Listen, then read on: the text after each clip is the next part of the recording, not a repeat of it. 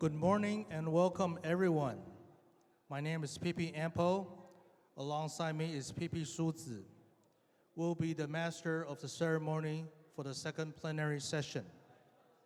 As we gather together, let's enjoy some fellowship time accompanied by Rotary songs, including Parigi Okara from La Traviata, Time to Say Goodbye, and Xingan Baobei. Please enjoy the performance by soprano Pei Shanyu, tenor Qi Xingqian, and pianist Vincent Chang.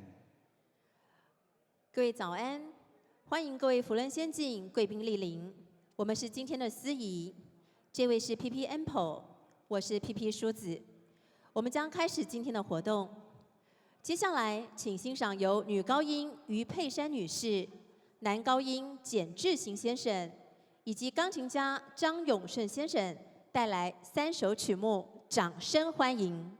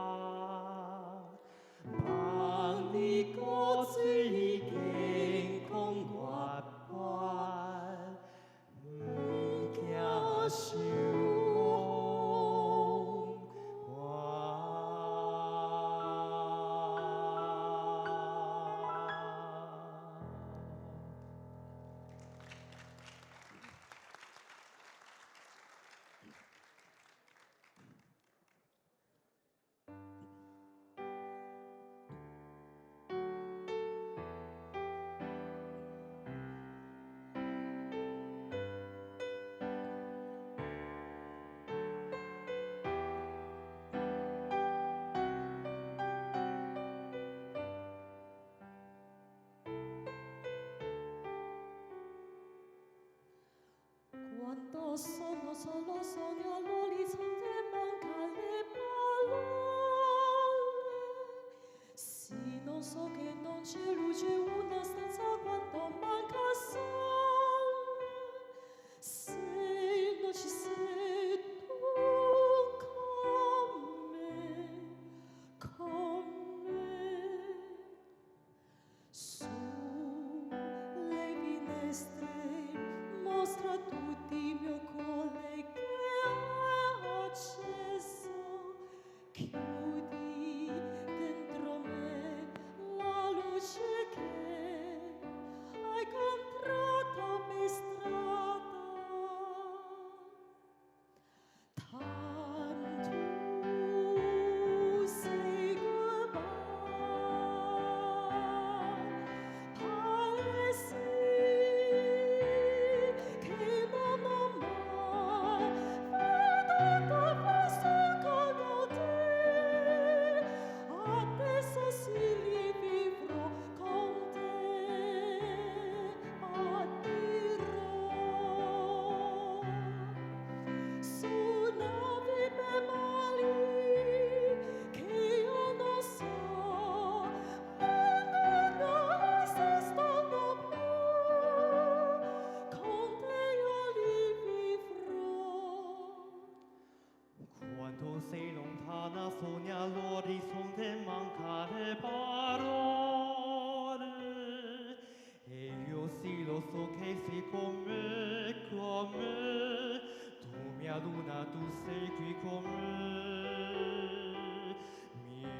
voler tous ces qui comme comme comme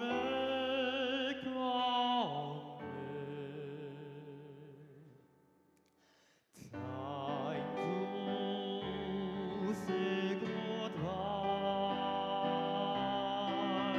Allez-y,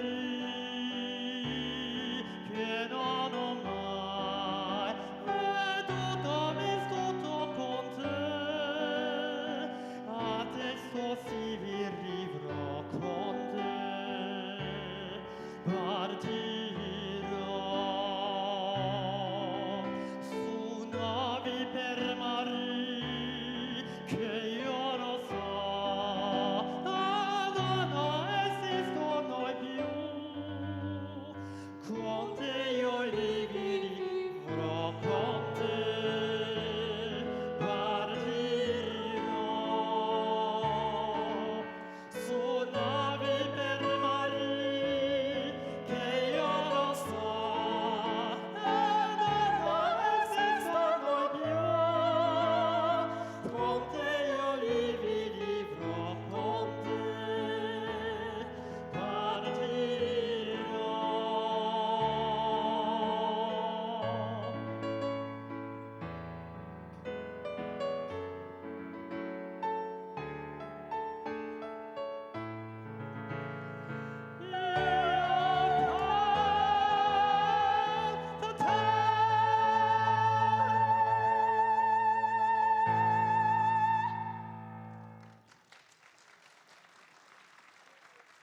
Thank you for the wonderful performance. Now to officially start our event, please welcome our co-convener, RI Director Naomi Lin, to call the meeting to order. 现在我们正式开始会议。我们邀请本次2024台北研习会的共同召集人暨国际扶轮理事Naomi Lin为我们宣布开会。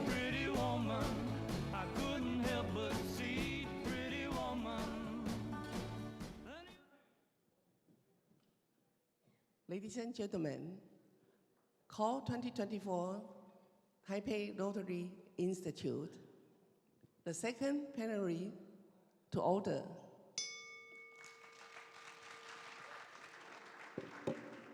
Thank you, our Director Naomi.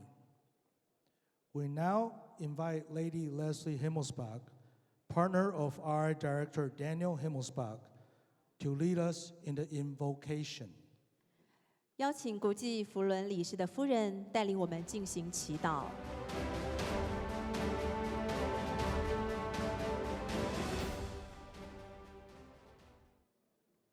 Zhaoan Rotarians, if that's the way you say good morning.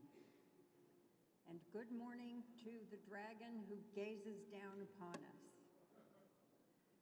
The dragon symbolizes wisdom, prosperity, good fortune, and power. We gather here under the gaze of the dragon to share and obtain wisdom.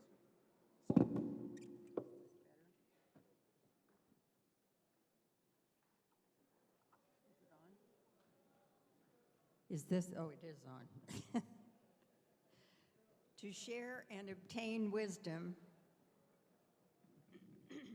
give of our prosperity, and use the amazing power of Rotary to bring good to the world and others.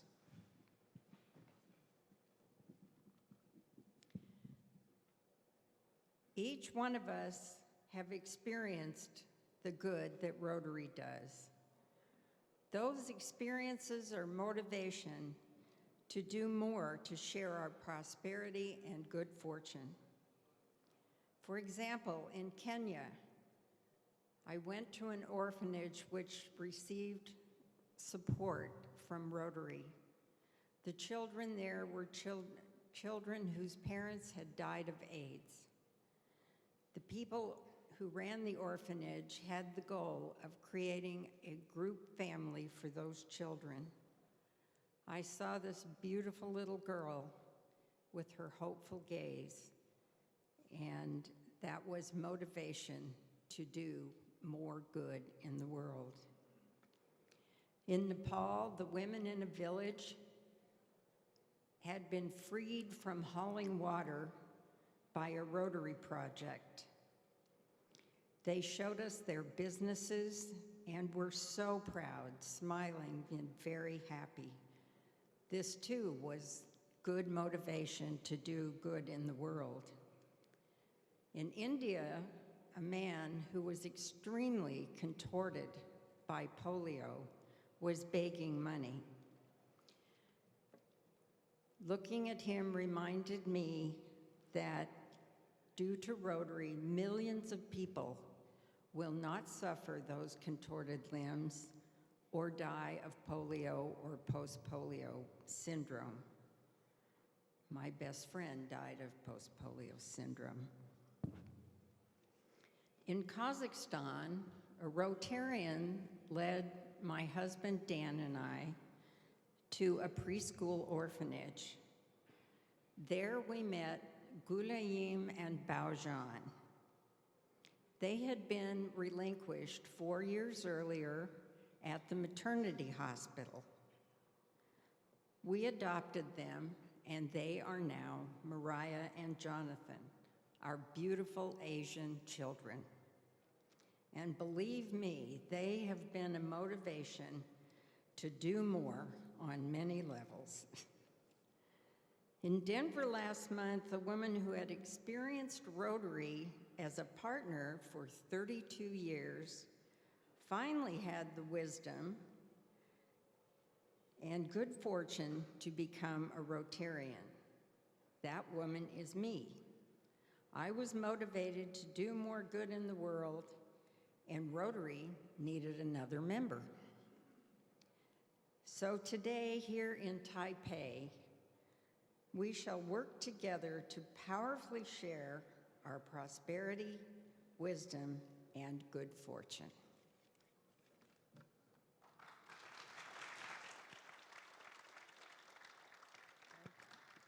Thank you, Lady Leslie.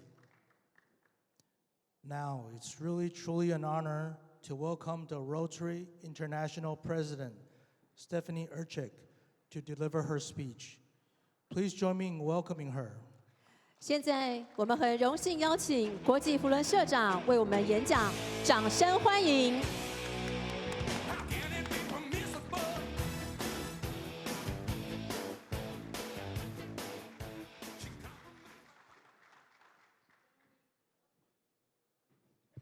There we go. Family of Rotary. Yesterday, I had the USA look. Today, I have the Philippine look. Thanks to my friends from the Philippines for helping me this morning. I am a Rotarian. And because I am, I sometimes think about what matters most to Rotary. Is it our action plan? Is it diversity, equity, inclusion, and belonging? Is it reaching our goal of $2.025 billion by the end of this year? What matters most? And then I think about my own Rotary journey, which is very similar to many of yours. I think back to 1991. At that time, I was working at California University of Pennsylvania in the US. California, PA, was named by settlers who were moving across the country on their way to the state of California. And then when they got to this small community, it looked very much like Taiwan, beautiful rolling hills and mountains and a river. And so they named it in honor of their final destination. And that became one of the places that a state university was developed. So I worked at that university. But I also, in 1991, was newly divorced. I no longer had marriage. And you know, when you are married, you do married things together. You go on vacation together. You have holidays together. You come to Rotary events together. And I didn't have that. So when somebody walked into my office and said, "Would you like to come to Rotary?" I said, "What the heck is Rotary?" Because I truly did not know. And so Eileen, the woman who invited me, gave me her elevator speech about our organization and talked about the wonderful things that Rotary does in service and helping the community. And when she got to the part about international, I was really intrigued because you heard yesterday I wanted to be a spy. So I said, okay, I'm going to go to that meeting. So I went to my first Rotary Club meeting, and I went to the second. And by the fourth meeting, I was doing the newsletter. And a year and a half later, I was club president. But let me tell you about that very first meeting. When I walked into the Rotary Club of California, PA, I sat down, and there was a gentleman next to me who introduced himself. It was past Rotary International President Chuck Keller. So wasn't I a lucky woman? I had a Rotary International President in my club. So as a new Rotarian, I listened, and the president of the club stood up, and he opened the meeting, and he made some comments. He said, "The DG and the GGE are coming to visit after COL, but before we have RILA." And so I turned to Mr. Keller, past President Keller, and I said, "Chuck, what are they talking about?" He was very patient, and he explained everything to me. But I tell you that story because sometimes we invite people to our club meetings, and we are all guilty. We are all guilty of talking in Rotary language. So if your new person comes to a meeting and hears all of those acronyms, he or she might sit there and think, what am I doing here? I don't even know what language they're speaking. So it's much better for us to invite people to a project or a social, because then they get to see what we do and who we are. Not everybody will have the fortunate situation to have a past president of Rotary in the club. But I was very happy in that club for 10 years. And along the way, I kept saying yes.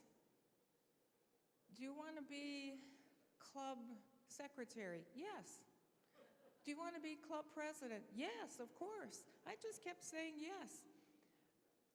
And then eventually, do you want to run for district governor? Yes, I'll do that. I just kept saying yes. After about 10 years in that club, I received a new job with the university, which meant I had to move. So I looked, and there was a Rotary Club in the very town where I would be working. So I transferred to that Rotary Club. Unfortunately, the only thing that Rotary Club did was meet and eat, nothing else. No community service, no international service, no youth service, nothing. By that time, I was a previous governor. So I would stand up and say, have we thought about youth exchange? And they would all look at their feet. Or I'd say, how about we sponsor someone to go to our RILA camp, our Rotary Youth Leadership Camp? And they would glaze over. I simply could not get them to do anything. They were not really a functioning Rotary Club. They were a group of wonderful people who got together every week and ate. Being a previous governor, I needed more from Rotary. And I knew that I had options. So I looked around the communities and I found out there was a Rotary Club in the town right next door. And so I went to a couple of meetings to visit, and it was a very active club, so I've transferred to that club, and that's the club I am currently a member of. So this is my third Rotary Club, very active. I'm very happy there. I tell you that story because sometimes when people are in Rotary clubs and they don't feel as if they belong, or if their expectations are not met, they simply leave. They're not necessarily leaving Rotary, they're leaving a Rotary club. So we need to think about ways to help our members, and one of the best ways to do that is to constantly stay in touch with them. What does that mean? That means every 6 months or more, talk to the membership, all of them, to find out how are they feeling about the Rotary experience. Do you like when we meet? Do you like where we meet? Do you like the projects that we're doing? Are you interested in something that we're not doing yet? Get to know what people are involved in, because then we're better able to choose our projects, our speakers, our socials, and we will engage those people from time to time. Engagement is a very important part of retention. So I'm now in my third Rotary Club, and I'm still saying yes. Do you want to be a Rotary Regional Foundation Coordinator? Absolutely. Do you want to serve on an international committee for Rotary? Yes. Do you want to chair the Strategic Planning Committee? I can do that. How about run for director? Yes, I can do that. I can do all these things. And the reason I'm telling you that part of my story, my journey, is because life is always more interesting on the other side of a yes, as long as it's legal and moral.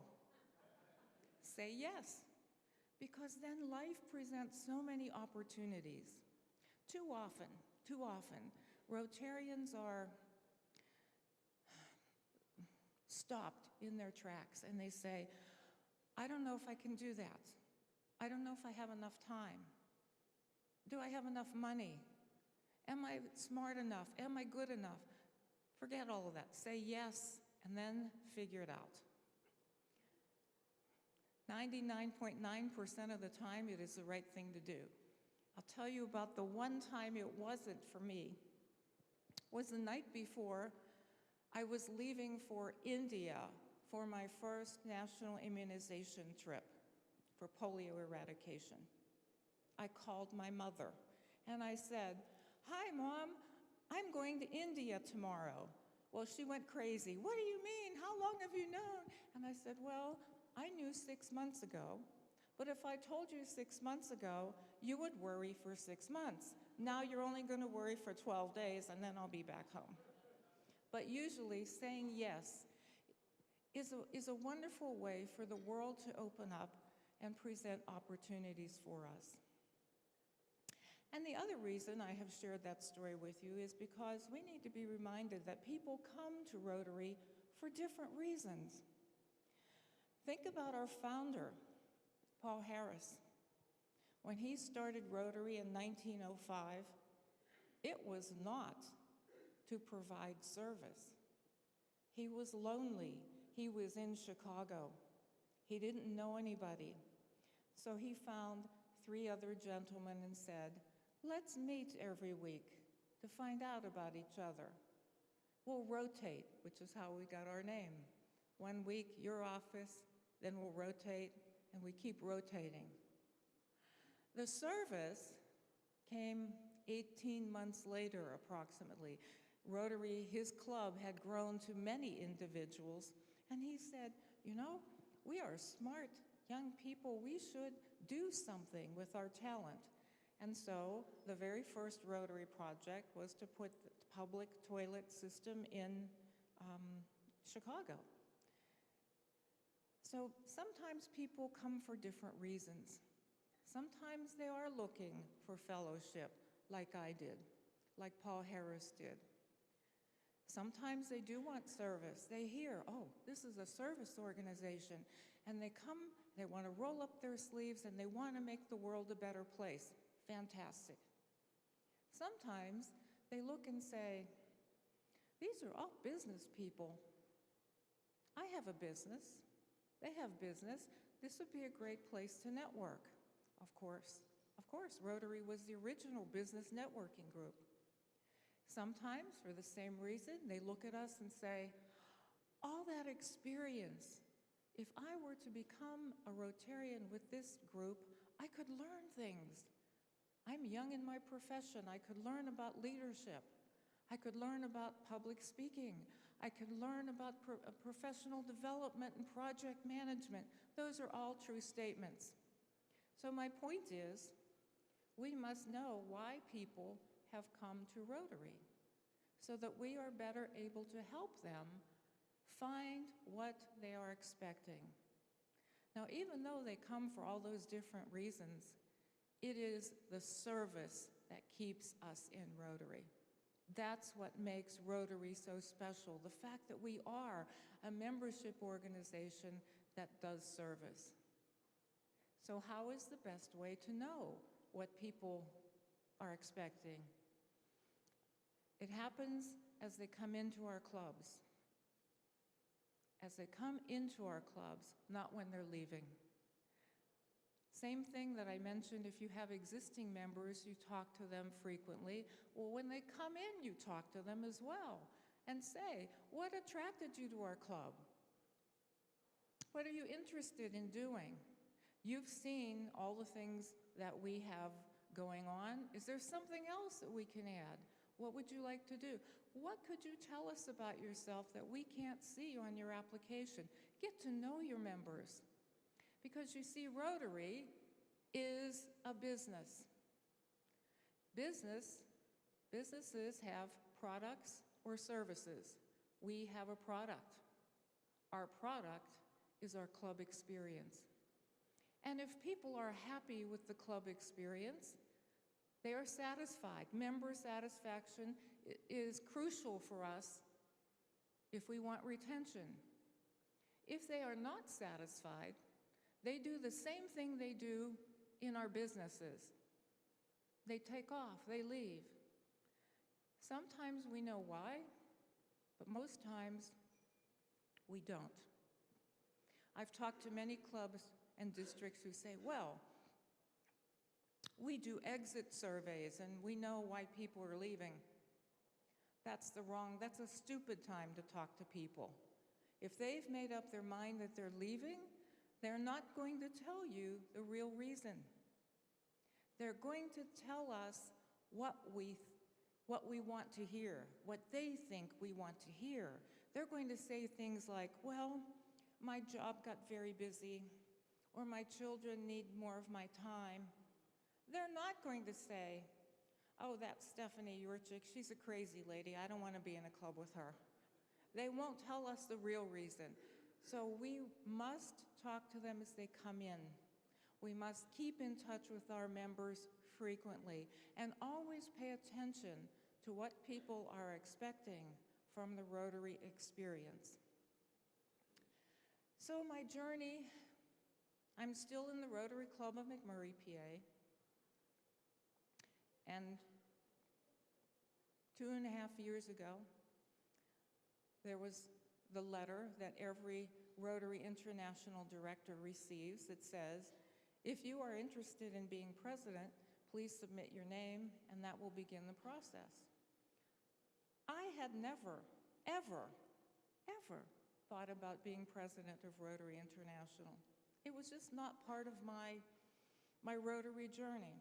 But because I had the wonderful opportunity to chair our strategic planning process, to help our organization take a look at the future and where we were headed, I knew that we are positioned in the right place now.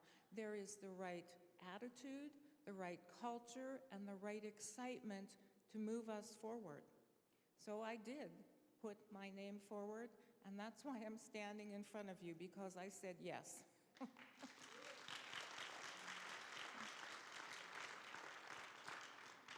So my Rotary journey has been a journey of 34 magical years. And along the way, of course, I've done much community service, much international service, and I continue to be amazed by the work that we do. Each time I visit a Rotary country, a zone institute, I am so impressed by what I see being done in the name of Rotary.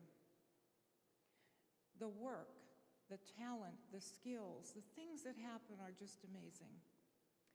So when I started this morning, I asked a question that comes to me frequently, and maybe to you: what matters most to Rotary? Well, if you've been listening to my story and thinking about your own journey, you know the answer already.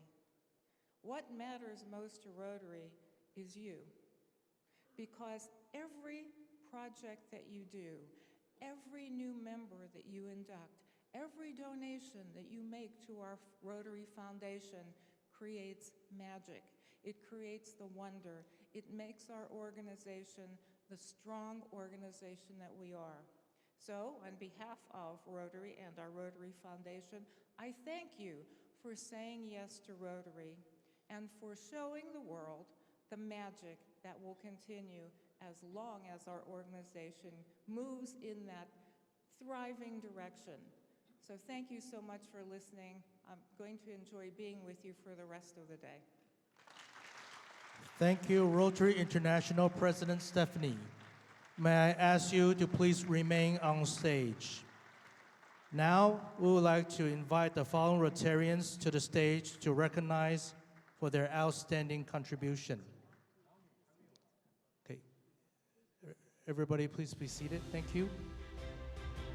Now we would like to invite the following Rotarians to the stage to recognize for their outstanding contribution in support of the 2025 Rotary Presidential Peace Conference. Rotary International President Stephanie will present this special recognition. 接下来，我们将邀请唱名的社友上台，以表彰他们对2025国际扶轮社长和平会议的杰出贡献。First, I'd like to invite RI Director Naomi,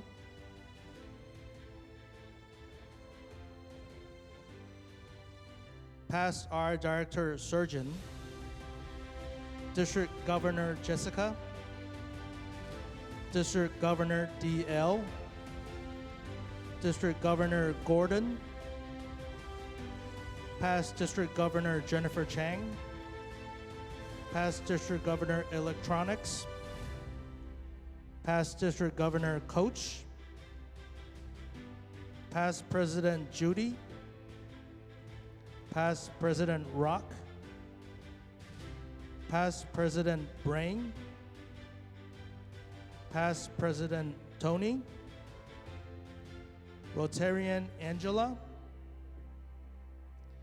RI Director Mick.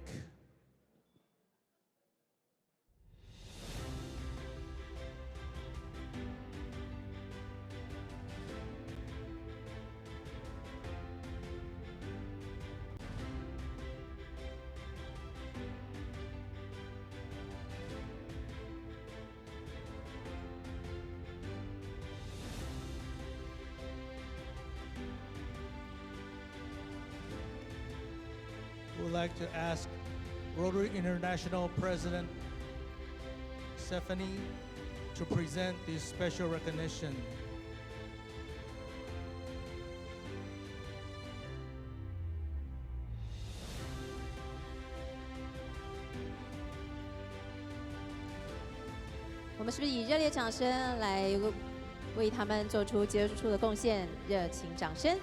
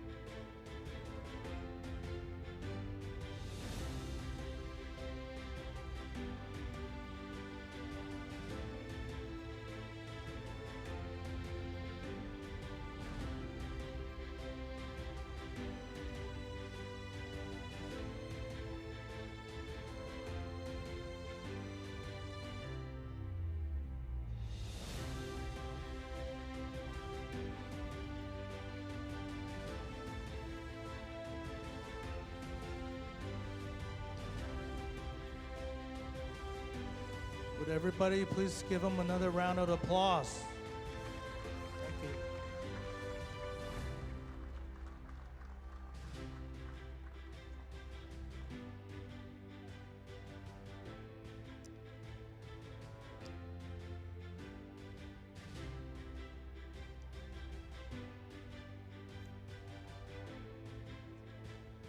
All right, would everybody please return to your seats? Thank you, Rotary International President Stephanie, and thanks to all the Rotarians for your outstanding contribution.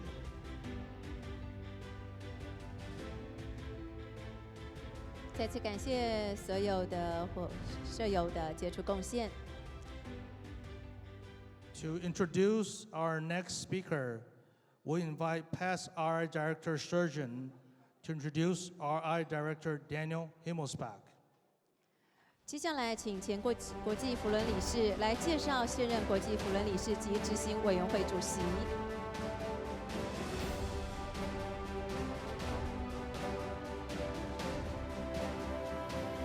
Let's welcome past RI Director Surgeon.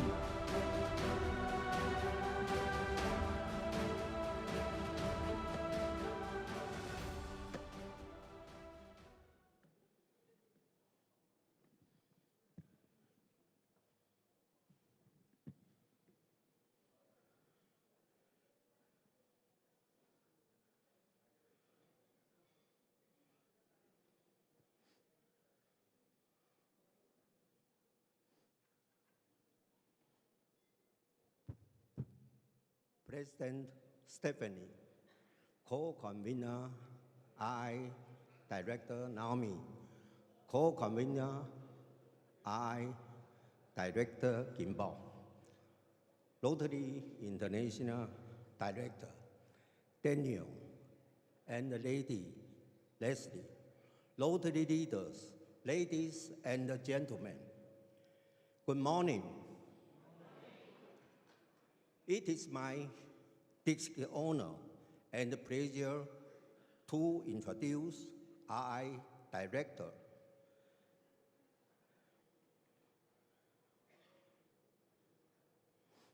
Daniel C. Himmelsbach from the United States, raised on a sheep and cattle ranch in southeastern Montana. Dan Himmelsbach earned his chemistry degree from the South Dakota School of Mines and Technology. He worked briefly at DuPont as the chemical engineer before joining the U.S. Army as an officer with the Army Corps of Engineers. He later earned his law degree from the University of Denver College of Law and a master negotiation certificate from the program of negotiation at Harvard Law School. After working as an attorney at one of the Denver's larger firms and practicing law at a firm he founded with 3 other attorneys, Himmelsbach formed Dispute Management, Inc., a full-service dispute resolution firm, where he mediated more than 7,000 lawsuits and conducted more than 100 arbitrations. Himmelsbach joined the Rotary in 1993 and has served in multiple district and zone leadership positions. After serving as a district governor, including and polio now coordinator, regional Rotary Foundation coordinator, and zone institute education week trainer. Himmelsbach was instrumental in proposing club flexibility positions and became enactment of 1621, adopted at the 26th Council on Legislation. He also serves as a representative to the Council on Legislation from 2017 to 2020. Hemiel Spark has been involved in many local and international service projects, including a long-term standing partnership with Rotary clubs in Kathmandu to provide water to a mountain community in Nepal. Hemiel Spark says he was amazed during an in-person site visit to see how the initiative had grown to become an economic empowerment project for women who were freed up from carrying water and are now entrepreneurs. I realized the magic of the Rotary Foundation is how we work with local Rotary clubs as partners, says Hemiel Spark. I don't know any other organization that has the global reach in quality and extent that is available to Rotarians through Rotary's Club network.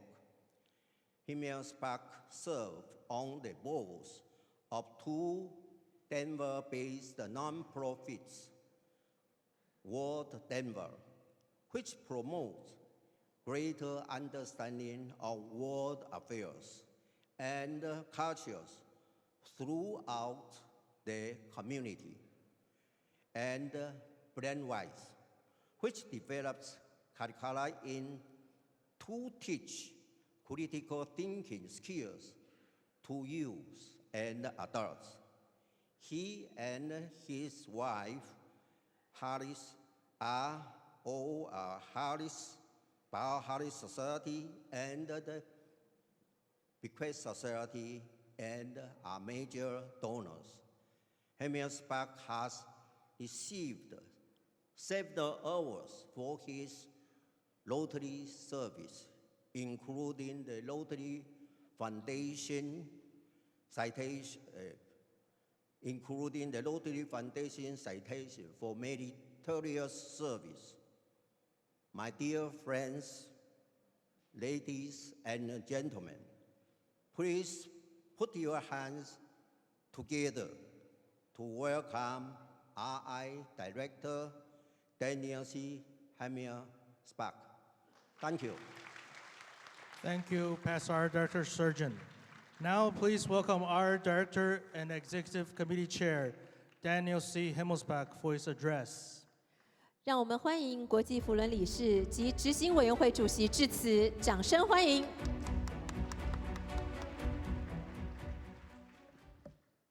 Well, thank you very much, retired or past Rotary International Director Surgeon. That was very nice comments, and I appreciate it very much. My fellow Rotarians, President Stephanie, past President Gary, co-conveners Director GB and Naomi, and distinguished Rotary guests.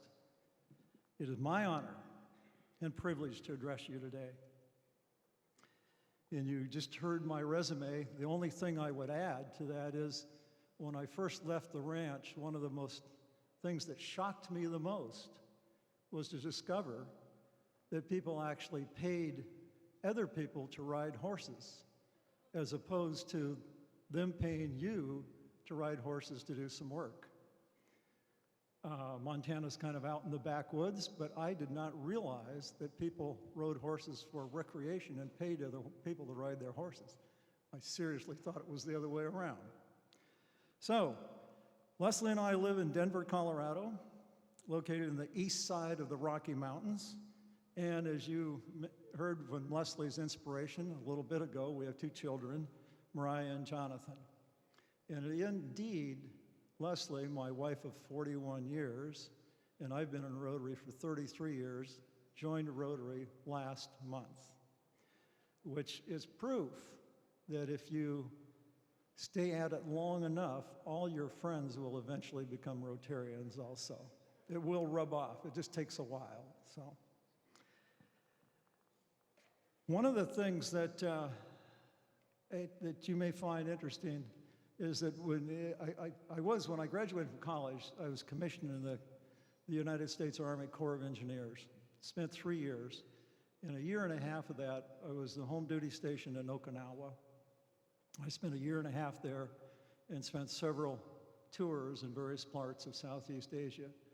So while this is the first time to Taipei, although I think I actually did stop by Taipei at one point in time in my Army travels, but this is essentially the first time to Taipei. I've been to a lot of other places in Southeast Asia. I'd like to express my gratitude to all Rotarians in Zones 1B, 9, and 10 for your relentless efforts and tireless dedication to making communities of the world better places to live.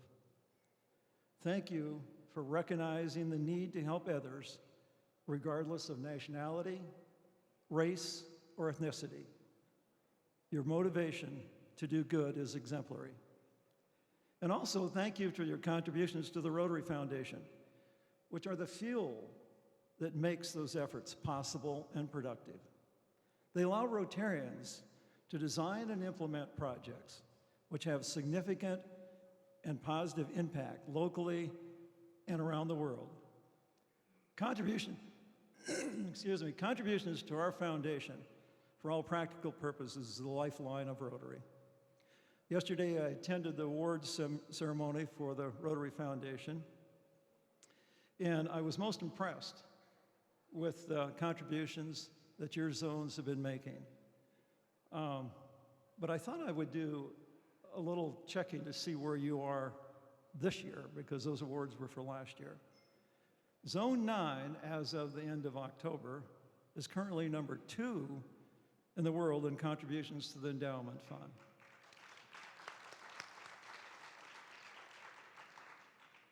Zone 10 is currently number 4 in the world in total contributions. One thing that I was pleased to see is that your zones seem to always be in the top 5. The zones that I come from, zones 26 and 27, we're generally in the top 5 too, so we're kindred spirits and we understand the value of contributing to Rotary. And I didn't realize that you were such a rival to us. I guess we'll have to watch you carefully now. Let's take a step back and think about what Rotary is. Rotary is a large organization. We are probably the largest humanitarian network and infrastructure in the world. Now, I understand Red Cross might take an issue with that because they have more volunteers. But hear me out, because I really do think we are the largest and the most effective humanitarian organization in the world. First, we have 1.2 million members, as we all know, 45,000 clubs, 534 districts, and 34 zones. Rotary is present in nearly every country in the world with a few exceptions. But this is no ordinary network. Our clubs are filled with hardworking members of this vast network, which prescribe to the same code of ethics, the 4-way test. And that is incredibly important. While not 100%, you will seldom go wrong trusting a Rotarian. The Rotarians in this network are knowledgeable, well-informed about the communities they live in. They know the local culture, language, customs. In fact, personally know the locals because they are the locals. And the reason that's important, this network is an incredible intel system that no other organization in the world has. Certainly not in its reach or in its quality. When Rotary goes out in the world to do a project, they can access incredible information And that's an advantage that no other organization in the world can rival, frankly, whether they're governmental, nonprofit, or for-profit. Our Rotary Foundation excels in deploying money and expertise to communities in need. Our reach is greater, and we do this better than any other organization. Importantly, and I think this is incredibly important, and this is why it sets us aside, we are selfless. We do our work with integrity, honesty, and a deep-rooted desire and focus to help others. We are community savers and communities builders around the world. While Rotary is vast, our structure is somewhat straightforward. And it surprises me every time I go out to a club. And a lot of club members really don't understand the Rotary structure. It's somewhat of a mystery. They don't call it magic, they call it a mystery. While Rotary has lots of magic, this is a mystery. So let me give you just a little bit of my shortened version of it. The head of Rotary is obviously our president, Stephanie, Rotary International, which is a one-year term. The administrative manager of Rotary is our General Secretary and CEO, John Huco. On July 1, 2024, General Secretary John Seco's contract was renewed for an additional 4 years. General Secretary Huco manages the staff of both Rotary and the Rotary Foundation. He reports to the board of directors. Rotary and the Rotary Foundation have approximately 800 staff members working at Rotary's headquarters in Evanston, Illinois, and at 7 international offices located around the world. The board of directors is the primary policy-setting body of Rotary. It's comprised of its chair, President Stephanie, President-elect Mario, and 17 directors that are chosen by the 34 zones from around the world.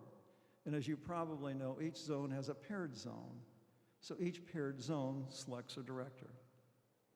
In addition to duties as a board member, each director has a responsibility to support the districts and clubs in their home zones. Directors are also appointed to serve on committees where a lot of Rotary's work is done. And to give you a sample of that, there's an audit committee, communications committee, council and legislation committee, which is very important, election review committee, finance committee, membership committee, and an operations review committee. And the operations review committee is incredibly important because it is more of an umbrella, take a look at what's going on and everything in Rotary and take the time to see what it's all about. The Council on Legislation is Rotary's governing body that meets every 3 years to debate and vote on proposed amendments to changes in the Rotary Constitution, the bylaws, and the standard Rotary Club Constitution. These documents are called the constitutional documents. Council on Legislation is comprised of one member from each of the 534 districts. In the next meeting, the Council on Legislation is coming up in April of 2025. The foundation, on the other hand, houses the grants program and has staff specializing in various aspects of the grants program and fundraising for the foundation. The Rotary Foundation Board of Trustees, Mark Maloney, is head of the Rotary Foundation. Rotary also, getting it back to a little more local, has a robust slate of regional leaders that, with specialized expertise who are Rotarians, volunteers, and located in the zones. 2 Rotary coordinators, or RCs as we call them, responsible for supporting clubs, districts and clubs with membership issues. 2 Regional Rotary Foundation coordinators, RRFCs, responsible for supporting districts and clubs, foundation grant matters, and fundraising for the annual fund.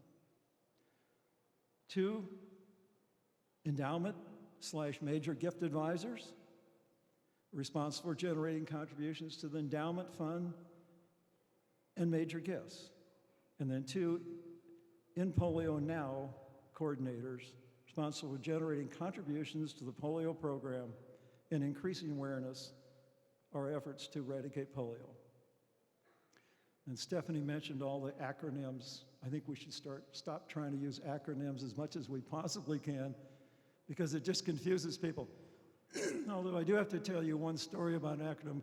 The first international convention I went to, I saw a bunch of people, excuse me, a bunch of people walking around with HOC on a vest. For the life of me, I could not figure out what HOC meant. And I was a new Rotarian, a bit intimidated, and didn't want to go ask one. So finally, for my own amusement, I decided it must stand for Hottie on a Cracker. And so every time I see an HOC vest, I think of Hottie on a Cracker. So I'm not sure any of you have been an HOC member, but you may not like that. So thank you, GB.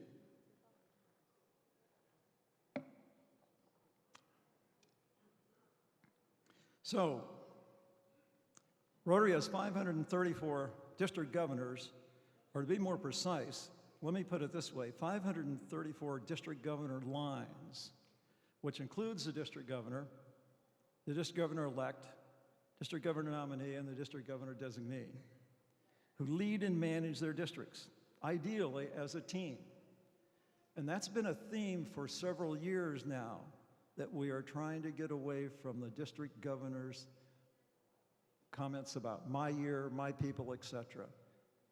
Leading by team makes a lot more sense and, frankly, is a lot more productive. The overriding task and obligation of a district governor is to support and help their clubs. There's a lot of things in between that, but that's essentially why they exist, is to support their clubs. Each Rotary district has 6 to 16 assistant or area governors, each providing support to 3 to 7 Rotary clubs about Rotary and Foundation matters. Rotary is approximately 45,000 club presidents. Again, more precisely, club president lines, which includes the club president-elect, and club president nominee. And their job is to lead and manage the club. And of course, we have 1.2 million Rotarians and Rotaractors that plan, initiate, and implement Rotary projects, events, and all activities. The reason I go through all that, you can see that Rotary's organizational structure is relatively flat. And what that means is there are a relatively small number of managers in between the president all the way to those 1.2 million people. Now, there are reasons for that. For one thing, this is not a command and control organization or a corporation where you've got workers working for you. But still, this is a flat organization. And with that comes some communication problems because each person in each position has a lot of people to communicate with. We're a bottom-up organization, meaning for the most part, work of Rotary is planned, initiated, and completed by Rotarians in our clubs. One of the obvious exceptions, of course, is our polio eradication effort, which is run by the Global Polio Eradication Initiative, of which, and I'm sure all you know, Rotary is a founding member, a major partner, and a financial contributor. As I mentioned, our network of 45,000 clubs all over the world are filled with proactive Rotarians operating at a high degree of integrity that cannot be matched. But there's more Rotary magic to consider when we take a look at that. The foundation requirement that each international project must partner with a local Rotary club is essential and is absolutely brilliant. This requirement ensures that we have the opportunity to maximize the benefit of that network that I talked about. And what that leads to with our international projects, it leads to less failure. We've got access to people who know what's going on, and that's the kind of resource that nobody else in the world has. We should be incredibly proud of that. Sustainability of each project is also an essential requirement of the foundation. And that, to put it simply, makes certain that what we do will have a lasting change. And that's obviously one of our primary objectives, is to make communities of the world better places to live and to make certain that they continue to be better places to live. Well, the focus of our projects are centered around one or more of the 7 areas of focus. All projects are designed to be community stabilizing with the intent of making communities more peaceful and productive places to live. It has been said, and I believe that President Stephanie said it, that Rotary is essentially a peace organization. This is absolutely true. If you want an overall objective of Rotary, what we really are trying to do is to bring peace and stability to the world. Indeed, it's humbling to see the courage, compassion, and relentless spirit with which Rotaries have come forward to support not only their own communities, but communities far away and populated by people who speak different languages, have different customs and cultures, and in many ways are quite different, while at the same time, paradoxically, much the same, thus exemplifying our shared humanity. This is no accident. It is a result of an incredible set of organizational characteristics honed over 120 years of helping others and serving humankind. As President Stephanie tells us, Rotary has magic. It is, in essence, Rotary is a group of leaders from different countries, regions, cultures, and occupations coming together to form relationships and create positive change in communities around the world.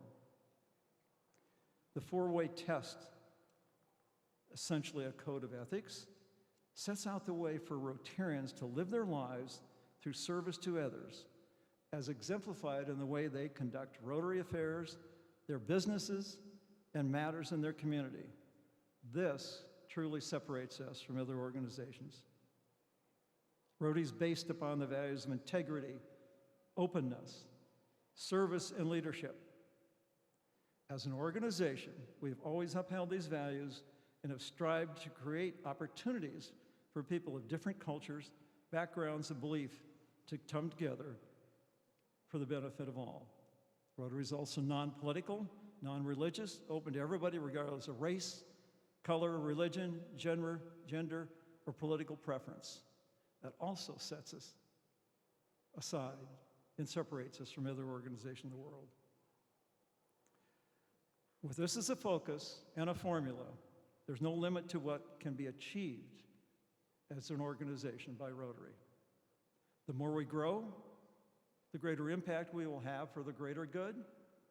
We must continue to identify challenges and find innovative and sustainable solutions that are scalable and replicable around the world. When President Stephanie asked me to be the executive chair of the board, she said, "In this position, you will get to know essentially everything that's going on in Rotary, including some things you probably didn't want to know." She was right on. Don't ever challenge President Stephanie of not knowing what's going on in Rotary. She does, and she was right on with that. Let me talk about a few of the issues and items the board is currently focused on. Number one is membership, membership, membership. You've heard that before, right? President Stephanie and President-elect Mario have both strongly expressed their concern that worldwide we are slowly losing members. President Stephanie has challenged each Rotarian to make your club irresistible to your members and to foster a sense of belonging in them. She's challenged each Rotary district to add 100 new members and 2 new clubs. We have decreasing membership, yet increasing demand for our services, products, if you will. They continue to grow to a large extent because the world has become more unstable and chaotic. This has led to greater suffering and need from our fellow human beings. If you are running a business and demand continued to exceed your production, what would you do? You would hire more people and raise funds. Frankly, Rotary needs to do exactly like that.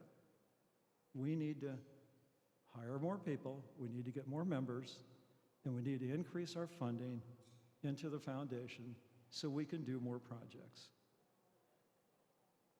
We also need more partners to cooperate with other organizations that have similar interests and, importantly, contribute financially to the project. When we talk about raising funds, we're not talking about exclusively Rotarians contributing more money, although that's obviously very important. There are other places that we should look for to generate funds. The Rotary Board of Directors has declared our #1 internal priority is to increase membership, and our #1 external priority is to eradicate the dreaded polio virus. The second initiative that the board is focused on is the 3-year rolling goals and action plan. Excuse me. I'm sure you've heard about it. This concept's actually very straightforward and based in science. We're simply talking about planning and goal setting. Organizations and individuals have been doing this for years. Multiple studies have shown that proper planning and setting goals, especially when they are well thought out and intentionally followed, lead to more production, less time, expense, and effort, and importantly, those involved are less stressed and happier. The 3-year rolling goals and action plan asks that clubs set realistic goals in the following priority areas: membership, strategic planning, service participation, annual fund contribution, and Polio Plus contributions. This is a bottom-up effort.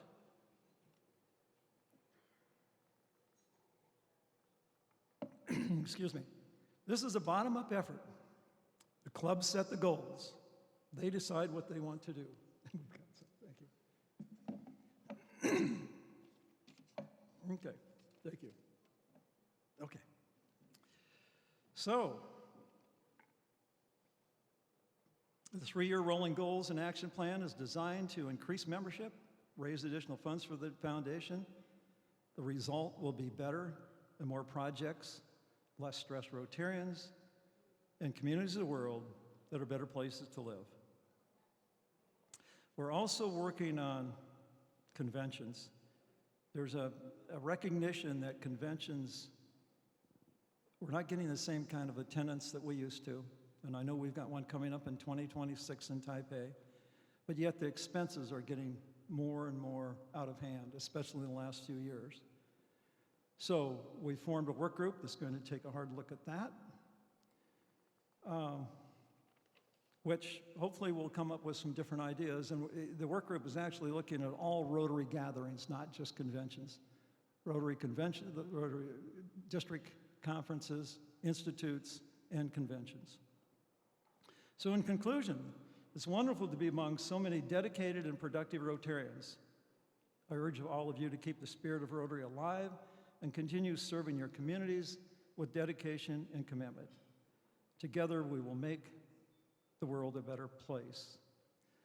Leslie and I thoroughly enjoyed ourselves at the 2025 Taipei Institute. I do want to take the opportunity, Gary, to give a very heartfelt thank you to our aides, Stanley and Jennifer Yang, who I believe is here. Stanley, thank you very much. You've been most gracious with your time and attention. And thank you, everyone, for all your Rotary endeavors. Hopefully they are wildly successful, rewarding, and beneficial and fun. Thank you very much. Thank you, our Director Daniel. Now, I'd like to ask past RR Director Muhammad Faiz Kidwai. He will now introduce our next speaker, RR Director Suzanne Stenberg. Let's welcome. 接下来，请前国际扶轮理事来介绍现任国际扶轮理事，掌声欢迎。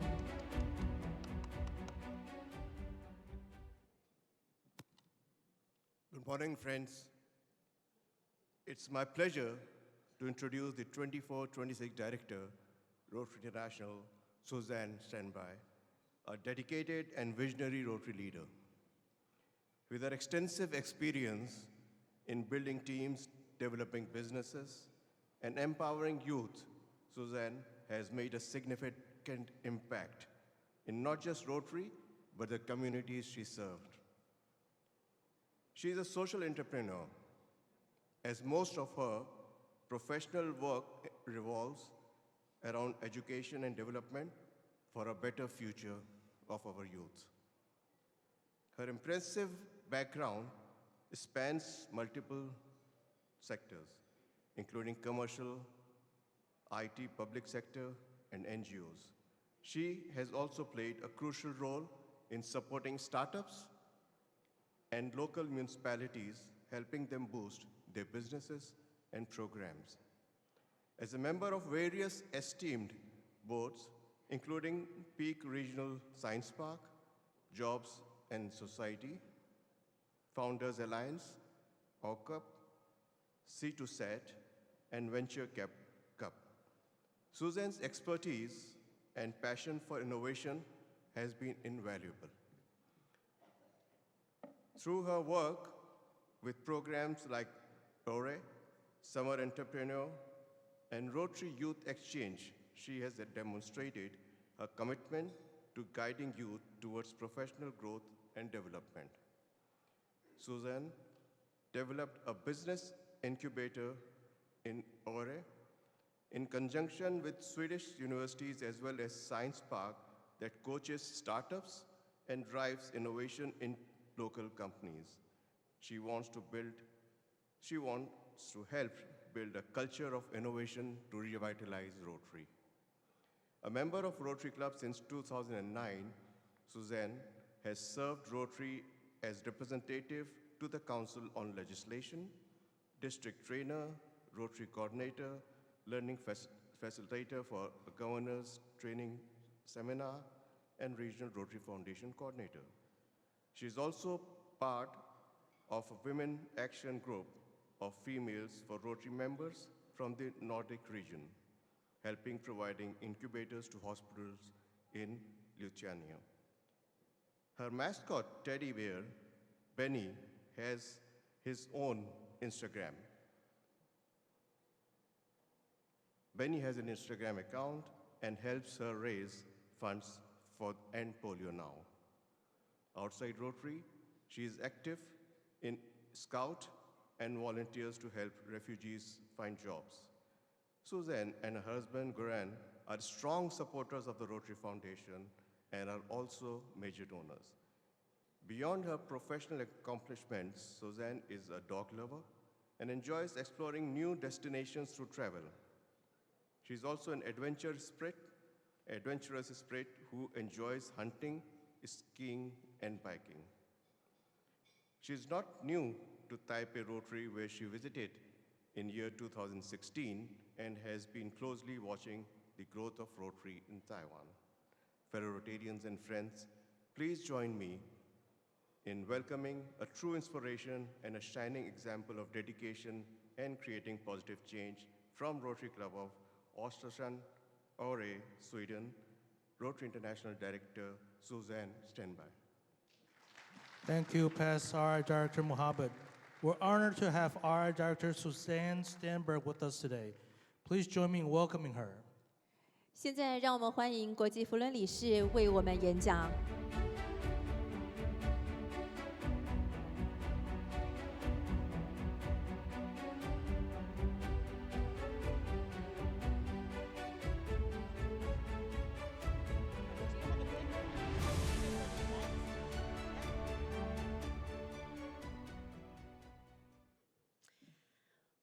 Well, thank you, past International Director Face, for that introduction. I want to add something too.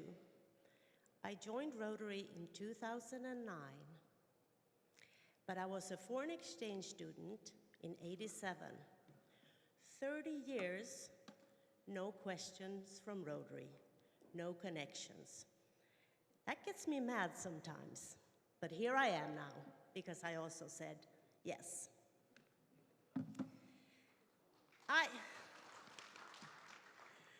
I have a business to take care of first before I get started. You know, because you have done so good in this area of collecting money to end polio. I have a best friend. His name is Benny. You heard about him. He's a polio influencer in my part of the world. And now he's looking to get over 200,000 members in his Instagram account. So I will ask you to help him. Are you up for the task? All right, I've learned a few things here in Taiwan this time, and we're gonna make a selfie. And I know this sign that you do all the time, that's what he wanted. So are you ready? On 1, 2, 3, we do a selfie and you do this sign, okay? Okay, Benny, this is your lifetime. All right, 1, 2, 3, selfie. Yes, thank you. He gives you a round of applause.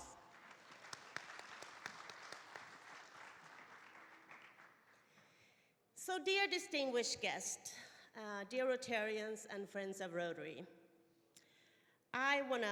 we're happy to be here. It's an absolute honor for me and Göran in Taipei for this Institute 2024.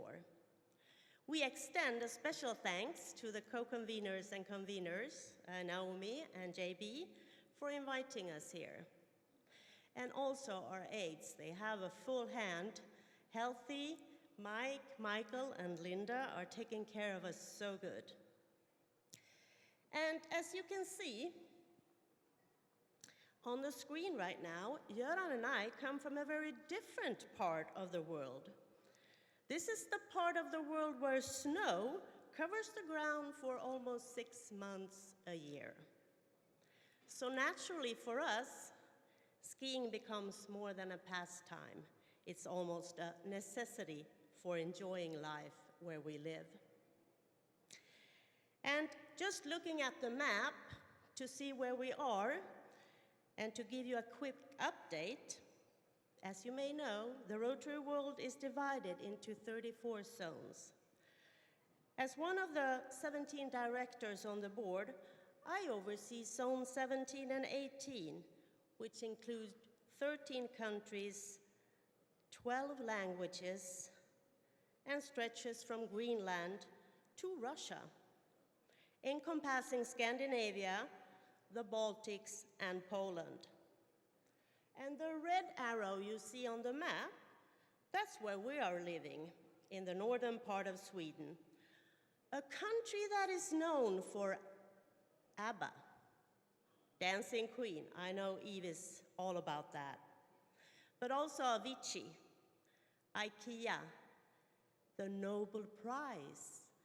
And maybe one day, or not maybe, one day we will go to Oslo and collect that Peace Prize that I think we deserve, and that's also been lifted here. But we are also very famous for our innovative startups in our small country of 12 million people, such like Spotify and Minecraft. Today, I want to address an important question. Is Rotary relevant? I know we're all biased, myself included, but this is a question I always and often reflect upon. Are we relevant in today's rapidly changing world? And more importantly, how do we ensure that we stay relevant for the next 100 years? To be relevant means to matter, to remain meaningful and align with the needs and priorities of the time. It's about adapting without losing sight of who we are. And every organization must constantly assess its relevance to attract members, serve its communities, and thrive. I've been working with startups almost all my life. And for many years, I ran a business incubator and also worked with a science park. The first and the most crucial questions we always have to ask these companies and startups was the question of, what value will you bring? And importantly, will somebody pay and want that value? Is it critical for them? And also, how do you stay relevant to the people you're going to serve? So what does Rotary deliver today? What are the values we offer? Let's explore the two key assets that makes us indispensable. Rotary, our organization, and the Rotary Foundation. Rotary as an organization is one of the largest networks in the world. We heard that many times today, with 1.2 million members across 220 countries. Is global networking still relevant? Absolutely. Every day in my field of professional, we see new networks forming, both formal and informal, because building connections remains essential in solving problems, fostering innovation, and creating opportunities. Networking as its core does not go out of style, it evolves.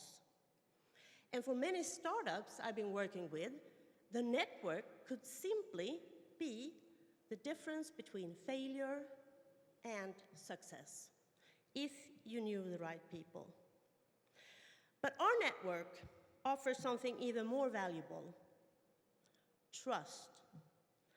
Through our shared values, Rotarians worldwide build relationships rooted in trust, an asset that is critical in a world where misinformation and uncertainty is so rampant. Staying relevant, though, is not without challenges.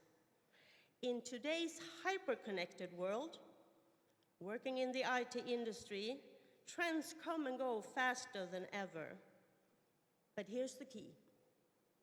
Relevance is not about chasing trends. It's about staying true to who you are. True to your roots while adapting to the changing environment. And like a tree, we remain grounded in our core values while growing new branches to reach the sunlight. Our foundation is our four-way test, and Rotary's core values like fellowship, integrity, diversity, leadership, and service. This guides us as we embrace the innovation. So trust is deeply integrated in Rotary's DNA. It's the kind of trust that allows us to send our children across the world to live with families we never met.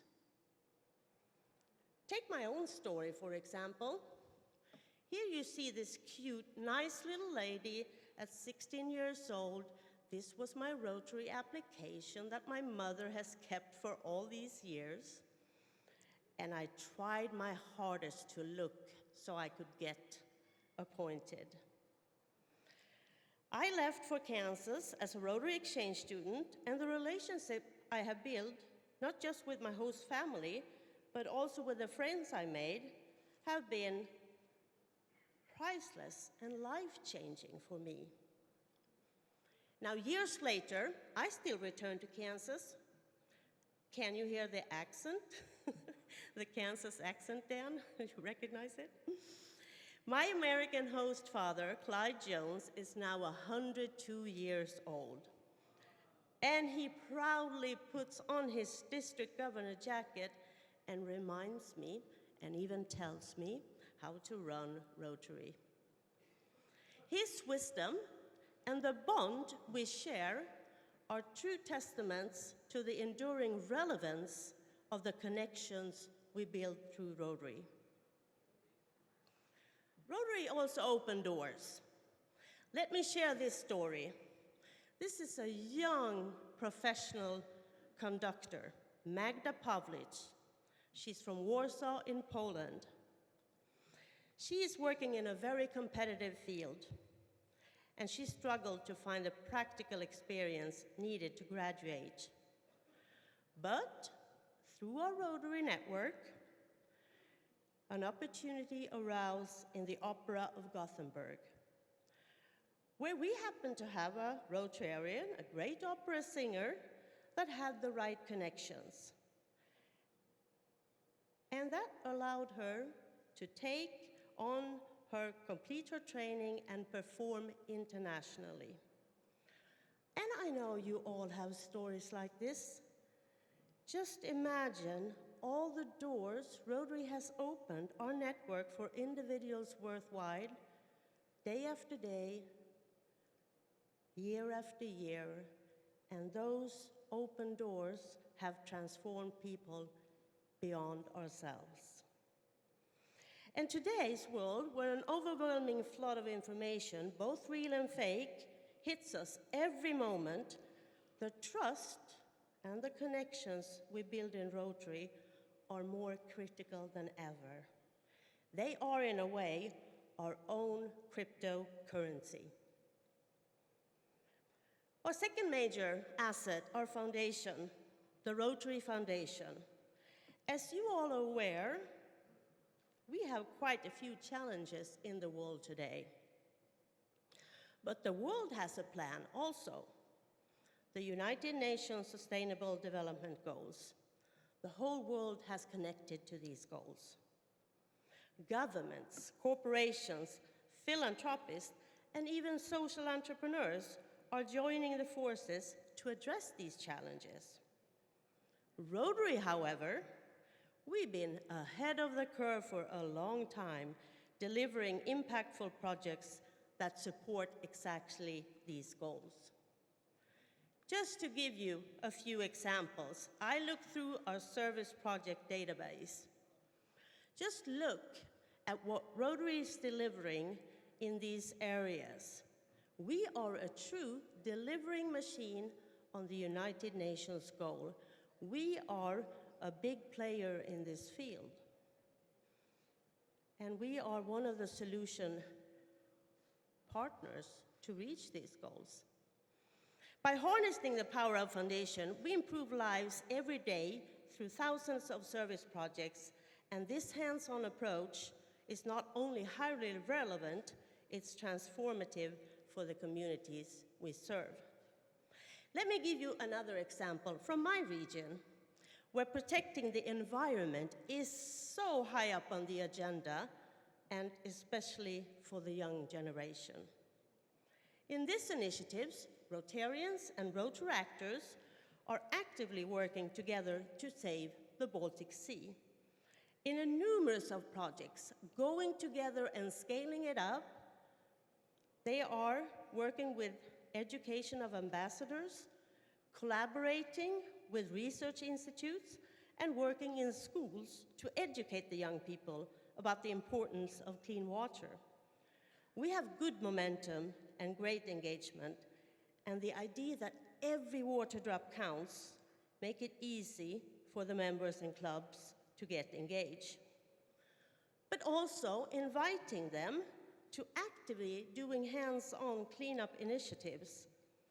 They post every Saturday where they're gonna be and being at a harbor as pullers to drag out all the kick bikes, tires, and what have you out of the lake. This is a project of a shining example of Rotary's relevance at the local level, addressing the challenges that is most precious to them. And to add on to this proudness, our very own princess in Sweden, Her Highness Princess Victoria, has given an official thanks to all the hardworking Rotarians for their efforts.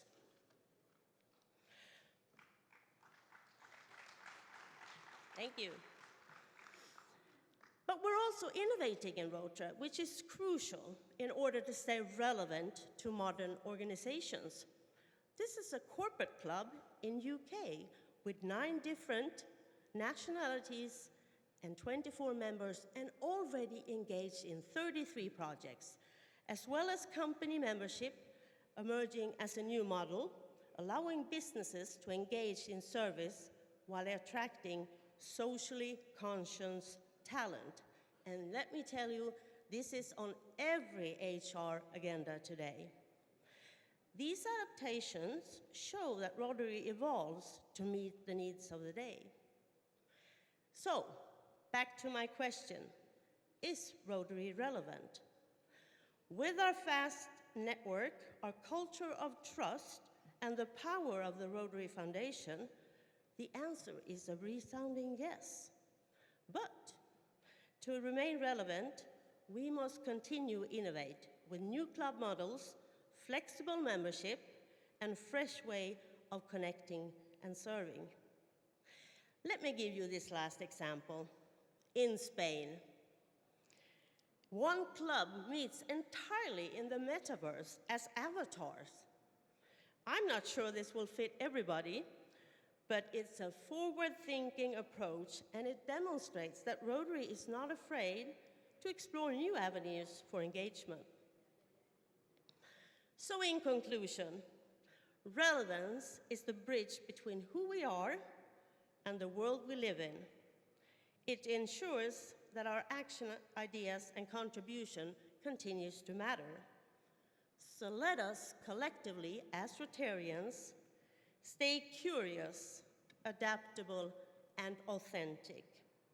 Because in doing so, we will not only remain relevant, but create a legacy that will stand the test of time. Thank you. Thank you, our Director Suzanne. Right now, let's take a short break. Due to slight schedule delay, we will resume at 10:40 a.m. Coffee and tea will be served on your right-hand side hallway. Please return on time. 接下来是休息时间，我们将在10点40分继续我们的全会，也请大家准时入席，谢谢大家。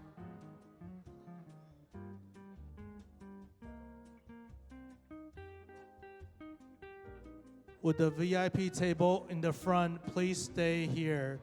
Your coffee and dessert will be served at your table. With the VIP at the front table, please stay here. Your coffee and dessert will be served at your table.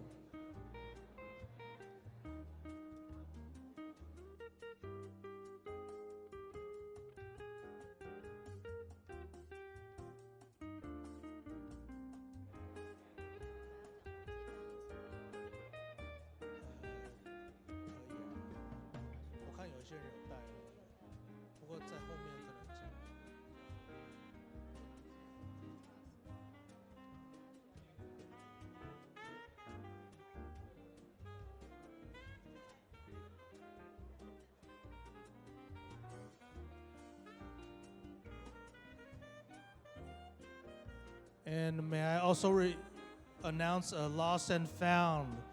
We found a Bluetooth camera remote here last night after the dinner banquet.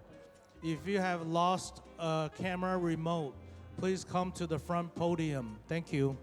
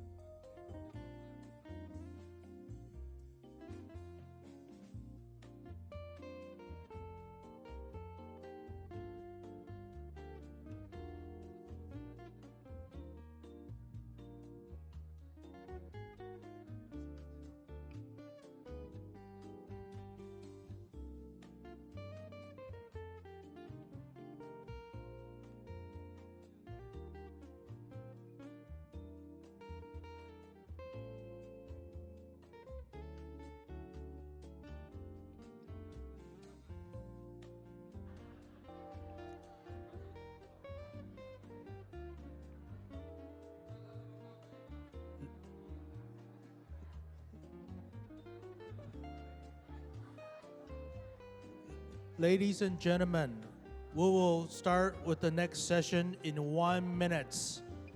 Please return to your seats as soon as possible. Thank you. 活动将在1分钟后正式展开，也请各位福仁先进能够尽速就座，谢谢。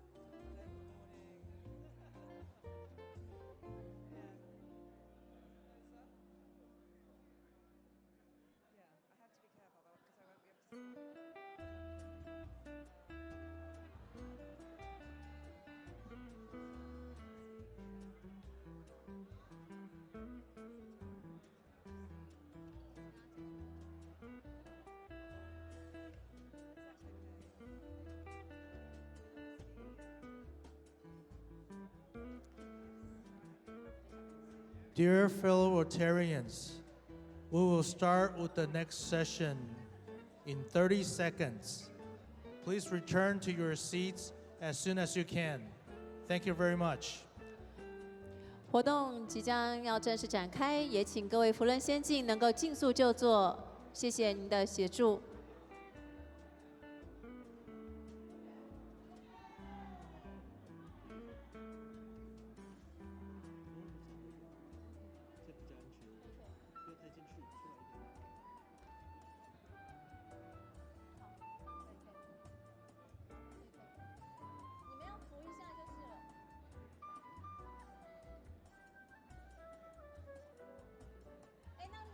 麦克风先抬。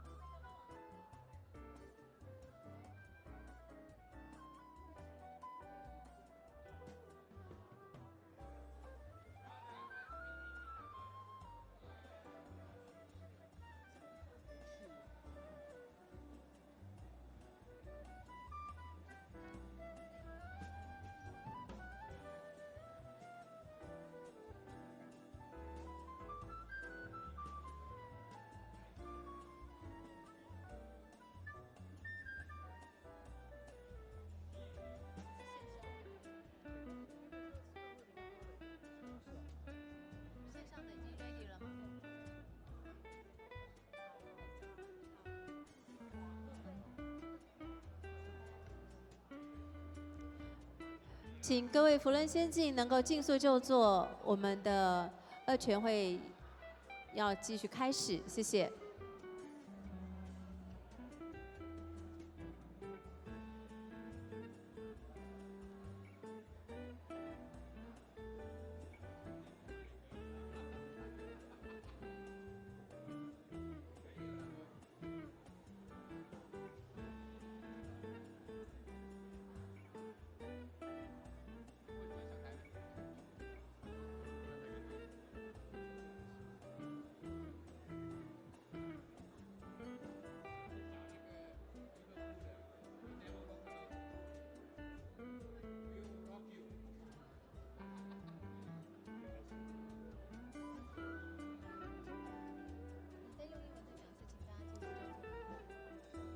Would everybody please find your seats?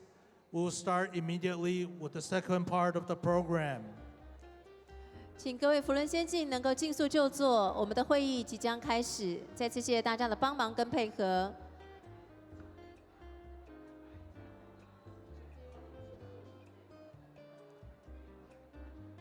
Welcome back, fellow Rotarians. To introduce our next speaker, Please welcome District Governor Jessica Chen from District 3482 to introduce RI Director Christine Etienne. 欢迎大家继续回来。我们要邀请3482地区的总监为我们介绍国际扶轮理事，掌声欢迎3482地区总监。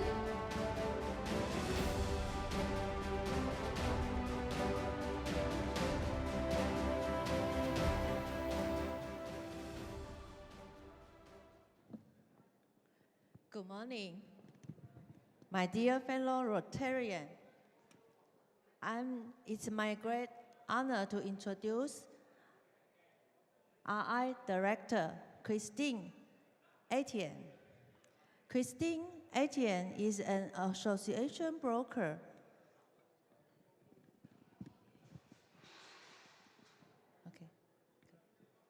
with Harbor Sotheby's International Realty and the Director of Leasing for the village at Bay Harbor.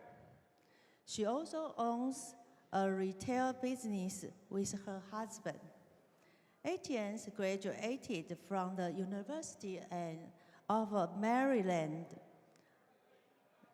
the campus in Germany, and earned her master's degree in business administration from the Lake Superior State University, a recipient of the Retailer of the Year Award from the AMIT Association of Retail.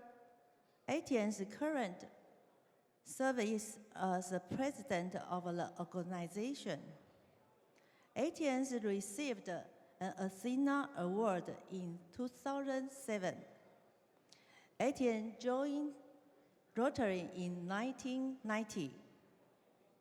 She says, most of my best friends today are people I met through Rotary.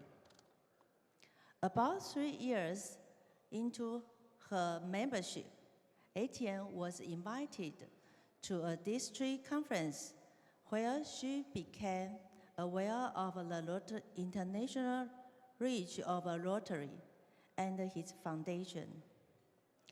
Etienne has served Rotary as a training leader, president representative, Rotary coordinator, regional Rotary Foundation coordinator, and a convention promotion committee member.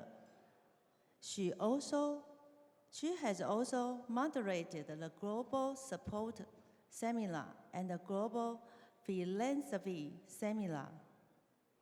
Etienne has received the Rotary Foundation citation from the Meritorious Service and the Distinguished Service Award. She and her husband are major donors. Now, let's welcome RI Director Christine Etienne. Thank you, District Governor Jessica. Joining us via Zoom now is RI Director Christine Etienne, who will speak on Action Plan Champions. Please join me in welcoming her. 接下来是线上的演讲，我们邀请国际扶轮理事为我们分享行动计划倡导者的主题。Hi, our Director Christine. Can you hear us okay?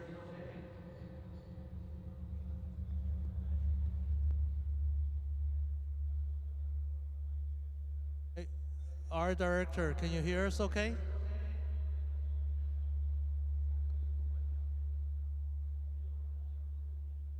Can you hear me?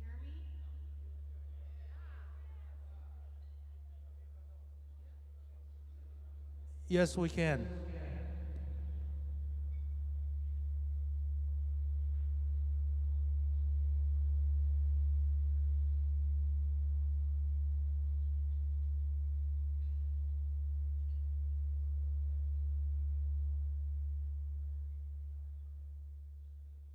Can you hear me?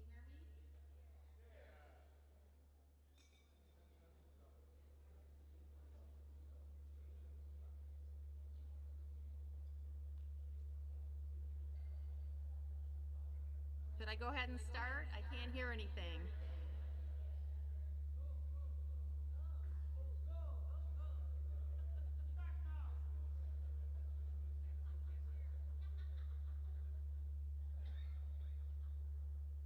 Good morning, Rotary leaders.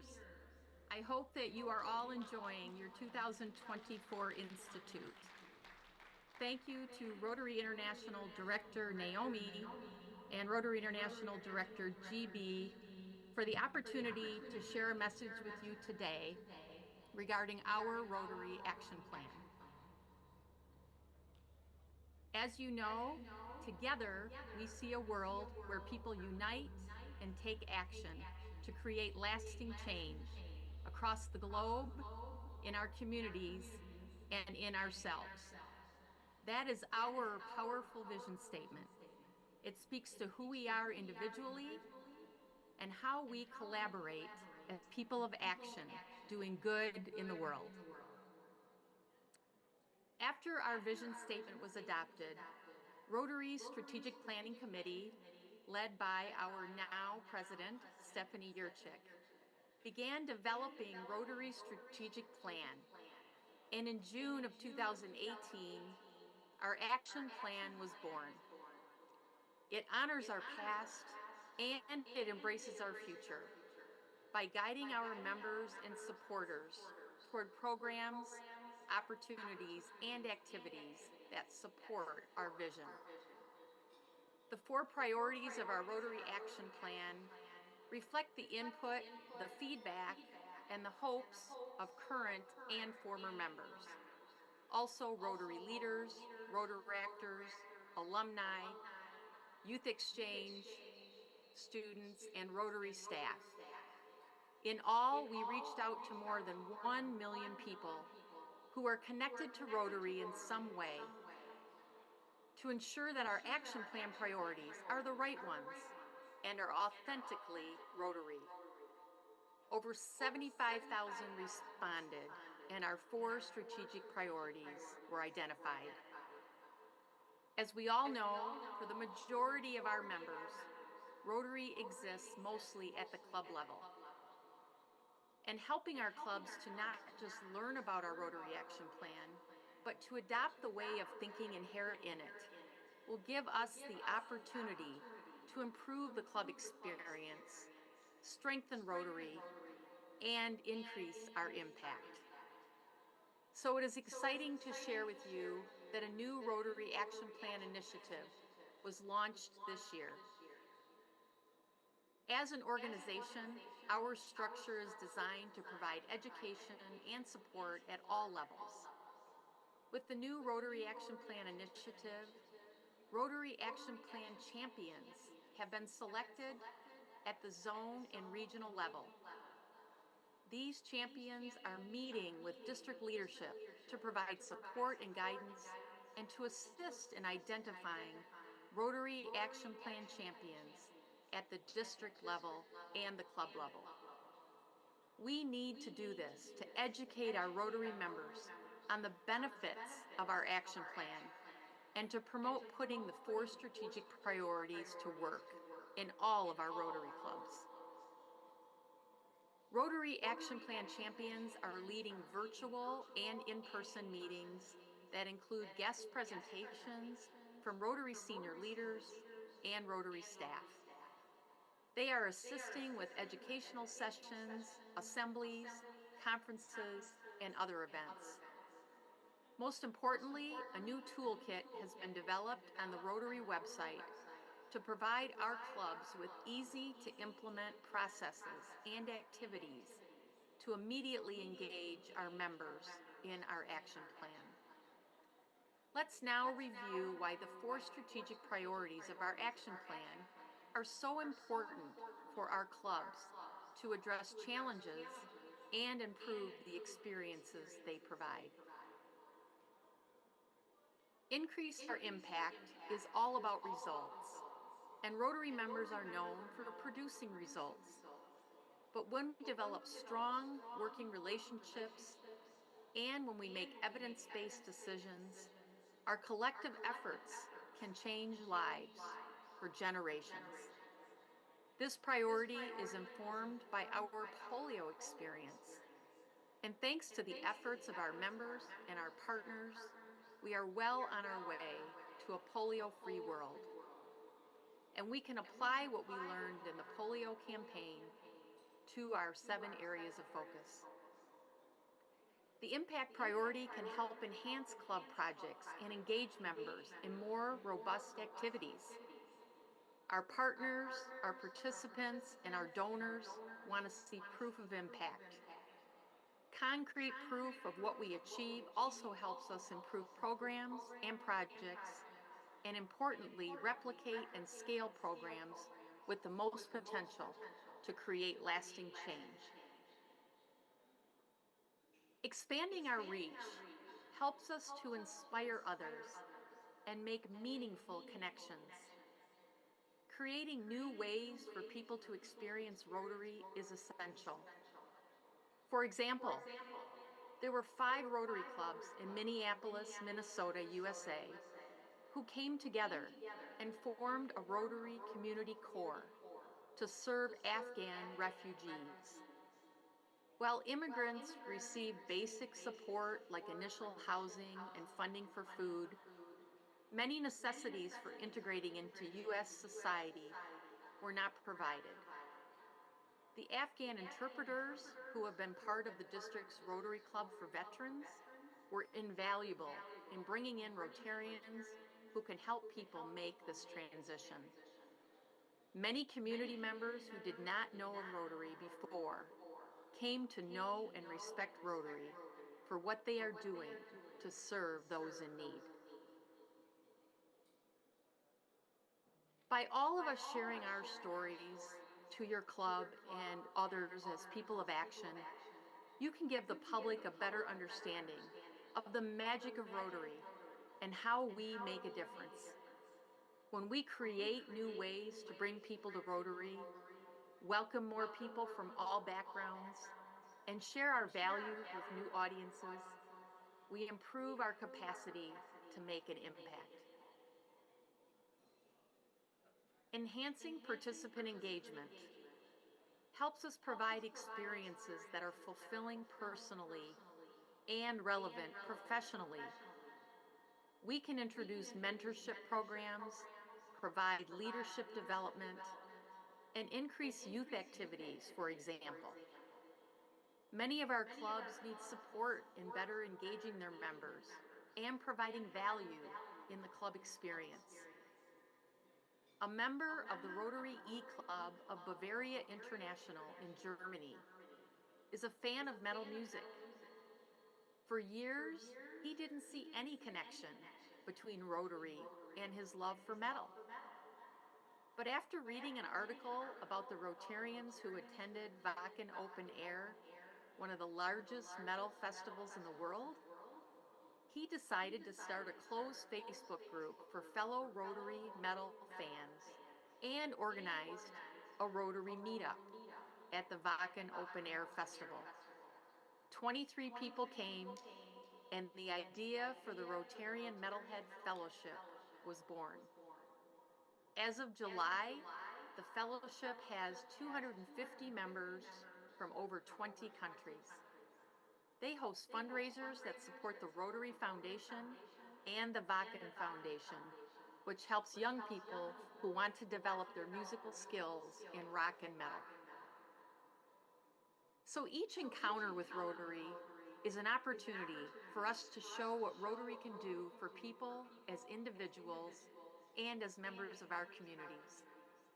However a participant engages with Rotary, through a club, a program, or an event, they should find their experience exceeds their expectations.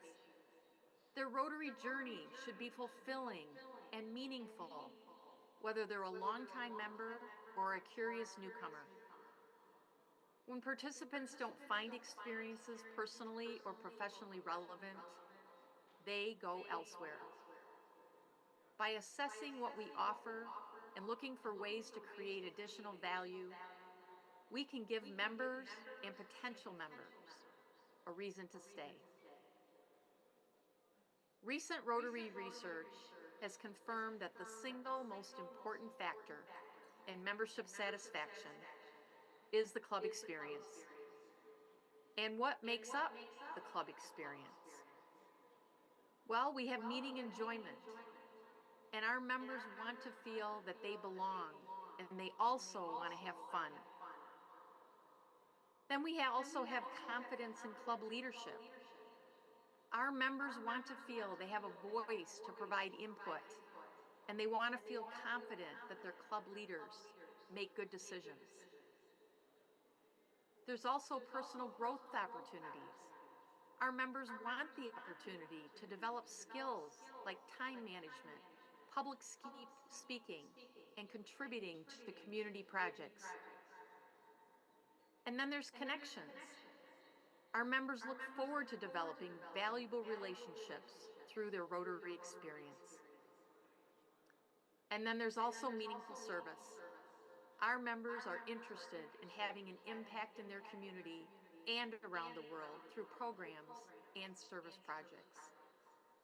Does your club provide these experiences that create an irresistible club experience?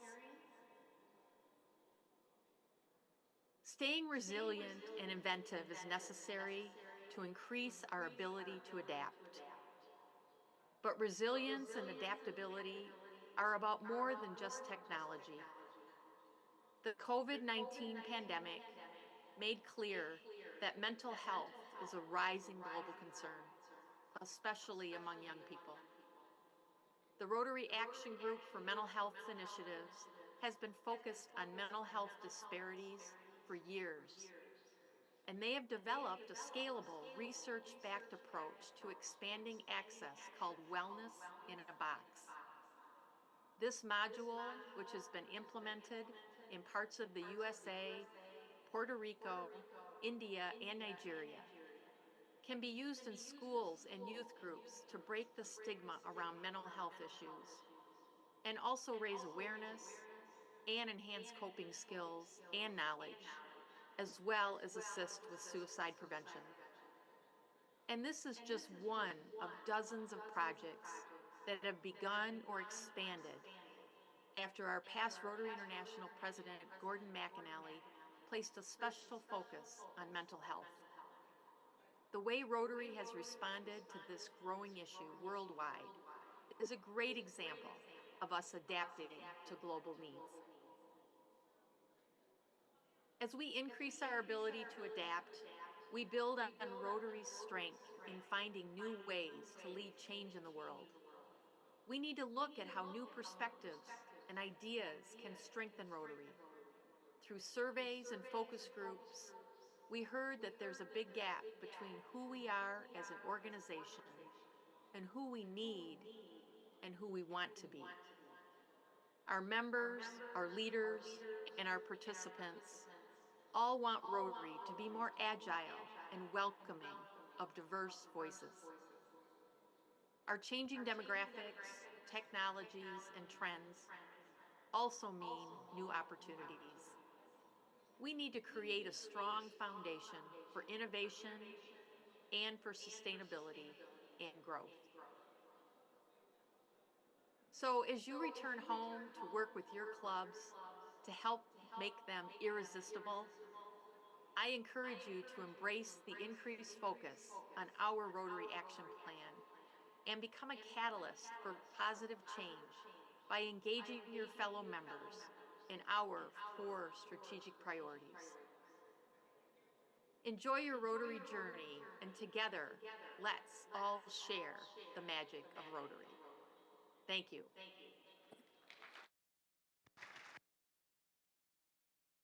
Thank you, Art Director Christine. Now we would like to take a group photo with you on the screen.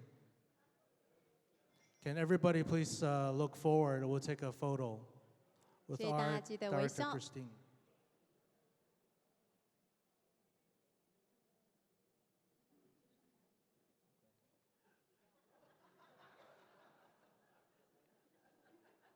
We'll show up on the main screen.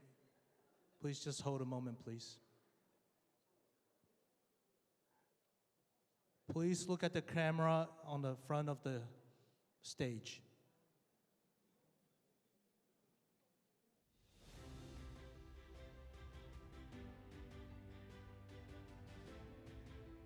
“好，大家可以挥手。”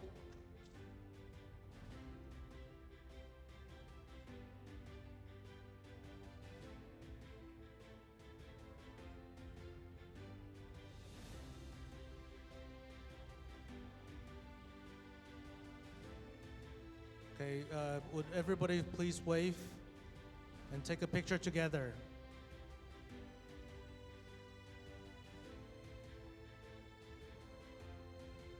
Okay. Okay, we have taken the picture on the computer on Zoom. So thank you again, our Director Christine. Thank you. 再次感谢。 District Governor D.L. Ho from District 3522 will introduce our next speaker, our Director Patrick Eakes. 接下来，请3522地区总监为我们介绍国际扶轮理事，掌声欢迎。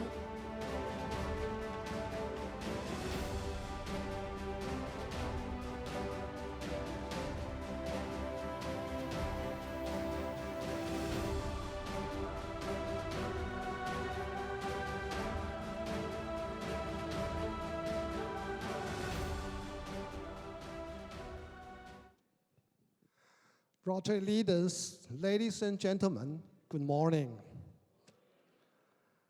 Rotary International Director Patrick Akers came from North Carolina, USA. He finished the degrees in mechanical engineering, started CP Akers Company in 1996, which specialized in custom manufacture metal items for manufacturing facilities and construction. Director Akers became a Rotarian since 1998, has served as a Rotary Coordinator, Assistant Regional Rotary Foundation Coordinator, and a Learning Facilitator for International Assembly and many seminars.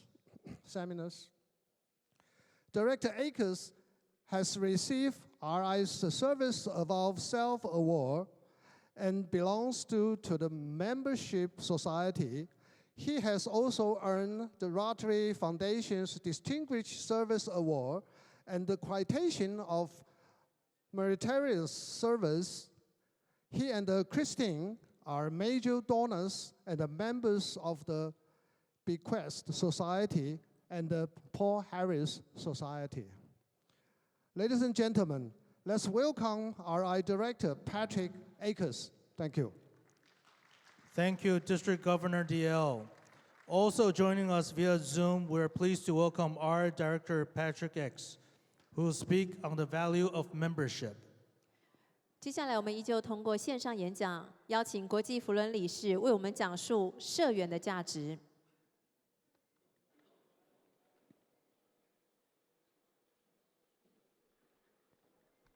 Our Director Patrick, can you hear us okay?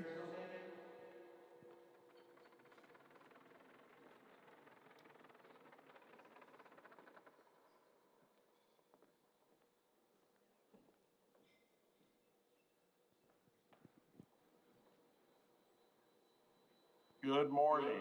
It is quite an honor to have the opportunity to be with all of you, even if it is only virtually. I truly wish that I could join you in person, but my existing travel commitments kept me from traveling to Taiwan. Director Naomi and Director GB are dear friends and trusted colleagues. They're intelligent and thoughtful members of the board of directors, and they represent all of you with distinction. I'm grateful to both Naomi and GB for their invitation to be a part of your institute. I served as governor in 2014-2015, the year that Gary Wong served as Rotary International president. In this photo, you can see Gary and Corinna at the International Assembly shortly after Gary introduced his annual theme, Light Up Rotary. I still remember Gary teaching all of us how to do the happy clap, and I can still do the happy clap. Gary shared his vision for the 2014-15 Rotary year, which included a heavy emphasis on membership development. This made good sense because Gary was well known internationally for leading very successful membership growth in Taiwan and across Asia. Gary's emphasis on membership leads me into my presentation topic this morning, the value of Rotary membership. This topic is critical for Rotary International. As you likely know, our organization has experienced an overall membership decline for at least 2 decades. Luckily, the membership growth in Asia has partially offset the large losses in North America, some parts of Europe, and the South Pacific region. Membership growth in Taiwan has been particularly impressive. It's rare that I recruit someone to join Rotary International. Instead, I share my experience in Rotary, that is, the value of my Rotary membership. And like-minded people respond by expressing an interest in our organization. We know from surveys that most people who join Rotary are interested in one or more of the following areas: the opportunity for service, business networking, fellowship, and personal and professional development. Additionally, there's one other area of value that I'll come back to later in my presentation. I mentioned the opportunity for service as a common reason that a person joins Rotary. Service has been one of our core values for decades. The word is right there in our motto, service above self. And while Rotary is a membership opportunity, the world knows us for the service we provide to our local communities and across the globe. In this photo, you can see a child transport vehicle. This vehicle is the result of a recent project conducted by the Rotary Club of Taipei and donated to the Holy Word Orphanage, supporting their mission of serving children. This banner commemorates a project that the Rotary Club of Pokhara completed earlier this year. Providing a tree plantation program fits very well into Rotary's newest area of focus, supporting the environment. As you can see, Pokhara Rotary Club is serving its community, and it added Rotary's brand to the project so that those who visit will understand that Rotary clubs improve their communities with service projects like this one. The opportunity for service is unquestionably a central part of the value of Rotary membership. In fact, I've joined my Rotary Club in search of meaningful service projects. However, I have remained in Rotary over the last 28 years because of the deep friendships I've developed during that time. Several of my closest friendships were formed through Rotary, and you can see 4 of my dear Rotary friends in this photo at a recent social event that our club held. And those friendships and Rotary's commitment to high ethical standards have paid dividends to my business. When I relocated my business to a new manufacturing facility, fellow Rotarians supplied the legal work, the bank financing, the real estate representation, the insurance, the environmental studies, the interior design, the cranes that we use in our manufacturing, the new and modern lighting systems, and our new flooring. They did all of that. My circle of Rotary friends, it's also my professional network. I don't think we talk enough about the personal and professional development opportunities that are available to us in Rotary. I want to take you back to July of 2001. I was a brand new club president, and my hair was just a bit darker then. I'm an engineer by profession, so you will not be surprised to learn that I planned out every detail for my first meeting as president. I developed an agenda that was timed to the minute I confirmed and reconfirmed each speaker, and I thought I was completely ready when the meeting started. There was one thing I'd not planned, though.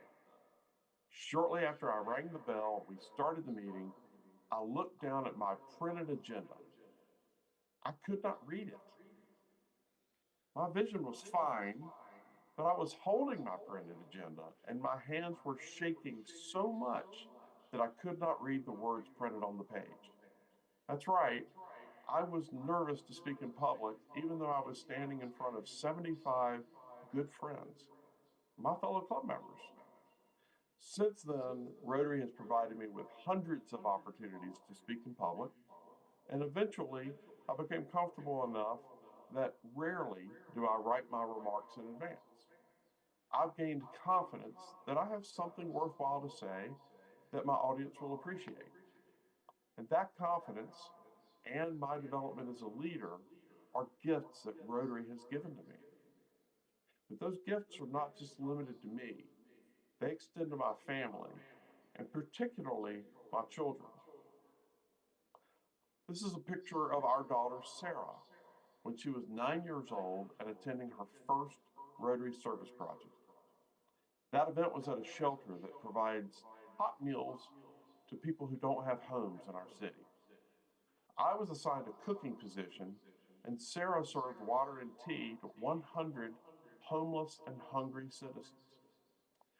Later that evening, as I drove Sarah home, I asked her if she enjoyed her first time serving others.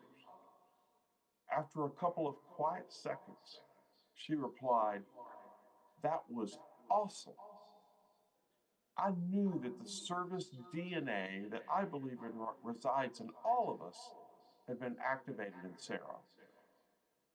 1 month after that first project, we packed thousands of meals that were shipped to areas of the globe experiencing famine.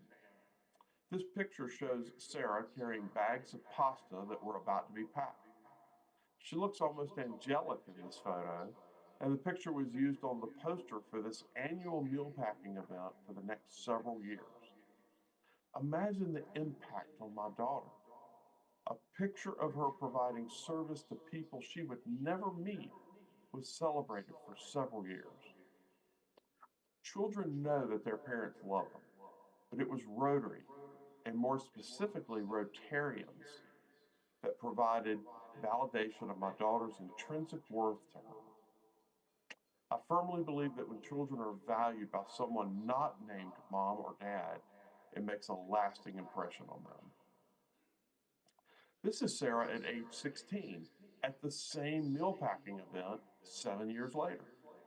The photo was made to commemorate the first photo and to demonstrate her longtime commitment to addressing hunger in other parts of the world. By this time, Sarah helped lead the project, setting up equipment and training Rotarians and Rotaractors how to pack the meals efficiently. Sarah went on to serve in many Rotary service projects each year, and as a result, she was awarded a university scholarship based on her service and leadership. Sarah also gained invaluable confidence by serving with adults, learning how to speak with confidence to adults, and how to lead others. This photo is from the summer of 2023, when she was 19 years old. And in this photo, she's administering a vaccine to a Cape buffalo in South Africa as part of her study abroad program. When she departed South Africa, she flew directly to Melbourne, Australia for the Rotary International Convention.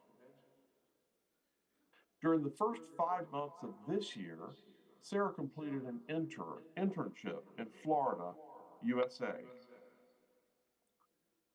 She was at a reproductive horse farm. As a college student studying genetics and animal science, this was a good chance to put her learning into practice. The evening this photo was taken, there was a massive cellular phone outage across the US. She could not reach the staff veterinarians. This was the first of 3 horses that she delivered on her own that evening. Without the amazing skill building and confidence that Sarah gained while serving with Rotarians, I do not believe she would have been prepared for the challenges of this rigorous internship. Rotary Youth Leadership Awards, or RYLA, is one of my favorite youth programs in Rotary.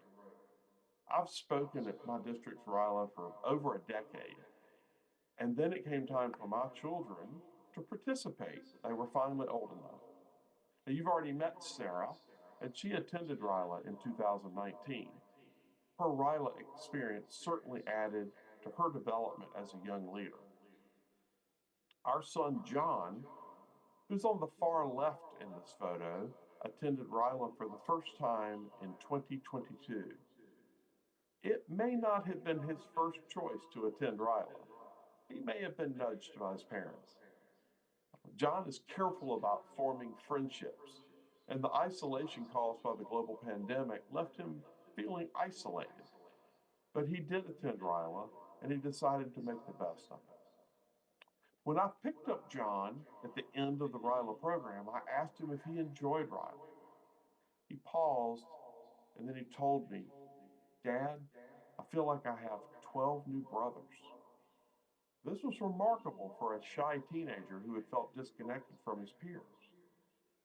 John returned to RYLA in the summers of 2023 and in 2024, earlier this year, as a junior counselor. He's now a university student, and he intends to return to RYLA as a full counselor next year.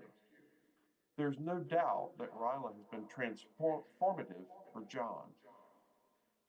As I said, he's a first-year university student, and he has transitioned to his new surroundings and a much more rigorous academic course very easily. I believe this is due to his personal growth from participating in Rotary service projects and in RYLA. I joined Rotary for service, and I stayed for the friendships I made.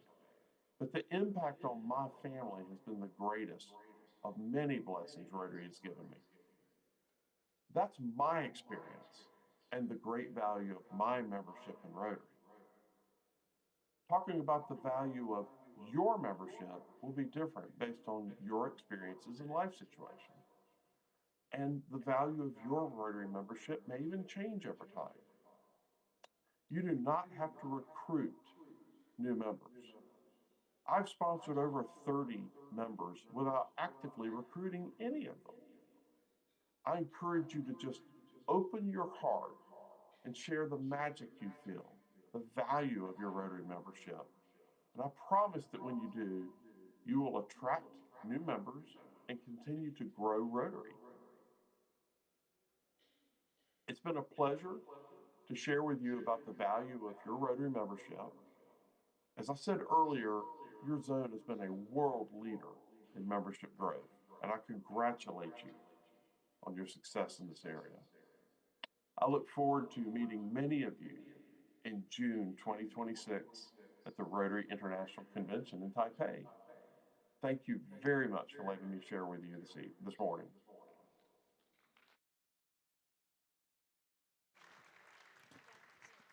Thank you, our Director Patrick.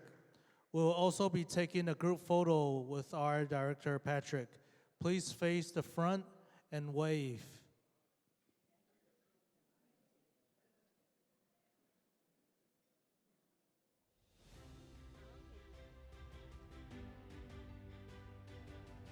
Three, two, one.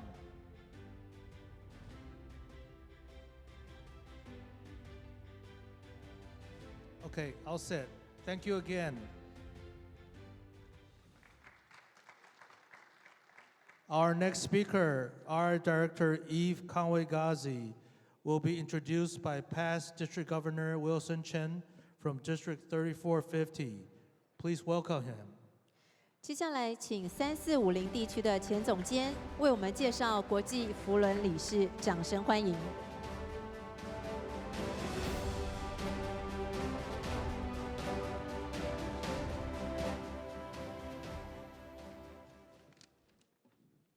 RI President Stephanie H., Co-Convener RI Director Naomi Gimbuk, distinguished guests, fellow Rotarian, good morning. It is my honor to be here to introduce our next speaker, a remarkable lady, Eve Conway-Ghazi, Rotary International Director 2023 to 25, from Rotary Clubs of Redbridge, England. Eve is a multimedia journalist. After earning her bachelor's degrees in English from Queen Mary University of London, she worked as a newspaper reporter. She also received a Rotary scholarship. Then she went to the Northwestern University in USA, where she earned a master's degree in broadcast journalism. She returned to London to launch a career in TV and radio journalism that include 20 years at BBC as a reporter and producer. Eve was invited to join Rotary in year 2000 after doing a series of speaking engagement and London area cups. In 2012, she became the first female district governor for Rotary in London. She organized numerous Rotary activities in connection with the London 2012 Olympics and Paralympics. That year, she also worked with the counterpart in Mumbai to start a successful vocational training team project focused on preventing problems during childbirth in a rural community in India. Eve served as president of Rotary International in Great Britain and Ireland in 2016 to 17. That year, she launched and led the Purple for Polio campaign, engaging Rotarians across Britain and Ireland about polio eradication. The successful campaign had 80% of RIBI clubs participating, which yielded a 90% increase in giving for polio eradication over the previous year. In addition, it helped raise public awareness with more than 900 media reports about the campaign. Eve has been a vice chair of End Polio Now Countdown to History campaign committee and previously served as a director of the Rotary Action Group for Engaged Species. She has traveled numerous times with British Rotarians to take part in national immunization days in India and has worked with the leading journalists from the BBC. She produced a documentary for BBC on fighting breast cancer in Pakistan, as well as more than 30 videos that RIBI used for membership and marketing campaign. As she said, Rotary helped me develop my skill as a journalist, and it has been good to give back what Rotary has given me. We have to tell the story that what Rotary is all about is projects with impact that save lives. One of her achievements was starting the Rotary Young Citizen Awards in association with BBC News in 2007, focusing on helping to promote positive stories about young people. Outside of Rotary, Eve chairs the Middle Circle, part of the Circle non-governmental organization that empower women and girls globally. She met her late husband, Robert Ghazi, through Rotary. They support the Rotary Foundation as major donors and members of Bequest Society. Today, we are pleased to have Eve to share with us about the Rotary public image. Please, ladies and gentlemen, please join me to give a big round of applause to welcome Eve. Thank you, Pastor Governor Wilson. Let's welcome our Director Eve Conway-Ghazi, who will speak about Rotary's public image. Let's welcome. 让我们欢迎国际扶轮理事为我们分享福伦的公众形象。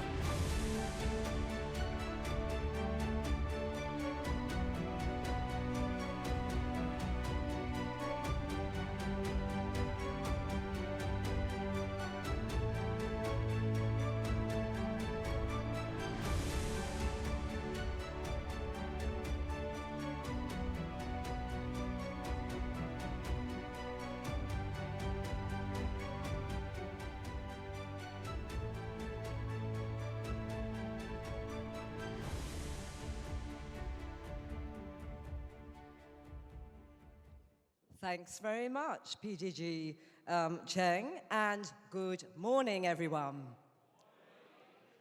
It's really great to be here with RI President Stephanie, along with fellow RI board members and trustees.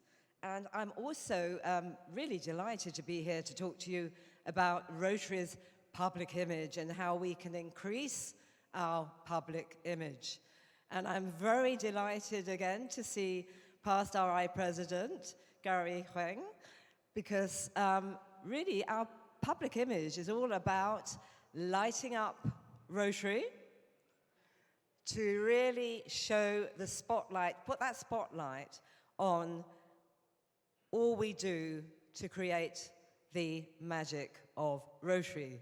So lovely to see Gary here as well.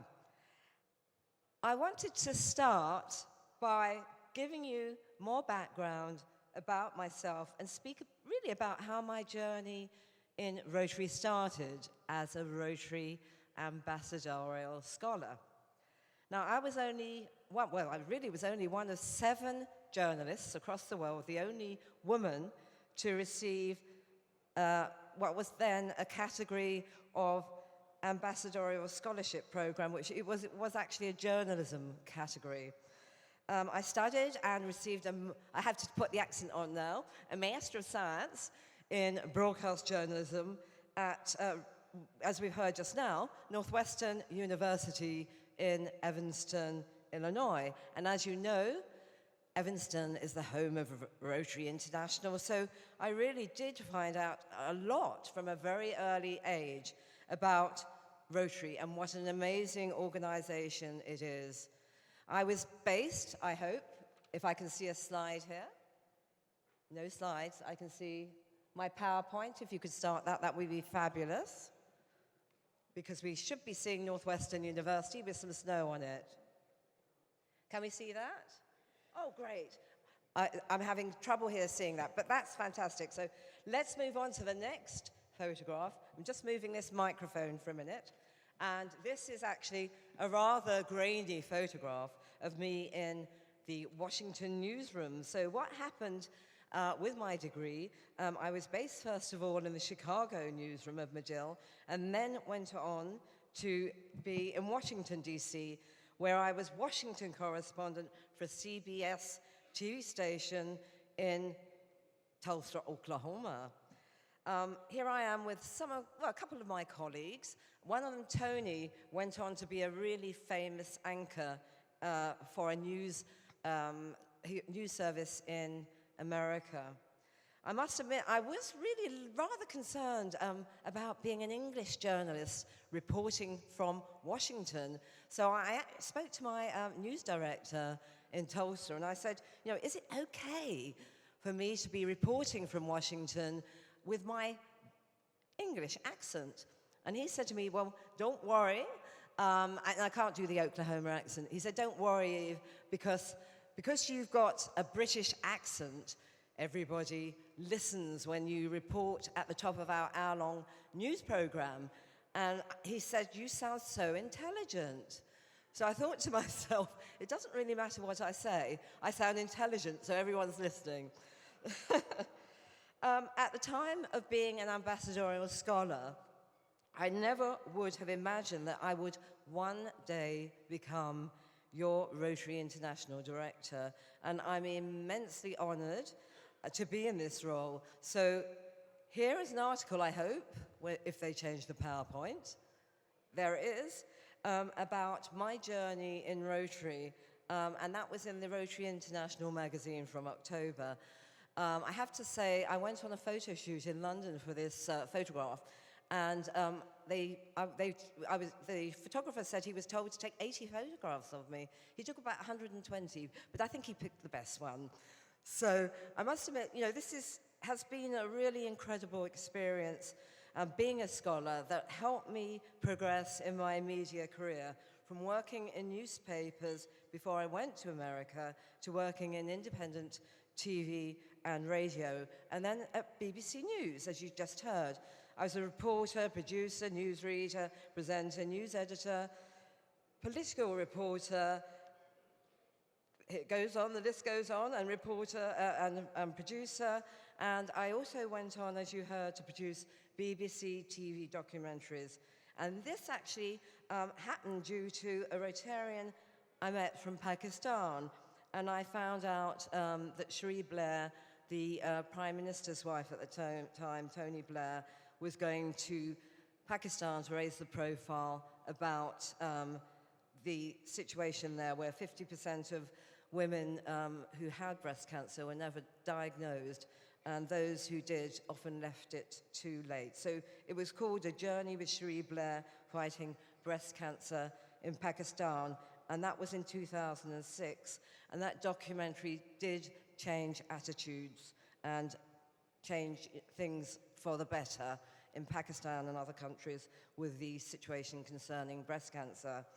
Now, I was determined to give back for Rotary, really for the amazing experience that Rotary has given to me, and use my media skills to help raise our public image. I was chosen as a Rotary Public Image Coordinator in 2005, 2008. I'm also now the Liaison Director on the Rotary International Communications Committee. Now, I'm here in the BBC newsroom, yes, over there. I'm on the stairs. You can see the BBC newsroom in the background. And this is with some of our Rotary Young Citizen Award winners. And that, as you heard before, was a project I started with my then boss at BBC News. And this was when my career and Rotary really came together. The news headlines were then, as now, so often dominated by bad news about young people involved in antisocial behavior, even killing each other. And at the BBC, we were receiving complaints from young people saying really that the majority of them just weren't like that. They were out there doing good in the world. So I met with my BBC boss, and we discussed what could we really do about this. And the Rotary Young Citizen Awards were born in 2007 to overcome negative stereotypes of youngsters. And they've been covered live on BBC News, with the awards taking place at Rotary in Great Britain and Ireland's annual conference, and also the young winners being interviewed live on BBC News in the BBC News studio. The awards received, and they do receive, extensive media coverage each year and raise Rotary's public image, which is why I am talking to you about this. Because you could also start Rotary Young Citizen Awards here in Taipei and in Taiwan, because the media and the public love good news stories about young people, and we get far more response to them than the bad news stories. Now, let me show you a video I produced about one of our inspirational Rotary Young Citizen Award winners, Jasmine Harrison, who won her award in 2023. She's now gone on to become a Rotarian in Thirsk, which is in Yorkshire, a Rotary club there. And that's really what we want all the young people from our projects to do, don't we, to become Rotarians. She's amazing. She's already set 2 world records, and she now plans to sail around the world in a tiny 5.8-meter boat in the first ever mini globe race with Rotary on her boat, publicizing and raising the profile of Rotary everywhere she goes. She's already been featured in newspapers in Great Britain, and more to come. So here's her story. My name is Jasmine Harrison. I am 23, and in 2021 I became the youngest solo female to row across an ocean. Then in 2022 I became the first woman to ever swim the full length of the country from Land's End to John O'Groats. It's freezing in there. It was just to see how far I can push myself by doing something that I'd never done before. It's absolutely amazing. On the road, being thousands of miles away from anybody else, and literally just the noise of the water. And there's whales. Oh my god, this is the most exciting thing ever in my life. And having the dolphins and whales surrounding you, and the swim literally being like a sea creature, being in the water for 12 hours of the day. It's been very environment-based. Whilst I was rowing, I'd have bits of litter that would come past. And again, whilst I was swimming, but swimming it's a little bit more daunting because I physically see it in the water below me. It is a danger to sea life, but also to humans as well, because we had a fishing net that got caught around our propeller of the boat, and I had to dive in and cut it off so that we could continue, otherwise we'd have to literally get rescued. You could really tell in the water exactly where you were, whether I was going through a shipping channel, because the water became really oily and diesely, and you could taste it, you could smell it, and it was absolutely disgusting, to be honest. What I was doing was to try and raise awareness about the environment and basically try and protect our oceans a little bit more. So charities that I raise money for are Shelterbox, Blue Marine Foundation, which work on protecting the oceans and rebuilding coral reefs. Then I had Surfers Against Sewage. I was also raising money for Sea Shepherd UK. I'm hoping that I can sail around the world single-handedly on a 5.8 metre boat in a race, which again will be raising awareness for the oceans. Basically, I'm going to cross each one of them and be able to then tell a story of what each ocean is like, what it's got to offer, and what the conditions are like, whether I do come across them big, basically floating wastelands of just litter that's been dumped, and just show the incredible animals that are out there. So watch out for Jasmine as she goes around the world. You'll be hearing more about her. Now, as a multimedia journalist for 35 years, don't tell anyone on that, I was only 2 when I started, I think, I believe in the power of campaigns to attract media attention and help raise our public image. As president of Rotary International in Great Britain and Ireland, as you've heard just now in the introduction, back in 2016-17, I used my media skills and launched with all the 25 district governors the Purple for Polio campaign to end polio now. Now, as you can see, this engaged Rotarians and Rotaractors across Britain and Ireland, and it also successfully raised public awareness about Rotary with more than 900 media reports about our End Polio Now campaign. Around 80% of clubs got involved, and fundraising for polio went up. The funds were up by 19% over the year before. Now here's a short video. This was for the London Evening Standard newspaper and also London Live, and that was from the launch of that campaign back in 2016.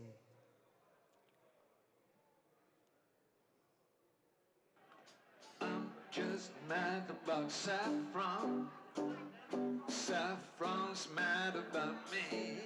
I'm part of this Polio Purple campaign on this Dixie Queen on the River Thames because I had polio myself when I was a babe in Glasgow, a wee kid in Glasgow. Quite right, yeah. They call me Mellow. The Purple for Polio campaign is important because we really are on the edge of an historic milestone, because hopefully we may see the end of polio in 2019. That's what the Global Polio Eradication Initiative is saying, and that's thanks to the dedication and determination of Rotarians across the world who've led this campaign to have a polio-free world. What we need to do is keep raising awareness and also fundraising. It looks like we need about $1.5 billion to finish off the job. I do actually remember when the news came through that India was polio-free, and it felt like such an amazing milestone, just because I'd been there and I'd done some work out there with Rotary, that, you know, Imagine if that extended to the whole world being polio-free. That would just be such an amazing achievement. When a child is immunised against polio, the little finger is painted with a purple dye to show that they've had the polio vaccinations and immunisations. So that's why we've got the colour purple. Right slit. They call me mellow yellow. So now, as you can see, as part of the campaign, we brought in celebrities to give support as Purple for Polio ambassadors, and really receiving endorsements from celebrities and dignitaries is another way we can raise our profile, and particularly celebrities with a big social media following. Now, here's a video that I produced about some of our celebrity supporters for our End Polio Now campaign, which is they're on YouTube and other social media channels, and videos do get more attention on social media than photos alone. So let's have a listen to this video. I contracted polio when I was 15 months old in Lagos, Nigeria. Polio is a horrible, terrible disease, and what it does is it causes paralysis. It's hard to put into words what Rotary have done for this campaign. It's absolutely astounding. I don't think enough people know just how much money Rotary has put in, billions, since they began the Rotary campaign 30 years ago, and just how much work the Rotary members have put into raise awareness and to help vaccinate children all over the world. I think they're owed a massive thank you for what they've done, and I'll be there as an ambassador with Rotary all the way until the end. I do actually remember when the news came through that India was polio-free, and it felt like such an amazing milestone just because I'd been there and I'd done some work out there with Rotary. Imagine if that extended to the whole world being polio-free. That would just be such an amazing achievement. Wherever I go and doing my work, the Rotarians have been there before me. It is a very humbling thing to discover just exactly what putting service before yourself adds up to when you see it in practice on the field.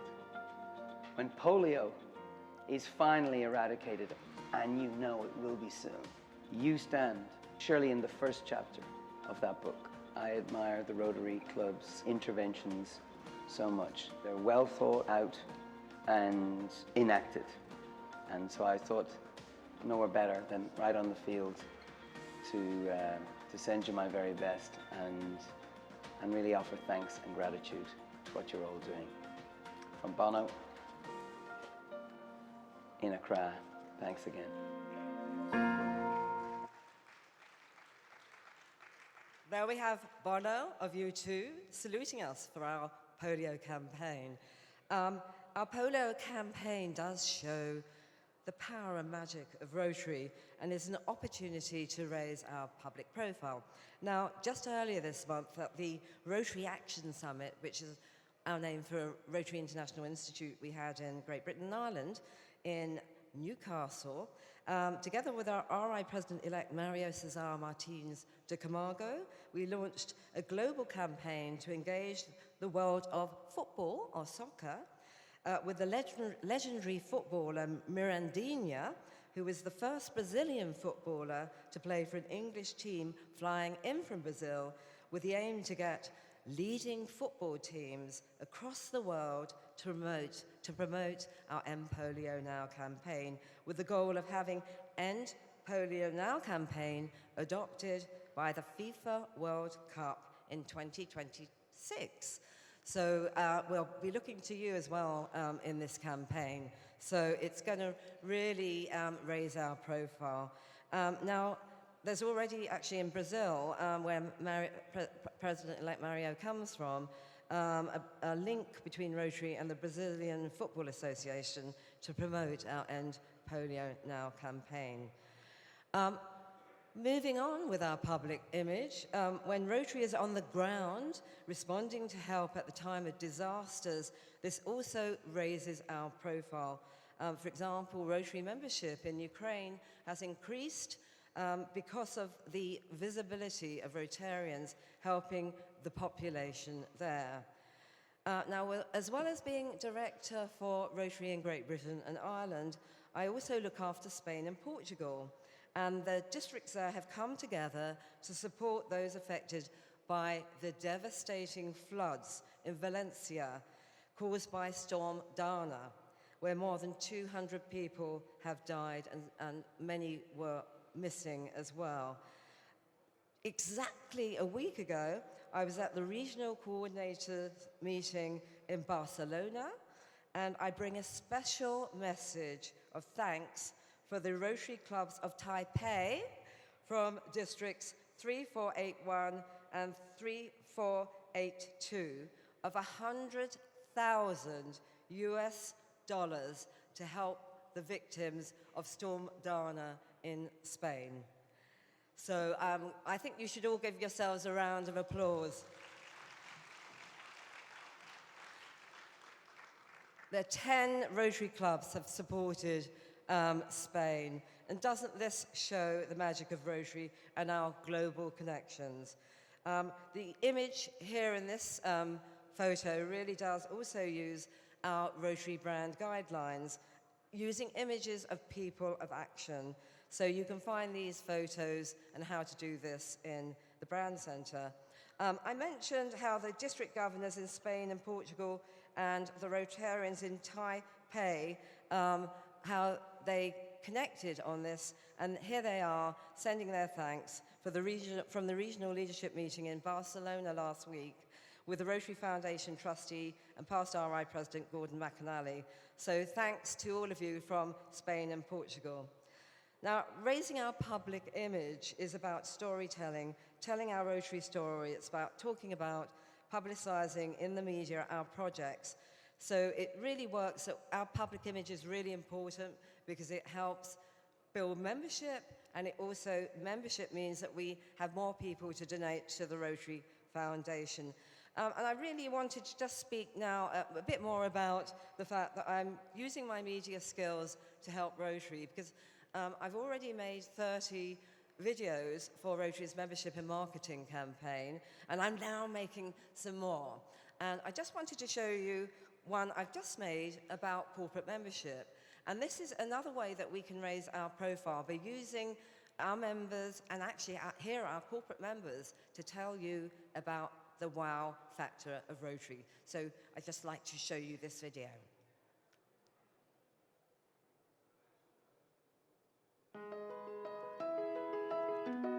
When we were first approached to become corporate members, we absolutely jumped at the chance. When I heard about corporate membership, it was just a no-brainer. We joined straight away. We got involved in being corporate members in the Rotary Club to be part of the community. To say we actually think the same way as all of these people throughout the world, isn't that marvellous? I wouldn't hesitate in recommending becoming a corporate member of Rotary. My name is Mark Brassel. I'm the CEO of the Anna Garden in Northumberland. We get over 500,000 people a year to the garden. We're a community organisation, we're a charity, and all our surpluses go back into the garden and into delivering social impacts. The Anna Garden has benefited greatly from being a corporate member of Rotary. It's a fantastic organisation. It brings like-minded people together, very importantly with the same values, you know, the decency, putting the community first, serving, and that's very much what the garden's about too. The main thing is obviously having the restaurant in Annick. It's not just about business. We want to be involved, part of the community, to get involved in doing a lot of work with charity. We've got regular customers coming in as part of the Rotary Club, and that's how we got to know about Rotary. So I wanted to get more involved, so we became a corporate member. We will take time out from the restaurant trade and be involved with the Rotary and do it together and start making an impact and making a difference, really. In a nutshell, corporate membership is about making Rotary relevant to the world of business. And by business, by the way, I'm talking about any business or company or organisation. This doesn't have to be a for-profit business. It can be any organisation. We're a family business, been running since 1919. Corporate membership was quite important to us. We've tried to help and support the Rotary for many years, and then the opportunity to become a corporate member was presented, and it was basically a no-brainer. It's a good chance to network with other local businesses, build relationships. Rotary and a place of entertainment like the Playhouse are natural bedfellows. They both have similar concepts as to what's important in life. Community is hugely valuable. I think the benefit of being a corporate member of Rotary is that you will meet other people as individuals and other organisations that you might not think you had a point of contact or synergy with. And in doing that, you open up possibilities. It's as simple as that. But it's a door opener.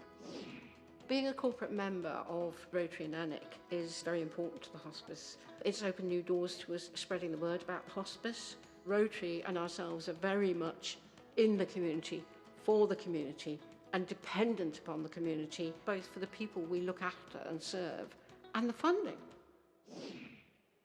Rotary is embedded in what we do in terms of what it means to us to be a corporate member. It's everything. For us, we're a community school, we're embedded in a huge community, but we actually saw it as quite a bit of an honour to be asked amongst lots of other businesses in the area to be involved in Rotary. We know the work of Rotary as a humanitarian organisation is huge, not just here in ANIC but internationally as well. And the benefit for us has been that deep connection with local, like-minded business people, like-minded organisational leaders and change leaders. Rotary corporate membership has certainly given our students opportunities to get involved in events that for some of them have led to future employment.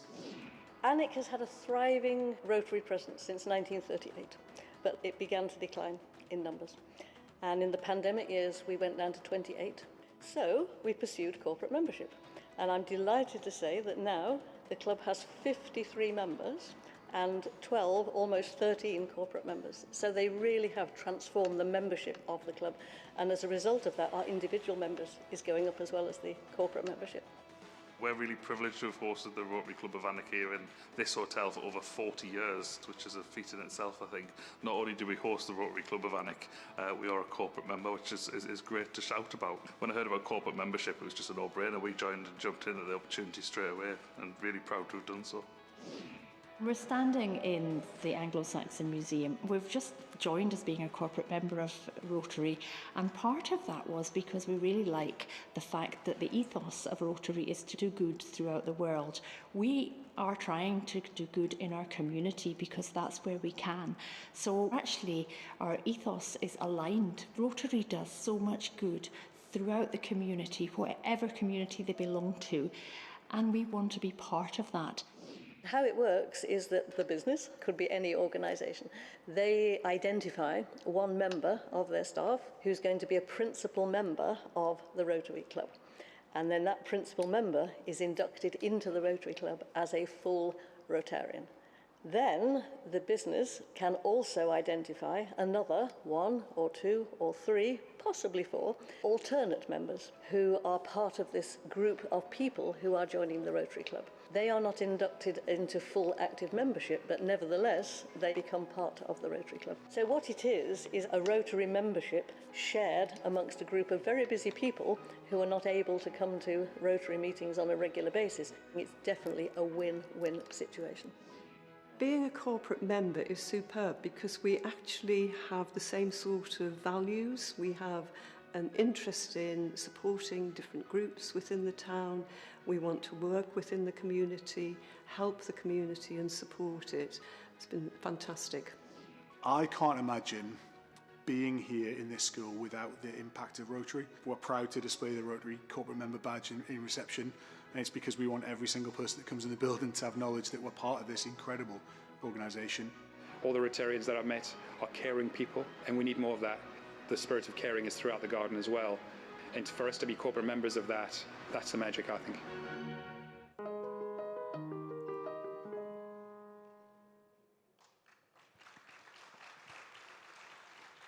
I think you can see there that it's good to have people actually paying tribute to Rotary and seeing the wow factor, and certainly all those corporate members do, and that's something we can do more of in our Rotary clubs.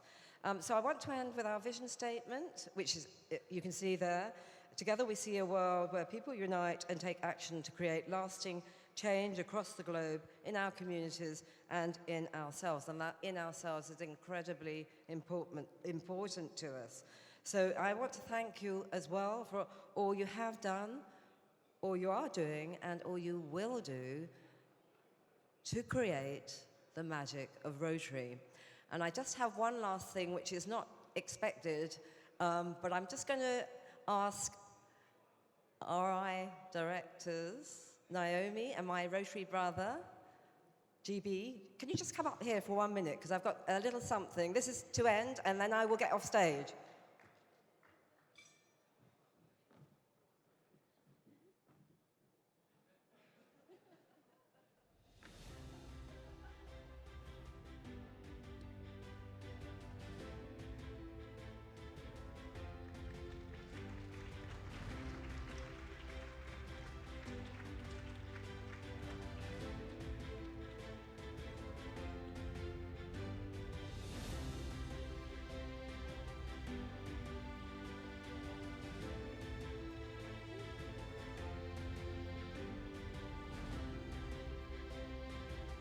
Thank you, our Director Eve. Let's give her another round of applause. And also another round of applause for all the speakers this morning. To formally close our program, we invite our Director Naomi Lin, the co-convener of the 2024 Taipei Rotary Institute, to adjourn the meeting. 感谢大家参与。现在请2024台北研习会的共同召集人及国际扶轮理事 Naomi Lin 为我们闭会。Call 2024 Taipei Rotary Institute to adjourn at the second plenary to adjourn. Thank you.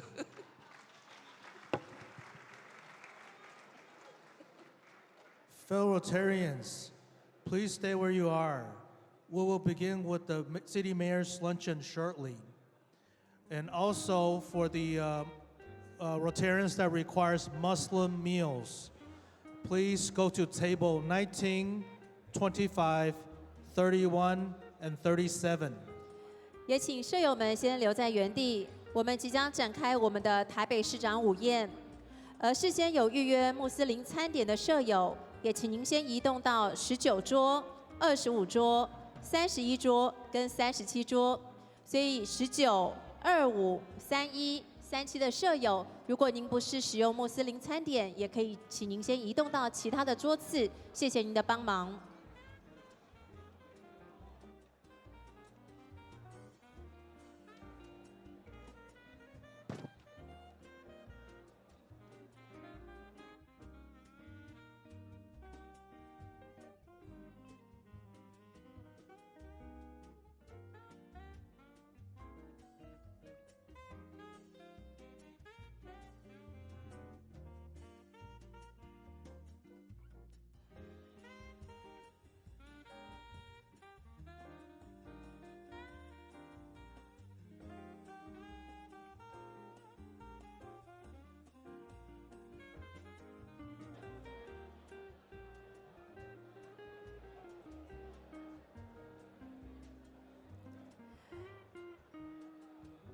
请舍友们可以继续留在原地，我们即将展开我们的台北市长午宴。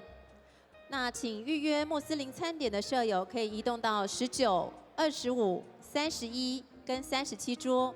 所以也请这4桌的舍友，如果您没有预约穆斯林餐点，也可以先移动到其他桌次。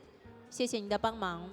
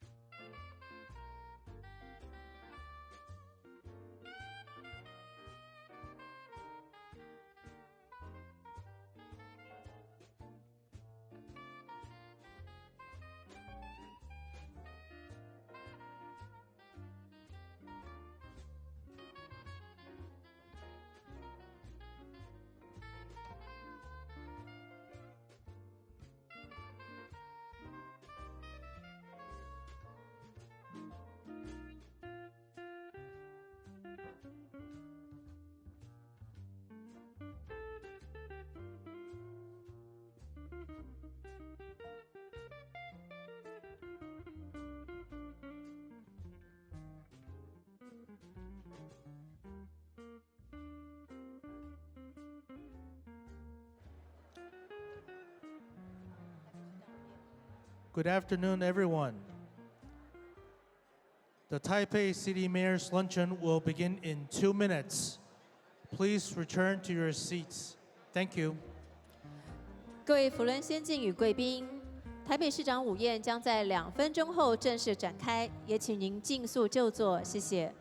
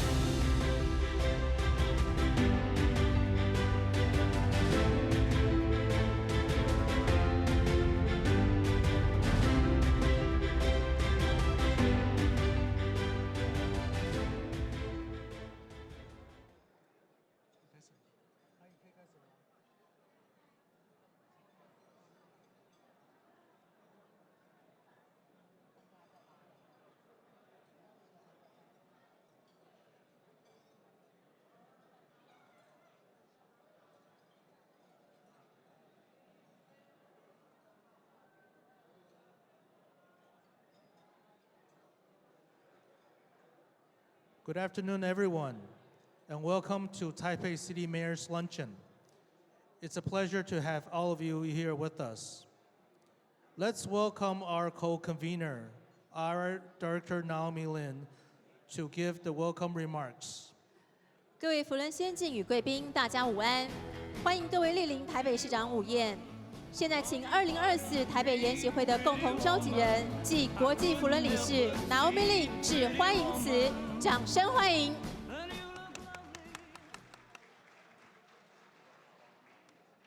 President Stephanie and Gary Huang, and Honorable Secretary General Mr. Lee, and leaders of Rotary, distinguished guests, and ladies and gentlemen, good afternoon. It's my pleasure to welcome all of you and Secretary General, Mr. Lee, of the Taipei City. Can you stand up? Please give him a big applause. Thank you, thank you. Secretary General, Mr. Lee, and thank you for joining us at 2024, the Taipei Rotary Institute.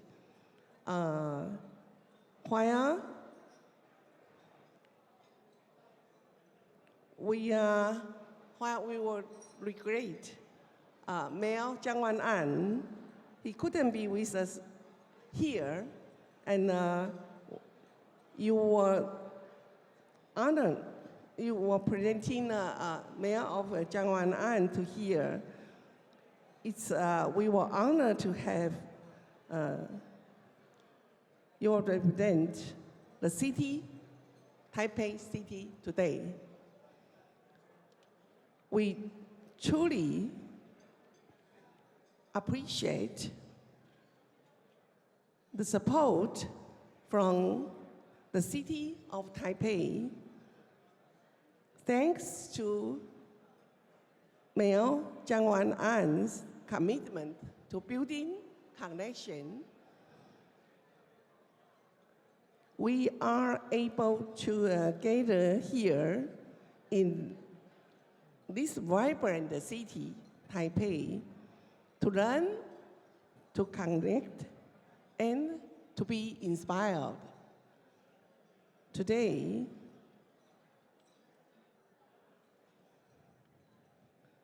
Rotary and the Taipei City share values of community, progress, and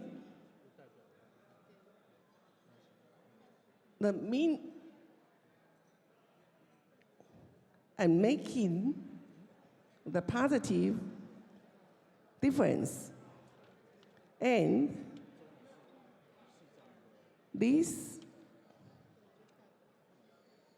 shared goals inspired us all. Okay. Thank you again for supporting this event. And we look forward to strengthen the bond between Rotary and the Taipei City. Thanks a lot. Please enjoy your meal. Thank you. Thank you, our Director Naomi. It is my honor now to introduce our distinguished guests from Taipei City governments. When I call your name, please stand up and be acknowledged and welcomed by everyone. First of all, Mr. Li Taixing, the Secretary General of Taipei City. Mr. Lu Wen-shen. 各位女士先生，很荣幸为大家介绍我们的贵宾，台北市秘书长李泰兴先生。在座各位我们扶轮社的各位领袖，还有各位嘉宾，大家午安，大家好。今天很高兴代表蒋市长出席我们扶轮社台湾的研习会。那我们知道扶轮社是一个公益的团体，那在台湾呢，对我们的社会付出贡献很多。那今天呢，能够来台北办这个研习会，我代表市长欢迎大家。那首先也感谢我们台湾这些扶轮社的前辈大家的付出，才能举办这样的活动。那台北是一个非常有活力的城市，不仅在文化，在各体育、观光各方面都是台湾的指标。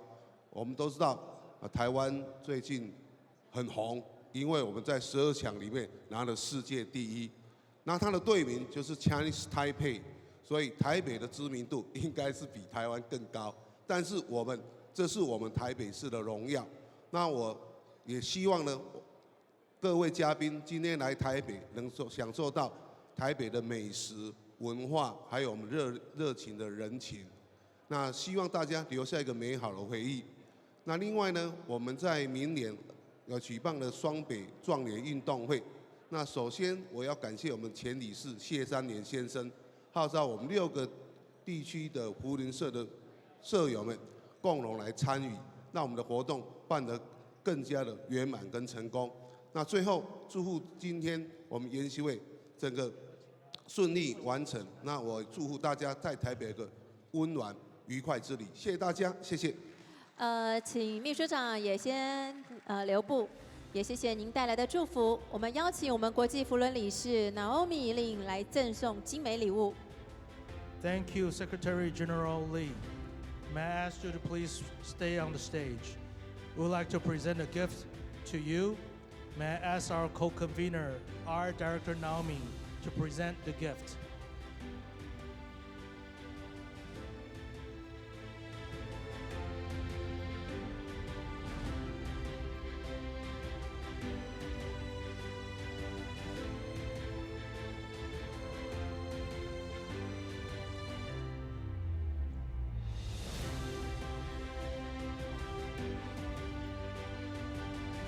谢谢我们的秘书长。今天台北市政府也还有另外2位的长官，一位是吕文树股长，另外一位是张义伟先生，也谢谢你们的到来，谢谢。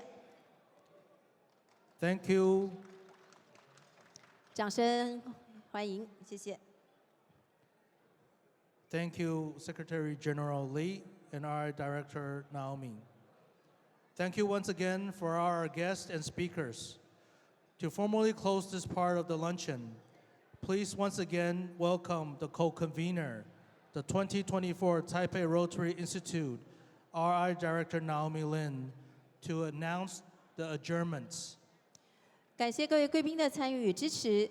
现在请2024台北研习会的共同召集人暨国际扶轮理事 Naomi Lin 宣布闭会。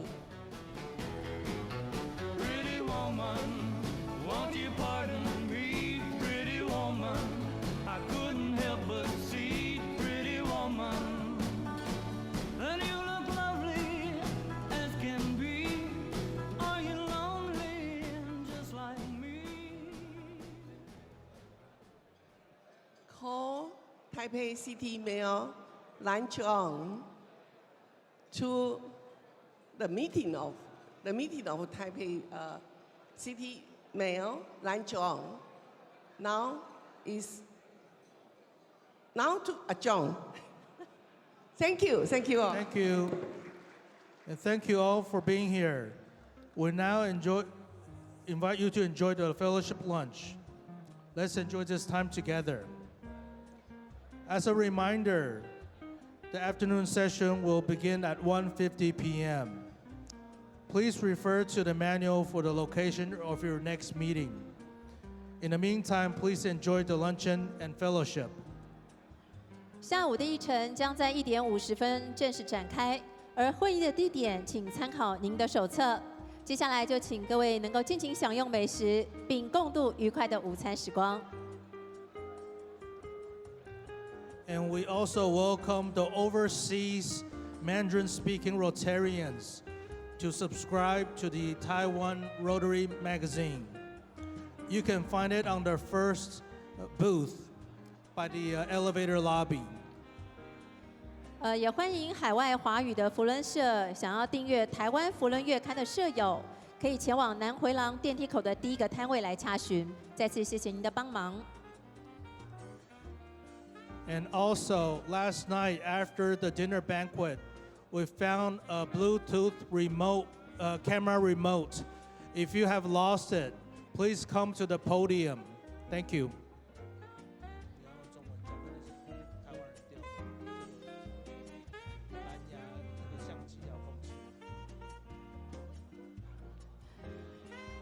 各位扶轮社友，不晓得有没有人昨天晚上遗留了您的蓝牙的相机的遥控器？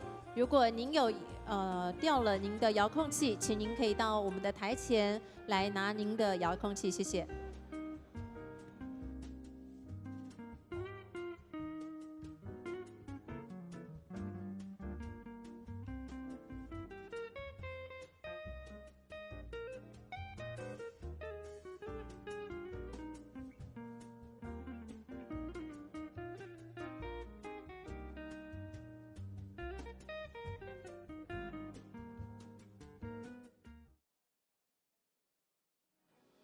是否热爱捕捉瞬间，展现行动的力量？这就是你的舞台——台湾扶轮2025 People of Action 摄影季短影音比赛。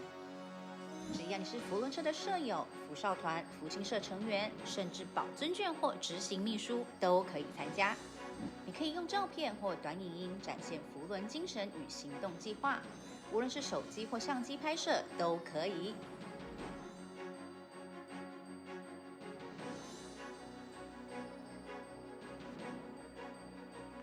得奖者不仅有现金大奖，还有精美讲座与人气奖，最高奖金高达6万元。不要错过这个展现你的机会，立即参加，让你的作品成为全台的焦点。快来参加台湾扶轮2025 People of Action 摄影及短影音比赛，让我们看见你的行动故事。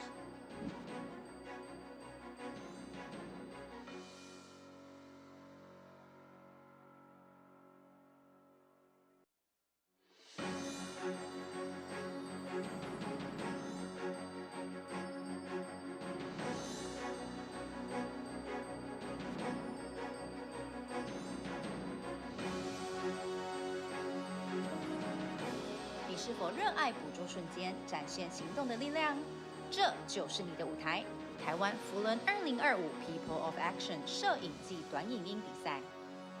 只要你是扶轮社的社友、扶少团、扶青社成员，甚至保尊眷或执行秘书，都可以参加。你可以用照片或短影音展现扶轮精神与行动计划，无论是手机或相机拍摄都可以。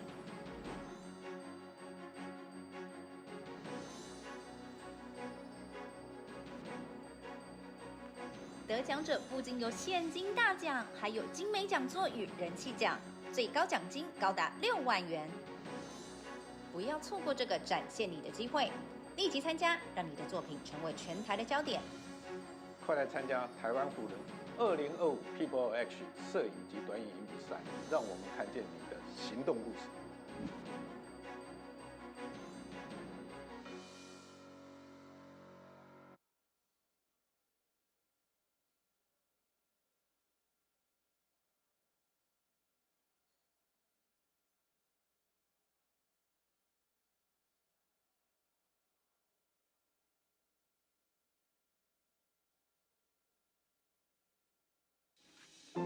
每个月，台湾扶轮月刊都为你带来最新的扶轮新闻和激励人心的故事。无论是在当地还是全球，扶轮社友们以行动改变世界，时刻展现超我服务的精神。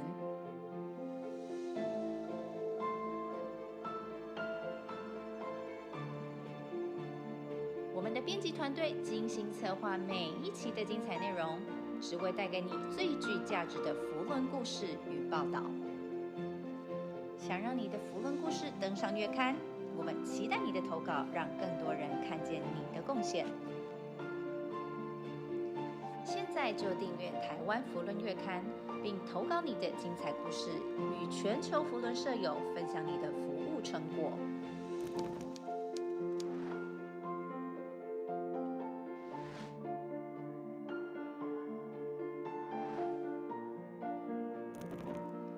我是理事长 Frank， 现在是最好的时间点订阅台湾扶轮月刊，同时投稿，展示你的服务活动，让我们一起采取行动来改变世界。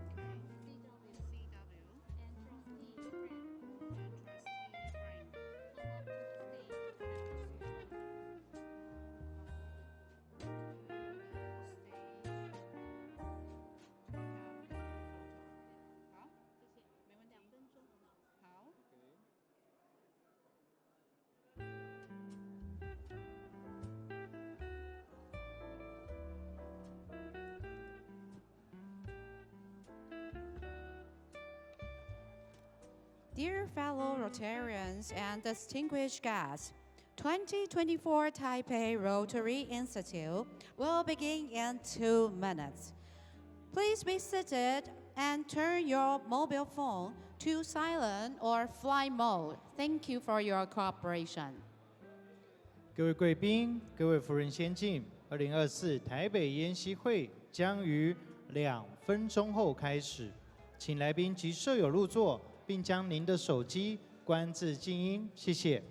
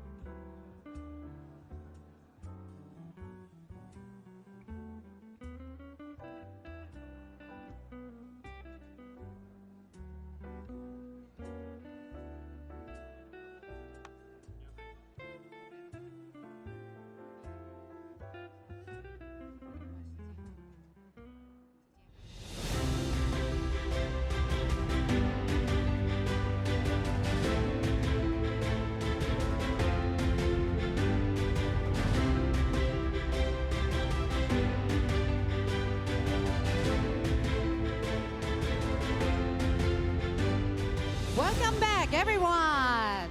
Good afternoon. This is IPP Gloria. Alongside with me is Rotarian Max. Let us now resume our program. I'm honored to invite RI Director Naomi Lim, co-convener of the 2024 Taipei Rotary Institute, to call the meeting to order.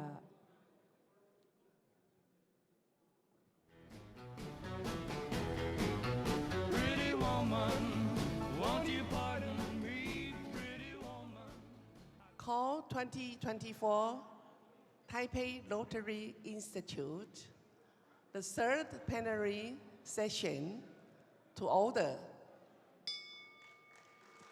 Thank you. Thank you for our Director Naomi. Now, it is my pleasure to invite District Governor Gordon Zhen from District 3523 to introduce OI Director Isao Mizuno. 接下来邀请3523地区总监介绍国际扶轮理事。Ladies and gentlemen, all the Rotarians, good afternoon, and welcome to the Taipei Rotary Institute. I'm DG Gordon. I'm from District 3523. It is my great honor to introduce our distinguished speakers. RI Director Isao Mizuno.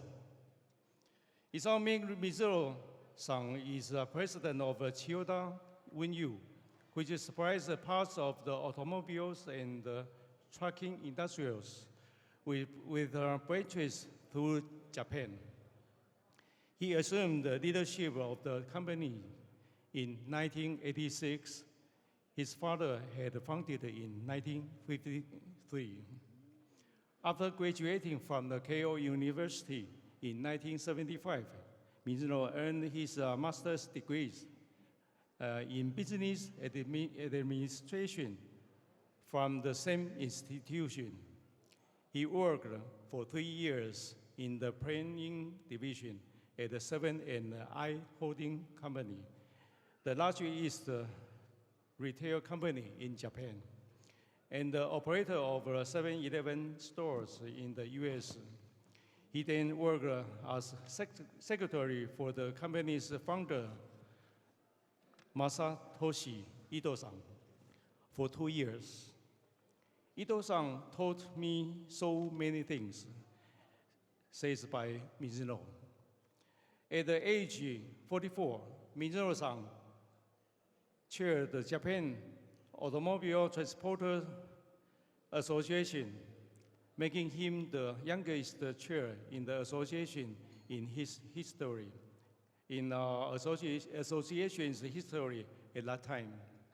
He currently serves as a vice chair of the Tokyo Trucking Association. Previous roles with the professional association have included the chair of both the Japan Trucking Association and the Japan Automobile Transport Technology. The sponsorship of the Japanese government for the development of the skilled drivers. Mizuno-san received the Order of the Rising Sun Gold Ray with a rosette decoration from the Imperial of Japan in recognition of his contribution to the transportation industry. Mizuno-san joined the Rotary in 1989 as a chair member of his club, which was sponsored by his father's club. He has served in RI as assistant Rotary coordinator, and training leader, regional membership plan project leader, and the RI president representative for 10 times. Since 2018, he has served as the host area coordinator for the Rotary Peace Center at International Christian University in Tokyo. Mizuno-san says that he strongly believes in power of the making connection in Rotary. There are so many people doing good all over the world. It makes me happy. He says that that is a part of the magic of the Rotary. He was asked by the Hino mayor to lead a Spring Cherry Blossom Festival in the city, and he enlisted his club to support the event as volunteers. Mizuno-san is also a donor and past vice chair of the Rotary Yoneyama Scholarship for the overseas candidates. This is a large scholarship program for the international students in Japan.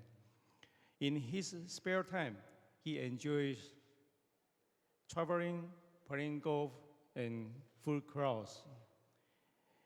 民众党 supports the Rotary Foundation as a major donor and the Paul Harris Society member. Now, please give us a warm round of applause to welcome Rotary International Director Isao Meek Minzuro-san. Thank you, District Governor Gordon. Thank you for your introduction. Please join me in welcoming OI Director Isao Meek Mizuno for his address. RIDG Mizuno Isao様、どうぞステージにお上がりください。让我们以热烈掌声欢迎国际辅仁理事为我们致辞。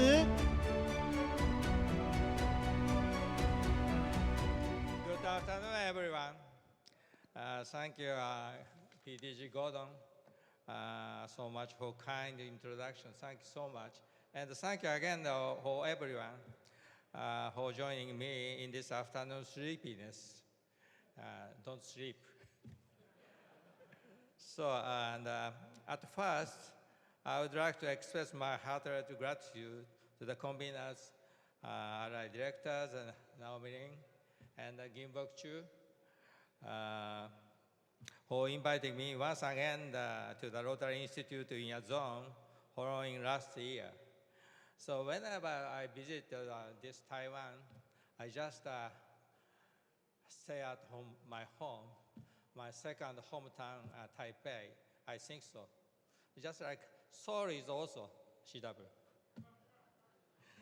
So, since I have been given this wonderful opportunity, let me provide a brief introduction to the zones I am in charge of, Zone 1A, 2, and 3.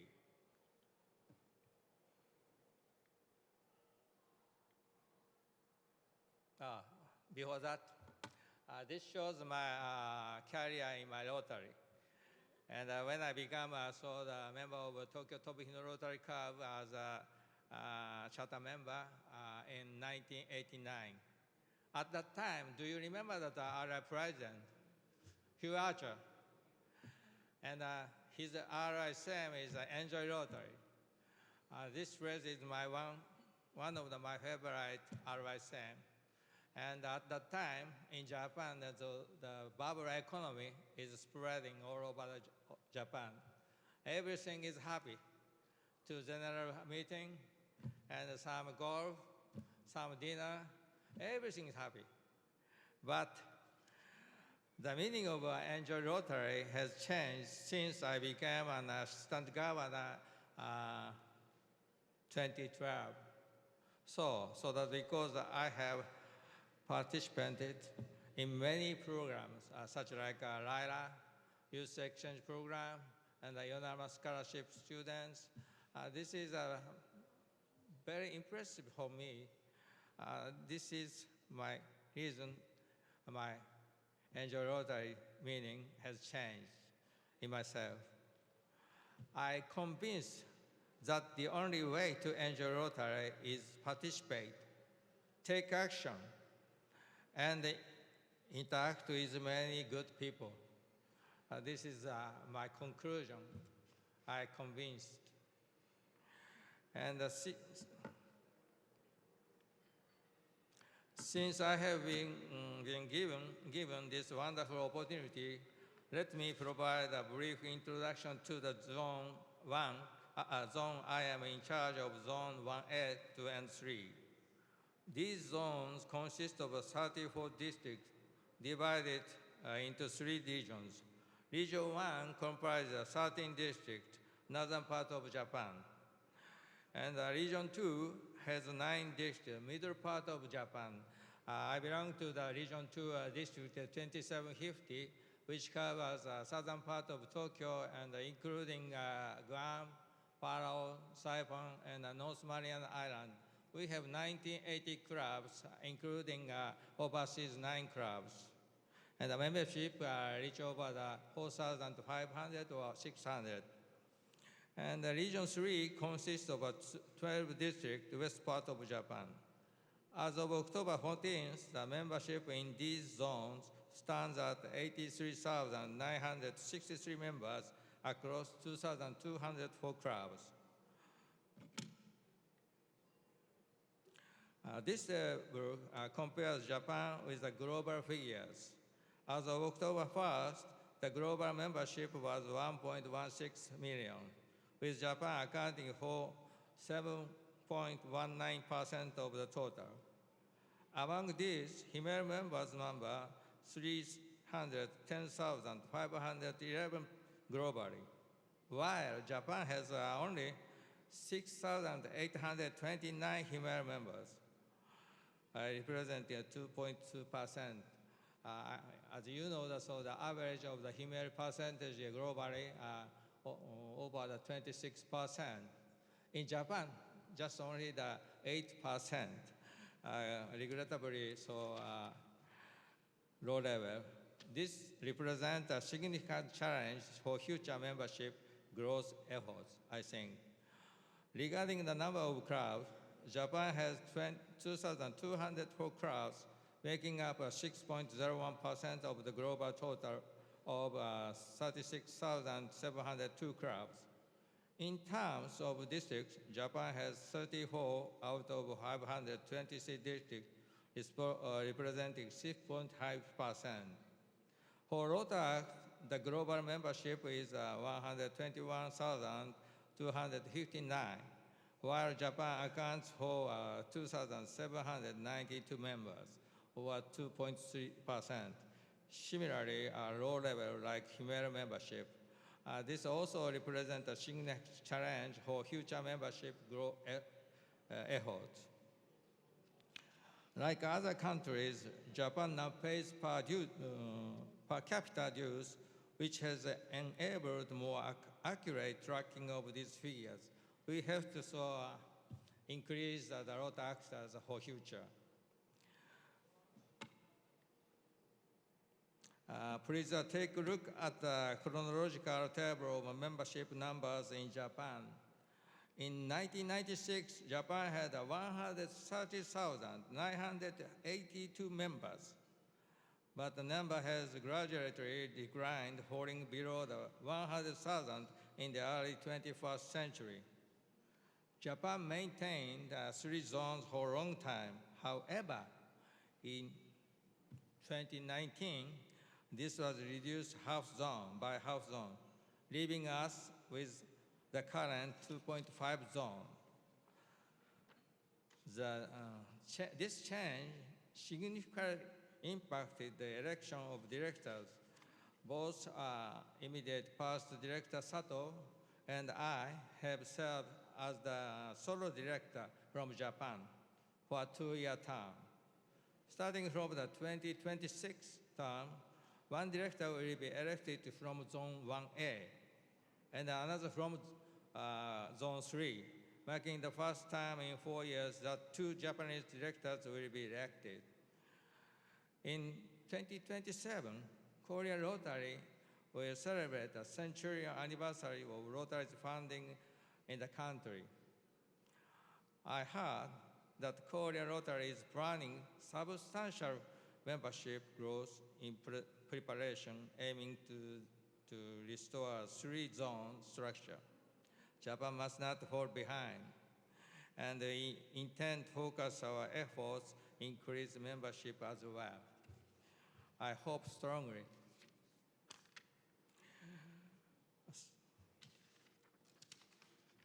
Sorry, I made it. Okay.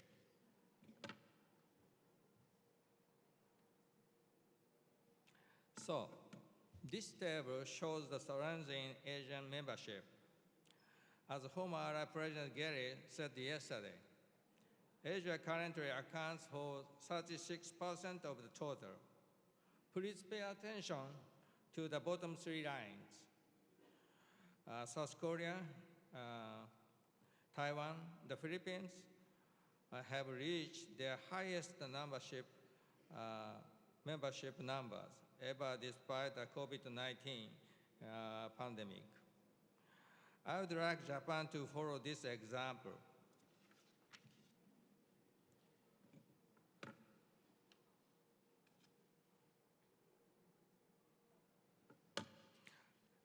The following pie chart illustrates the distribution of scholars and alumni of the Yoneyama Memorial Scholarship Foundation by country of origin. This program is unique to Japan and was established in 1952 by the Tokyo Rotary Club to honor the legacy of Mr. Umekishi Yoneyama, who contributed greatly to the founding of Rotary in Japan. The program's purpose is to support outstanding international students studying in Japan after World War II, and to nurture individuals who serve as bridges between Japan and other countries. In 2024, the program is supporting 926 scholars, providing monthly stipends of 100,000 yen for undergraduate students and 140,000 for graduate students for up to 2 years. To date, 24,133 scholars have graduated from this program, and 33 alumni associations in Japan and 10 overseas associations are actively involved. I emphasize that the first alumni organization was founded in Taipei. Tokyo is the second alumni organization. In Taiwan and South Korea, alumni have taken the lead in establishing a scholarship program for Japanese students studying in their respective countries. These programs are outstanding examples of alumni giving back in gratitude for the support they once received.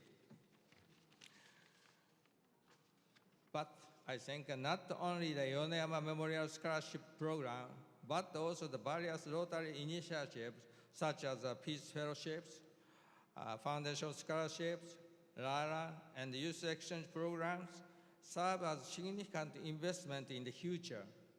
I believe many members recognize the profound impact of these programs. Rotary has done good things in many areas around the world. The polio eradication effort is a good example, I think. However, we need to raise our awareness, our public image, and to do that, each club needs to make an impact in each community. I emphasize that it's the club activity is so very important, not the group, not the district. Each club activity is the most important thing to increase the membership and to increase the donationship. Each club activity is most important, I think.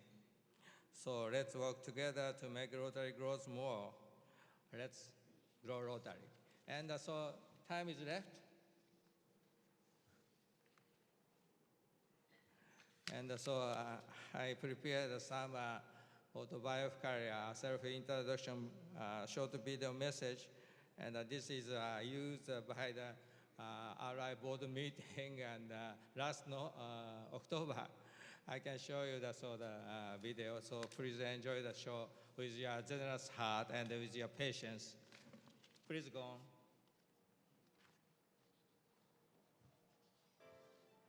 Hello everyone, thank you for giving me the time to introduce myself. I was born in February 1953 in Yokohama, Japan, where I still live today.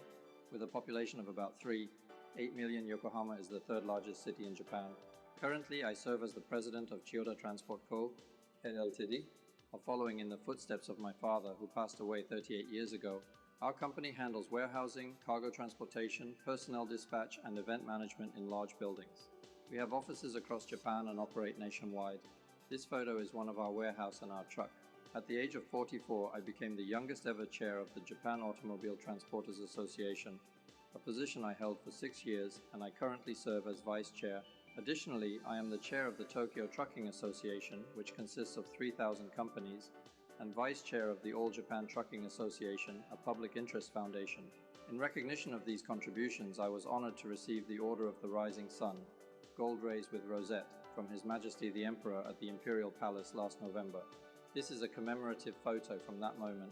I studied marketing at Keio University and, after graduating in 1975, immediately enrolled in Keio University's business school. Upon graduating, I joined the major retail chain Ito Yokado, now known as 7&I Holdings. For 3 years, I worked in the planning department, where I was responsible for budget management, financial management, and investment management.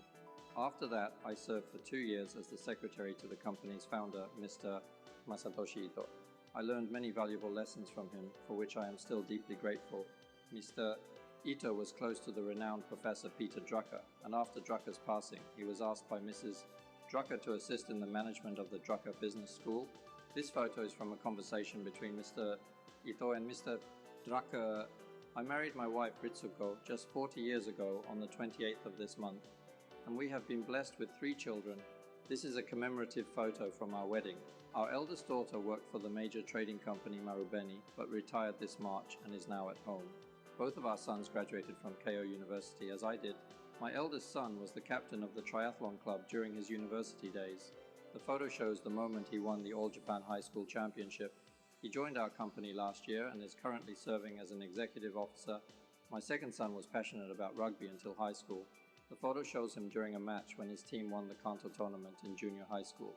He is now enrolled in the doctoral program at Keio University and is currently in Dusseldorf, where he has been studying modern art history since September of last year for a planned 3-year period. I hope to visit him next year. I have been a member of Rotary since 1986, joining as a founding member of the Tokyo Tobihino Rotary Club. My father was also a founding member of the sponsor club, Tokyo Hino Rotary Club. I served as district governor for 2015-16. District 2750 covers the southern half of Tokyo, Guam, Saipan, Palau, and the Northern Mariana Islands, and consists of 98 clubs, including 9 overseas, with over 4,500 members. From 2016 to 2018, I was the project leader for RI's Regional Membership Enhancement Project, and from 2018 to 2021, I served as the Rotary Coordinator for Zone 2, as well as the Host Area Coordinator for the ICU Peace Center from 2018 to 2024. This photo was taken during a Hospitality Suites event with my colleagues Salvador and Susan when I served as RI Learning Facilitator in 2020 and 2021. We shared some wonderful times. At the International Convention in Seoul, 650 members from our district participated. This snapshot was taken at Governor's Night in Seoul. The record of 650 participants has yet to be broken, but I hope it will be surpassed at the Calgary and Taipei International Conventions. I would like to invite RI President Stephanie, RI President-elect Mario, and all of my fellow directors to join us at the Japanese breakfast at the Calgary International Convention. I look forward to continuing to participate, engage with many of you, and enjoy Rotary. Together, let's work hard to grow Rotary. Thank you for your attention. Again, thank you very much for your attention, and thank you very much for your generous heart and patience. Thank you so much. Thank you, RI Director Mick Mizuno, for your inspiring words. 水野様、ありがとうございました。水野様、またステージ上に残ってください。Please remain on the stage. Here we'd like to invite the RI Director Naomi Lin and all the speakers in second plenary to the stage. Welcome RI Director Daniel, RI Director Susan, RI Director Eve. Our co-convener, RI Director Naomi Lin, would like to deliver the certificate of appreciation for you.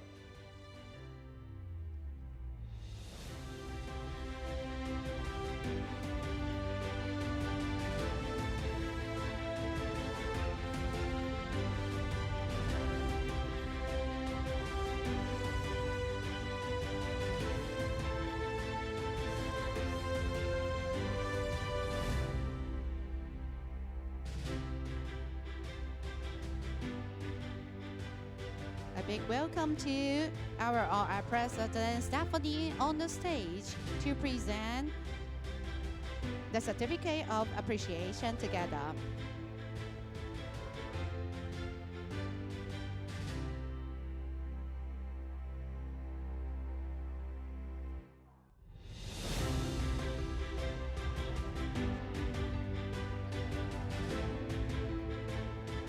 Also welcome our co-convener or our director Kim Mo-ju on the stage as well. Thank you and welcome.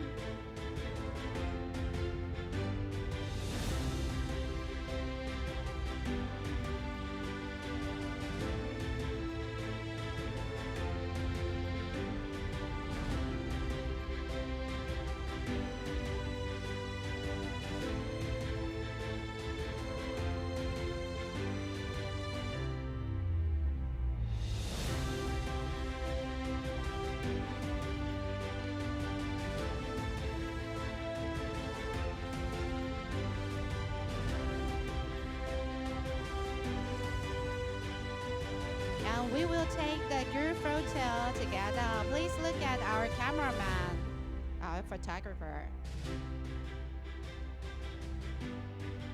Thank you. Please remain on the stage. Please all remain on the stage. Please all remain on the stage because we'd like to further invite a trustee chair, Representative CW, and Trustee Frank come up to the stage to have the group photo together.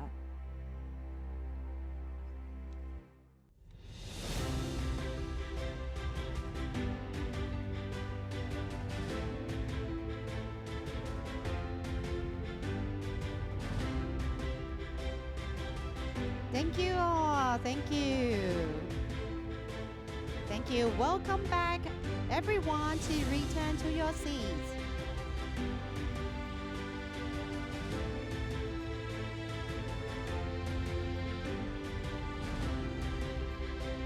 Please give them a warm welcome to thank you for their contribution and also for the appreciation. Thank you all. After the appreciation, next, we'd like to have past District Governor Haji Andre Shurado from District 3310, who will speak on End Polio Now, Our Journey Together. Let's welcome past District Governor Haji Andre to the stage. Please give him a warm welcome. 接下来我们邀请来自3310前地区总监为我们带来根除小儿麻痹我们的共同旅程主题演讲。让我们欢迎前总监。A very good afternoon to all of you. RI President Stephanie and the Trustee Chair-elect Representative C.W. Hyun, co-conveners Naomi and as well as co-conveners Chu Gimbok, Rotary dignitaries, and my fellow Rotary members. I've been a Rotarian for 38 years, but you know, when we talk about polio, it never really connects to me so much. Of course, as years pass by, the connection increases. But the phenomenal change in that knowledge came when I became the End Polio Coordinator, and that was 2023. And I must thank the Rotary leadership for appointing me as the End Polio Coordinators, because by having that responsibility, it encourages me to actually get to know a little bit more about polio. And after taking this responsibility for about 1.5 years, I found that there are pockets of Rotary members who were or who are in the same shoes that I had been. And with that in mind, I hope that this afternoon, what I'm going to deliver and share with all of you will be something that can resonate, and so that when we invite you to help increase awareness and contribute in fundraising, you will come forward.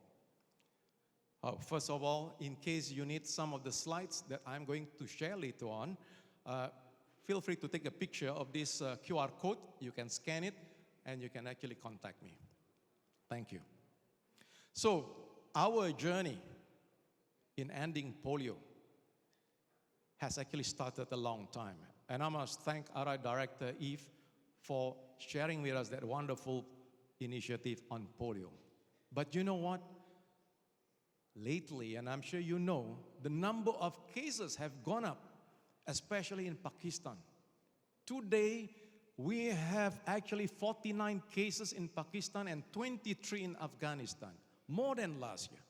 But not to worry, I'm going to tell you the reason why, and they are valid reasons.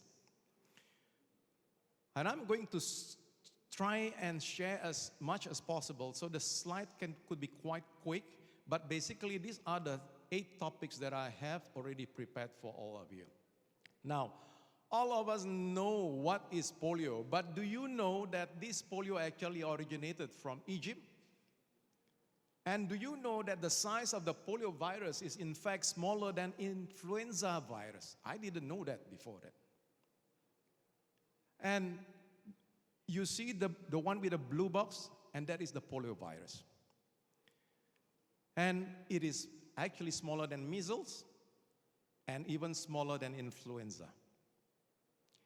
And you know what? If you look at that dotted line on top, from left to right, it gets more contagious. And you look at polio virus, they are actually nearly as contagious as mumps and measles. And if an infected person gets to transmit the polio virus, they can actually transmit this virus between 5 to 10 persons. So it's very contagious. And they actually affect the central nervous systems. So it can cause paralysis, irreversible paralysis, difficulties in breathing, and as well as death. And do you know that the rabies virus can stay for about 1 hour, but polio can last for about weeks and months. And that's why they're so tough. And how do they get transmitted? Through oral contacts and secretions, basically through the excretion of human waste.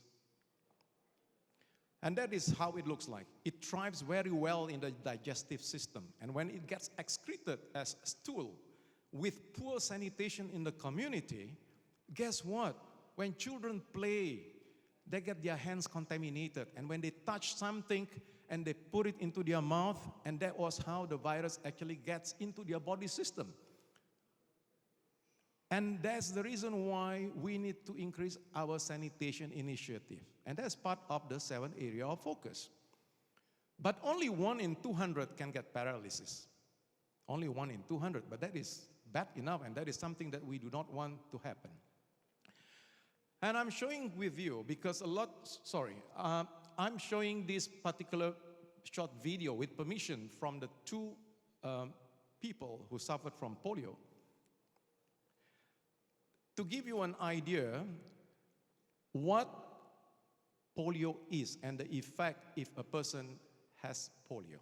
Because many of us, especially the younger generations, they do not know what polio is all about. We talk about polio eradication, and it does not connect to them because they do not know what it is like. And this is what happened. And the polio virus that is circulating, the wild polio virus, it is nearly over. And there is a slide that will show you about that later on. But you know, we have been giving the OPV, the drops, the polio drops. And there are effects to that. Because if this polio virus gets to be exposed over a continuous long time, it can actually transform and it can mutate and infect other people. And that is what we call the circulated vaccine-derived poliovirus. So there are 3 types of poliovirus: wild poliovirus type 1, 2, and 3. But 2 and 3 have already been eliminated because of your contributions, and you have a role in that. This is what I talk about, the vaccine-derived poliovirus. Today, there are actually only 2 left. Circulated vaccine-derived poliovirus 1 and 2. And I will talk a little bit more about that later on. This is a Rotarian. The picture on the left is a Rotarian, the past president of the Rotary Club of Jakarta Central International in Indonesia. He was a victim of polio.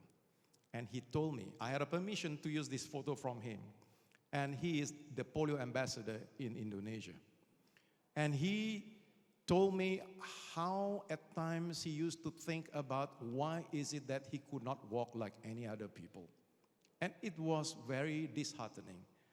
And his parents left him in an orphanage and disowned him until one Rotarian, a Dutch Rotarian from Singapore, who lived in Singapore, went to Indonesia, went to this orphanage, and asked the nurses to recommend a boy for him to adopt.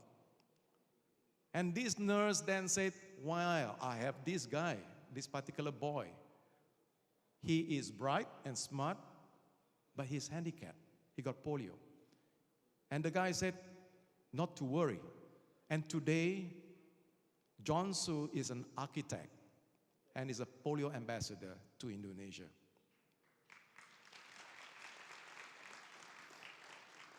With the circulated vaccine-derived polio virus, how do we actually address that? Well, we came up with this vaccine. But prior to that, in 1955, Dr. Jonas Salk from the US came up with this invention of the inactivated polio virus. What is it all about? This is actually the killed version of the actual virus being injected into the body of a human being, right? Into the bloodstream, but not into the digestive system. And this was actually in 1955, and it was licensed. The recipe was actually licensed to 6 pharmaceutical companies, and he never profited from this. Do you know that? And that's the reason why the polio vaccine is so cheap and affordable. But in 1961, Albert Bruce Sabin, came up with this OPV that we have been using. This OPV is actually the actual virus of polio, but is in a weakened form. And when it is administered through the mouth, what happens? It gets into the digestive system and it makes your digestive system, the gut, immunized against the polio virus. So that is the difference between the two. And it is easier to administer because you do not need qualified nurses to give injection to people. And we have been using that. And there are advantages and disadvantages, but the advantages actually is more than the disadvantages because if you see, as I mentioned, easier to administer, and if you get it from UNICEF, it actually costs between 15 to 20 cents per vaccine. And the problem is that, as I mentioned, children who have been given with this OPV, when they excrete the human waste from their body, and it gets around and exposed in the community for too long a time, it may actually, the virus may actually mutate. And it may infect other children who are below 5 years old most of the time, and they can get infected. And that is what we call circulated vaccine-derived virus. And how do we address this circulated vaccine-derived virus? We use this, what we call it, the new type of polio vaccine, which is called the novel oral polio vaccine. And this slide actually shows you the development of vaccine for polio. Since 1955 with IPV, all the way until the novel poliovirus 2. And do you know that the company that manufactures this vaccine is actually not too far from here? It's a company located in Bandung, Indonesia, which is located about 150 kilometers away from Jakarta, the capital of Indonesia. And this particular company had been in existence since 1890, during the Dutch colony. Indonesia was under the Dutch for 100 years, and they have been manufacturing the vaccine for many, many years. So I'm trying to see whether some Rotarians who are interested around this region can actually follow me to have a tour of the factory sometimes next year. I hope you will come. Thank you. And why are we doing this? And when did we start with polio eradication? Since 1979. And it all started in Makati, the Philippines. In the Philippines. In 1979, under the 3H grant, and the then president of Rotary International, his name is actually James L. Boma Jr., was there to do the immunizations. And then in 1985, we launched the Polio Plus Fund with a target of $120 million. And not only that, we are not alone, because through the Rotary's effort, we managed to convince the World Health Organization Assembly to set up what we call the Global Polio Eradication Initiatives. And at that time, when it was formed in 1988, there were only 5 partners. Now you may be wondering, it should be 6, right?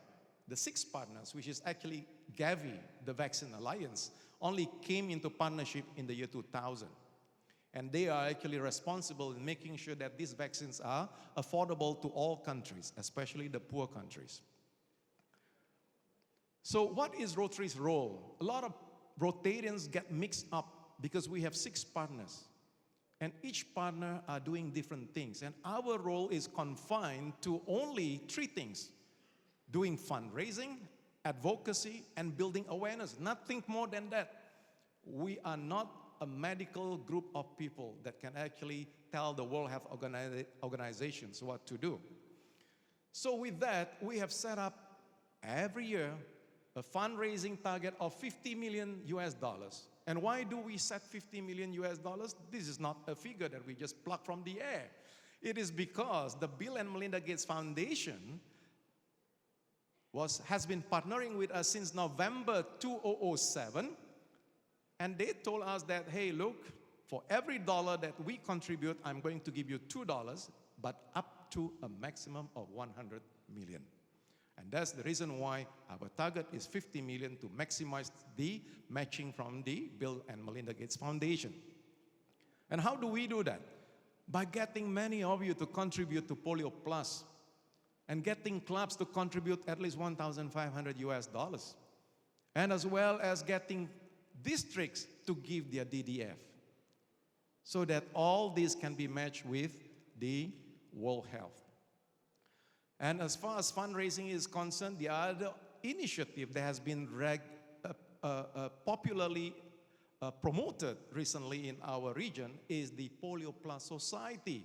And I must congratulate District 3300 Malaysia for setting up the Polio Plus Society this year, and they have already raised about $100,000. Give them a round of applause. And we also have Malaysia, Singapore, and Brunei, District 3310, who have already got Polio Plus Society. So for those districts in our zone who have not started doing this, please do this. Because in the recent decision of the Council on Legislations, they have already passed the resolution to recommend to the board to have Polio Plus Society. And this is our fundraising results for the past 5 years, as taken on the 30th of June. So last year, the year 23-24, we did not actually achieve $50 million. And today, if you look at it, despite the fact that we did not achieve $50 million, but 23 out of 41 regions, that is more than 50%, have actually had giving of 1% higher than previous year. And you have 60% of clubs contributing to polio in 2023-2024 compared to a lower percentage in the previous year. And as well as there have been more districts contributing their DDF and more clubs as well, and major gifts to polio. And that is very important, because without that, we cannot eradicate polio. Now, how are we doing this year? This Rotary year, this is what we have actually achieved, about $11.5 million. We still have a long way to go, but I don't think so it is impossible, especially with leaders like you who are attending the Taipei Institute. And where do the money go? Well, these are how the money being utilized, mostly for outbreak response, but the majority of it as well goes to Pakistan and Afghanistan. So that is how the money has been utilized. And recently, President Stephanie went to Pakistan and had to visit the transit points. And I must thank Past Director Faiz Kidwai for these photographs. Thank you for sharing these. And the leaders of Rotary make a visit to Pakistan because they want to know how the funds are being used. They want to make sure that the people who are involved in it are actually using the funds effectively for the right purpose. And as well as advocacy. We have been doing so much advocacy in the Pakistan. Now this is with the caretaker of the Prime Minister, with our President Stephanie, who visited Pakistan in January this year. And they have made commitments to eradicate polio. As well as the Canadian government recently contributed 3.5 million Canadian dollars. And we have the US aid, 40.9 million. And we have the Agence Française de Développement contributing money, and as well as Bill and Melinda Gates Foundation putting money directly at 44.99 million on top of the matching that they give to the Rotary Foundation. And in terms of awareness, many of the districts in our zones have been doing great works in terms of awareness, and they have been coming up with all sorts of innovative ideas. And the picture on the top left is actually a flyer on a webinar that we organized on the 24th of October in conjunction with World Polio Day. And that webinar involved 9 districts, and we raised that evening $23,000 US. And we had a QR code that have to scan, and we can monitor how much money is coming in. And with the Bill and Melinda Gates Foundation, who doubled up, total is about nearly $70,000 US. So that was fantastic. And apart from that, we wanted members of the public to know what is polio. So the bottom right of that screen you see was actually a webinar talk that we have a collaboration with a YouTuber from Thailand, a very well-known YouTuber. And we have about 4,800 plays. That means people seeing that video. And it is important that for us to actually use this initiative as our key public image so that many people get to know our involvement in polio eradication. Because today, if you ask members of the public, not many know, is Rotary involved in polio? What is polio? Why are you raising money? Why are you wearing this red t-shirt with end polio? But you are only wearing it once a year. And that's not good. And I will talk about that in more detail later on. And in Indonesia, 3420, under Governor of Susana, they have been involved with so many activities in polio awareness. And in fact, at one time, one event, they attracted 3,000 people participating in the event. And therefore, what we will do, we will continue to actually immunize hundreds of millions of children and get a lot of volunteers to be involved and intensify our surveillance to make sure that the money that you all contribute, that you and me put into the Polio Plus Fund is being made to good use. And the successes today, a lot of Rotarians sometimes came and asked me, why do we want to keep on putting money? Because there is no result. And it's been so many years they've been doing this. And I told them, I said, hey, look, we have a lot of successes, but maybe we have not shared that enough with you. 20 million volunteers have been mobilized, and so many children. We got about 3 billion children that have been immunized. And 20 million people who would otherwise be paralyzed are able to walk now. And we have eliminated, you saw in the previous slide, type 2 and type 3 wild polio virus in 2015 and 2019 respectively. Those are our successes. Those are because of the money that you contribute. And not only that, we had America certified free from polio in 1994. And we had the Western Pacific polio free in the year 2000. And as well as 2014 for Southeast Asia, which is our part of the region over here, we have been blessed for having no polio since 2014. And what else? India. What seemed to be impossible, they achieved polio free in 2014. and then as well as in Africa in 2020. These are our successes, and we have actually reached phenomenal achievement. And this graph that you see actually shows you the number of reported cases of paralysis starting from the year 1980 until the year 2023. And you can see that the cases have actually been reduced because you made this possible. And with that, in terms of eradication status, I am going to share to you some of the bad news about the situation in Pakistan and Afghanistan. And today, as I've shared with you early on, we had 72 cases in Pakistan and Afghanistan. Why? Because in particular, of the 2 provinces in Pakistan that are having conflicts, these conflicts actually prevented a lot of volunteers from going there, and it also compromised the sanitations. So because of this, it prevented people from doing immunizations. And in Gaza, also the same thing.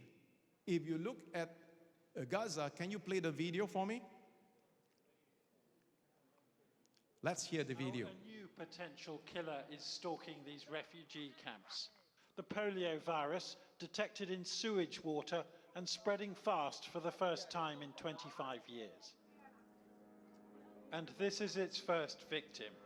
Baby Abdurrahman is sleeping through the sound of an Israeli drone overhead, gently fanned by his mother in their tent. He was born just a month before the war began, and moving from shelter to escape the fighting meant he was never vaccinated. Suddenly he stopped walking and crawling. His paralysis, the first recorded case of polio in the Gaza Strip. So, if I were the parents, I will feel heartbroken to have my loved ones, my offspring, my children, my grandchildren having contracted polio. And apart from that, in Pakistan, we have also children who miss follow-up on 2nd, 3rd, and 4th immunizations, and as well as children incorrectly marked when in fact they had not been vaccinated. And all these conflicts actually aggravates the whole situation. So there are a lot more of reasons why we have these cases, and these are the challenges facing us in Rotary, but we should not give up. So what we can all do at the moment, we must understand that this is polio eradication initiative that belongs to Rotary, and it's the #1 external priority, and we should capitalize on this to publicize our good efforts so that many people in the community will know about our efforts and the good works that Rotary is doing. I believe we have not done enough publicity, especially in our region, about our efforts in polio eradication. And just to update you that we have this polio eradication strategy. It has been updated. It now extended to 2029. Why 2029? Because we hope, and I think we are confident of achieving polio-free by the end of 2027. And then we need 2 years. Yes, give yourself a round of applause for that. And we have 2 years to monitor the situation and make sure that there is no single outbreak before World Health Organization can give the stamp to say that it is polio-free. And that is concerning wild polio virus that involve the endemic countries in Pakistan and Afghanistan. Then comes with the circulated vaccine-derived polio virus, and that takes 3 years, from 2026 to 2029. So that's why the polio eradication strategy stretches up to 2029. And what else can we do? To reach our goal, we need to stay engaged. And that means that we need to set up Polio Plus Society, make it a district event, because this is our district initiatives. You can make any requirement or minimum requirement of contribution that the district wishes to set for entry as a member of the Polio Plus Society. And continue to advocate and raise awareness talk about it, put on your pin, wear your polio attire, and use the World Polio Day and the World Sanitation Immunization Week as the focal point for you to increase awareness and put on your attire. And in fact, I'm encouraging that your attire should actually have the end polio and your club logo or your district logo, instead of having attire only with the club logo and a red attire for the end polio logo. Because if you do that, that means you are only wearing your red attire for end polio as and when you do the activity. And it is not very often that we do that, all right? However, branding is very important, making sure that you use the correct logo. Our organization is a 100-over-year-old organization, and we have built our reputation not by accident, but it's by purpose. And we need to make sure that we use the correct logo. And the logo on the left-hand side is only used when you are not using the master brand signature. And the logo on the right, the end polio logo without the wheel, is used together with your master brand signature, because if you use it without any Rotary logo of your club, people doesn't know, or people do not know, that this end polio initiative belongs to Rotary. And you know what happened if we stop? If we stop, these figures actually come from World Health Organization. 200,000 children will be paralyzed by polio within 10 years. And obviously, you and me do not want to have that. And how much does your vaccine actually cost? You see, I have done some statistics that says that for $10 US, you will get 50 vials, and in each vial contain 10 doses. So for 50 vials, you can get to actually immunize 208 children. And because 1 in 200 may be paralyzed, therefore you are saving 1 kid from paralysis. That is for $10 US. And if you contribute $500 US, you are saving 52 children from being paralyzed because of polio. So you see how much the value of your contribution. To you, it means nothing, but to these children, it means the whole world. And these are pictures of my grandchildren. I don't have many of them, I only have 5. Those are multiple images. And I've mentioned to you, I hate to think of the time when any one of them or their descendants, their children, great-grandchildren, having contracted polio, God forbid. And then they will say, hey, look, I remember our forefather was a Rotarian. How come they did not do enough? And we get contracted with this dreadful disease. I don't want to do that. You don't neither. So you and me, we pledge to make polio history. Is that okay? We make polio history. Yes? Yes? Yes.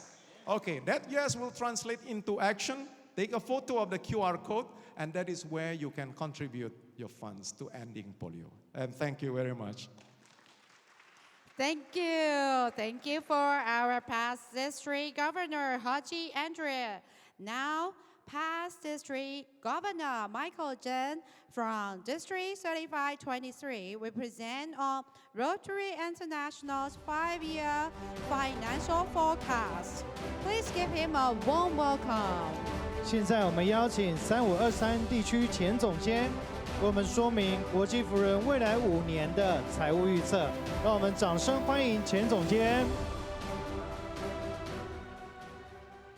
Convener ID Naomi, ID Gimbal, I President Stephanie, Rotary Foundation Chair Representative Trustee CW, Trustee Frank, Rotary dignitaries, fellow Rotarians, good afternoon. This is my great honor this afternoon to present you the RI 5 years financial forecast. My name is Michael Zheng. I'm the district governor of 2021 and to 2022 of District 3523. 6 months after my governor tenure, I was luckily selected to serve on the RI Finance Committee. This topic is a very difficult one, but I will try my very best for your easy understanding. The main area I would like to cover today, including the brief introduction of RI's Finance Service Team and RI Finance Committee. Then go through the projecting process and have a look at the video of the 5-year financial focus by our RI CFO and RI Treasury. And finally, I will recap those figures for our memory. RI Finance Committee is led by a CFO, Judy Burke. Its main function including the risk management, investment operation, treasury, financial accounting, budgeting, reporting to Rotary International and the foundation, Rotary Foundation. And finally, the management of the finance process and the systems. In my observation over the past 1.5 years,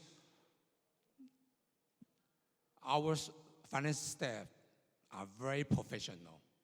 They deliver very good work, and they deserve our trust and recognition.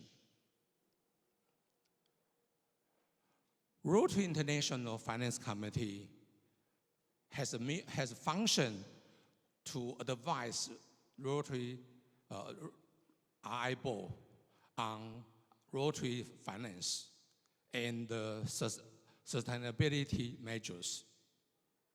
The committee consists of 8 members from across the world for a term of 1, 2, or 3 years. I'm honored to serve for 3 years. RI Finance Committee hosts the in-person meeting once a year in May. Then we conduct the virtual Zoom meeting every 2 to 3 months. And we also partially meeting with Rotary Foundation Finance Committee for joint meetings. How does RI develop the budget? RI by law require a balanced budget. So RI staff will prepare a zero-based budget where the expense must equal revenue.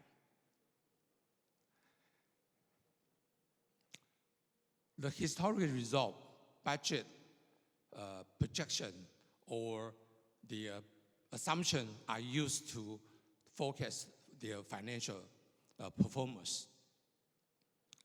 And the 5 years forecast, including the current year, that will be the fiscal year 25, that's this year, plus 4 subsequent years.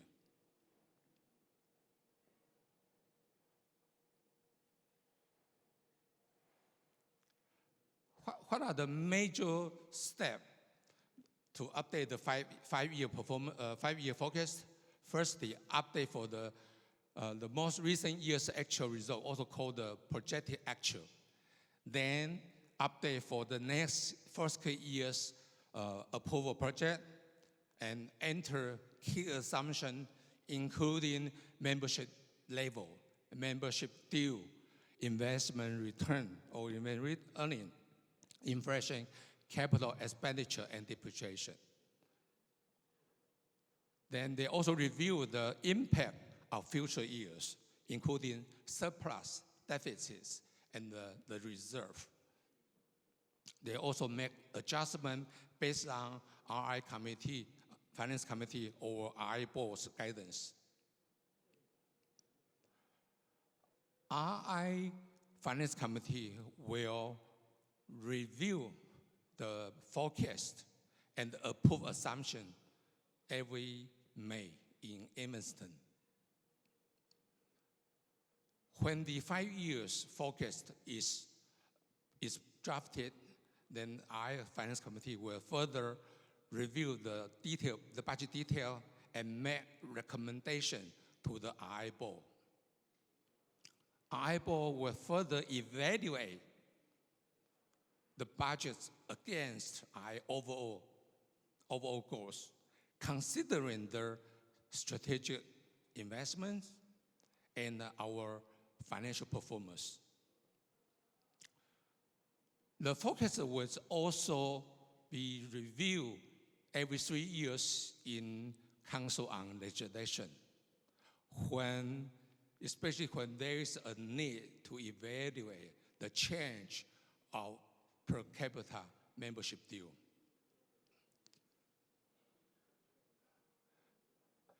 Let's have a look of the video by CFO and the Treasury. Stubbs. I'm the 24-25 Rotary International Treasurer, and with me is Julie Burke, our Chief Financial Officer. We're here today to discuss the financial health of Rotary and share the 5-year forecast. We'd like to begin with a little background on Rotary International and how we develop our budget. While our operations headquarters are in Evanston, Illinois, we have 6 international offices and support 1.4 million members in over 46,000 clubs.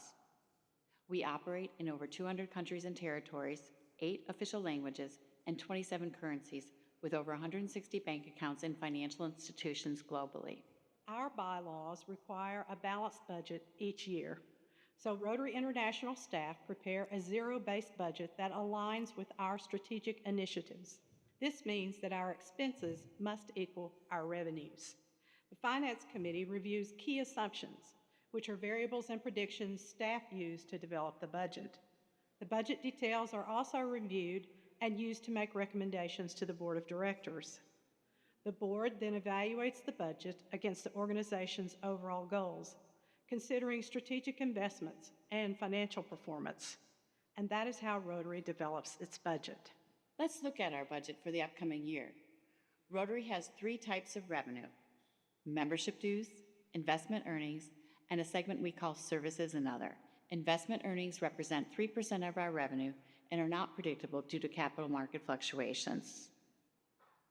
Services and Other represents 29% of revenue and includes activities that also have associated expenses, like the International Convention and the Council on Legislation, for example. Rotary leaders and professional staff look for opportunities to increase revenues, reduce expenses, and find ways to invest in our members. One such investment is in growing Rotary. Membership dues represent 68% of Rotary's revenue and are the primary source for funding our operational costs. Increasing our membership while retaining and engaging our current members also increases our ability to tackle the most persistent problems in our communities and is important to our organization's long-term success. So we're investing in the development of membership campaigns to welcome more members into Rotary. We're also working with clubs to enhance the membership experience so members see the value of being a Rotarian or Rotaractor. In addition, we're helping fund 2 pilot programs, one in Zone 8, which includes Australia, New Zealand, and the Pacific Islands, and the other in Great Britain and Ireland. Members in these regions are trying to address their most pressing challenges in new and innovative ways. Our hope is that these pilot programs will be successful and provide strategies that can be used in other parts of the world. But you don't need to be a part of a pilot program to try something new. Clubs, districts, and zones are welcome to explore new ways to address their members and their community's needs. That's a great point, Beth. Turning to Rotary's operating costs, there are 3 key categories. The first are expenses that directly support members. 59% of Rotary International dues fund such things as learning opportunities, district leadership development, and club and district assistance. Then there are expenses that support Rotary's public image. 19% of Rotary International dues support things like the Brand Center, which provides members with resources they need to increase awareness of Rotary in their communities. Finally, there are the expenses that cover necessary administration costs and compliance obligations, like technology, accounting, and legal support. This accounts for 22% of Rotary International dues. In addition to developing a balanced budget, we also create a 5-year forecast. This allows us to think about what our financial future may look like based on what we know now. Forecasting ensures that the financial decisions we make today support our future growth and sustainability. Just like in the budget, there are several key assumptions to developing the 5-year forecast, such as membership levels, membership dues, the investment earning rate, and the inflation rate. The 2022 Council on Legislation set Rotary International membership dues through Rotary Year 2026, and the dues for subsequent years will be determined by the 2025 Council on Legislation. The membership level assumptions are based on historic trends and result in forecasting fewer members in future years.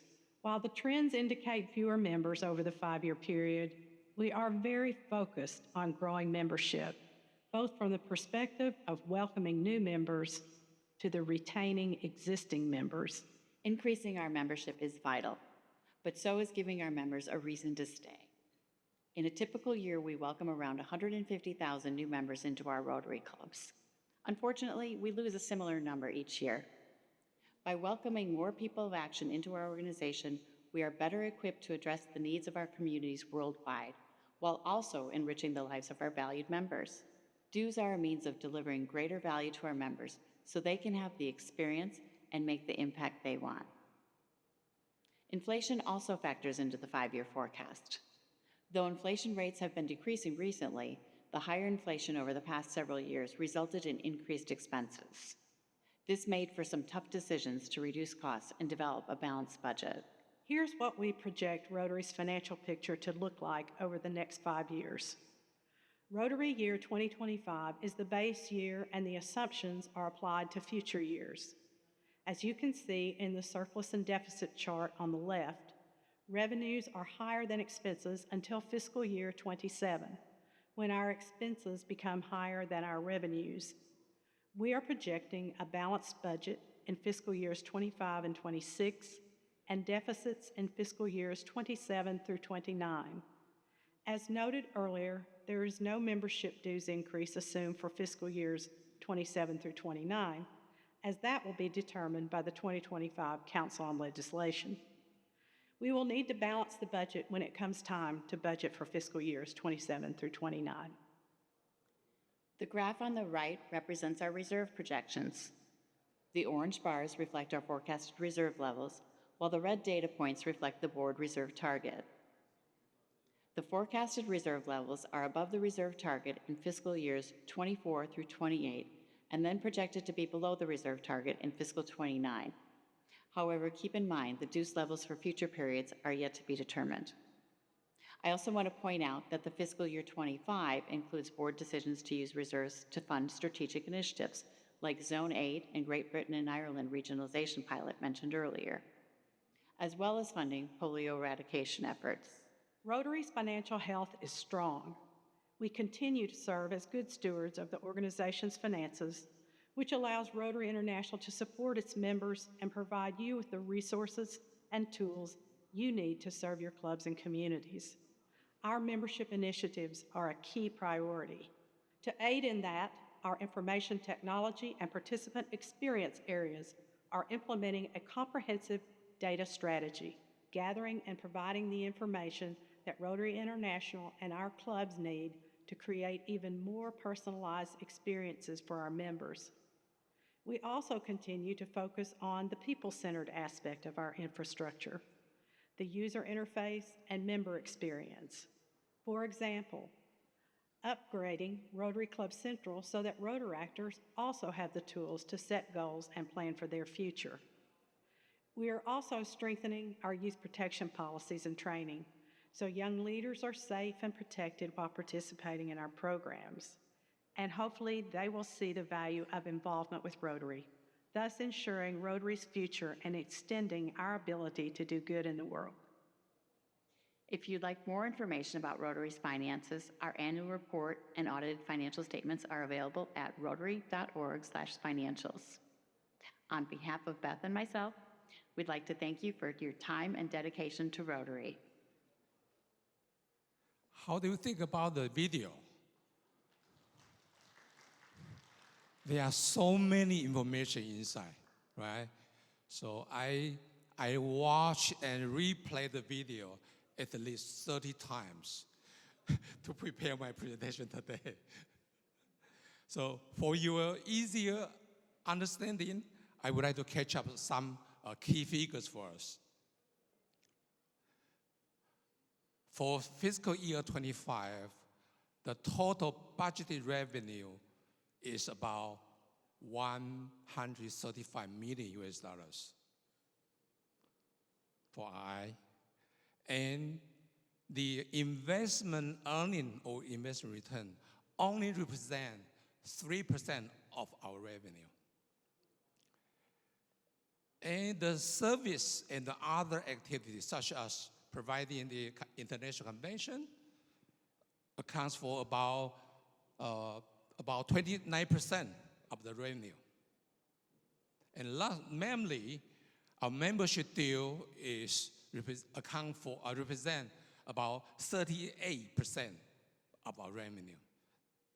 They are also our major funding source for our operating costs. Yesterday, in the opening ceremony, our President Stephanie emphasized to us, Rotary's first priority is what? Is to grow Rotary. Indeed, growing membership is our vital mission to us, for all of us. In 2025, our membership due mainly pay for about 59% to members, which including the learning opportunity, the district leadership development, or the district and the club support. 22% to the administration and the compliance, such as accounting, maybe the technology, legal support, and 19% to the Rotary public image. If you look at the summary chart, look at the left-hand side, we have surplus from fiscal year 24 through our 26, where our revenue is higher than our expenses. However, for fiscal year 27 to 29, we may suffer a deficit. So we may have a chance to increase the membership due again, by which will be further determined by 2025 Council of Legislation. Look at the right-hand side, that would be the reserve projection. The orange bar is our projected reserve. However, the red data point is our board's target.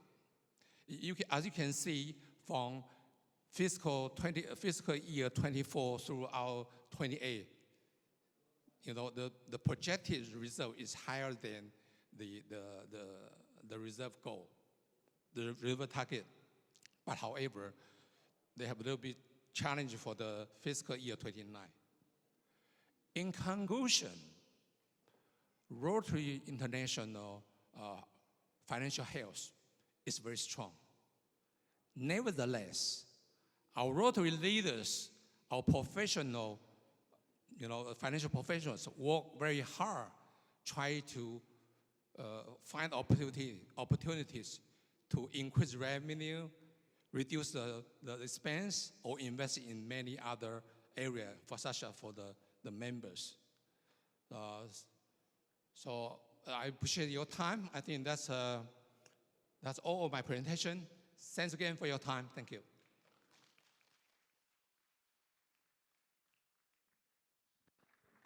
Thank you for our past district governor, Michael. Thank you.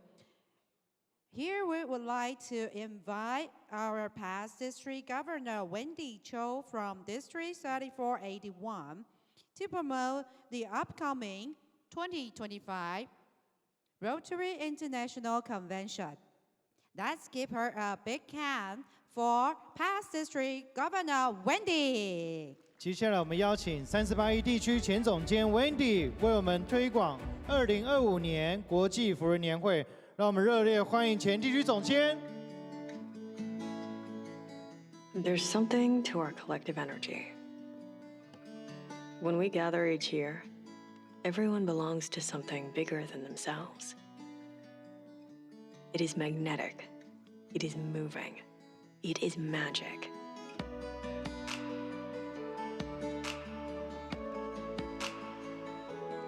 We share friendship, experiences and new perspectives, awakening inspiration,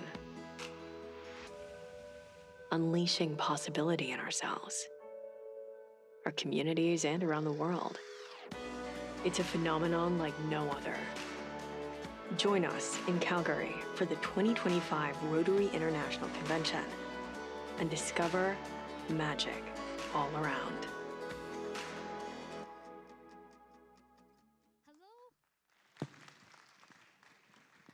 Hello, hello, and hello. Based on the current schedule, we already delayed, so I would like to shorten. Oh, I have a lot of stuffs. I would like to shorten my promotion, but I need your help.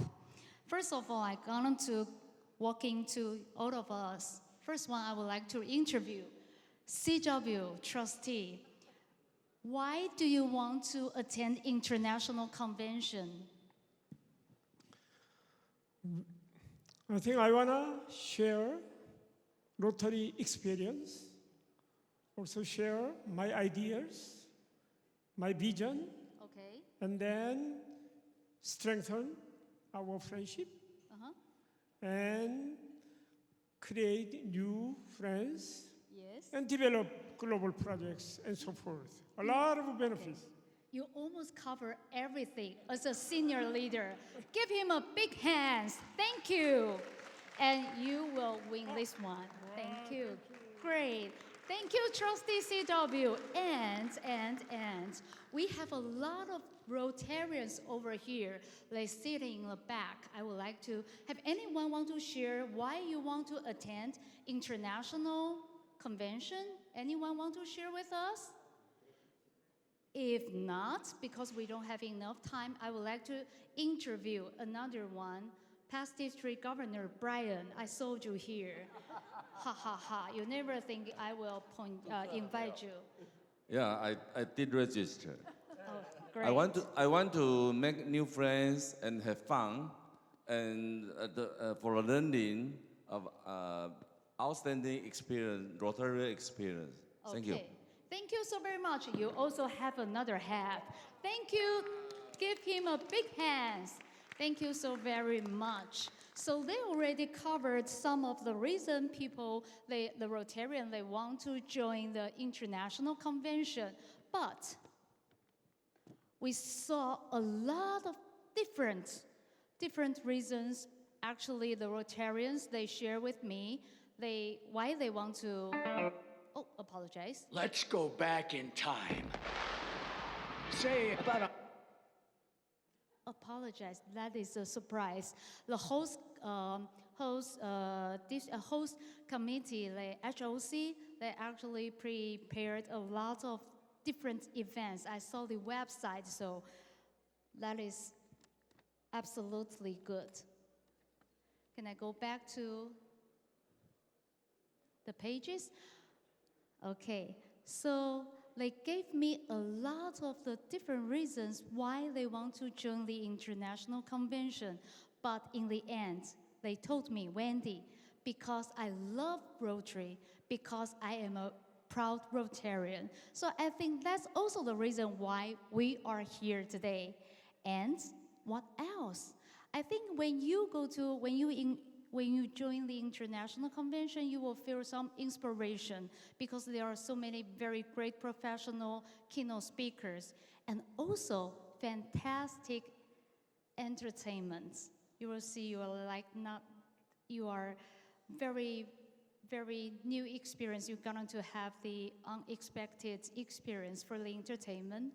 And also, you will feel, you understand why you are so touching because we have a very good impact into the world. And of course, when you are seeing each other, maybe so many years ago, you met each other before. So the magic connection, also the reason why we were having the international convention. Oh, I think I really like that party, so can I go back? And now I would like to invite, if you are the district or the zone promotion chair, please come up to the stage. I actually don't know where you are, but if you are the promotion chair, please come up to the stage. 我们欢迎所有的地区的 promotion chair 推广组，不管是 zone 的或者是地区的，请一起上台。我们邀请他们一起上台，麻烦帮我发给他们帽子。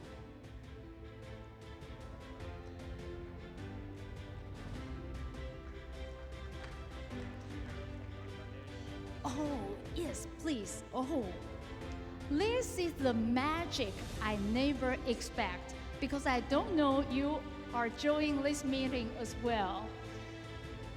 Here? Oh, there.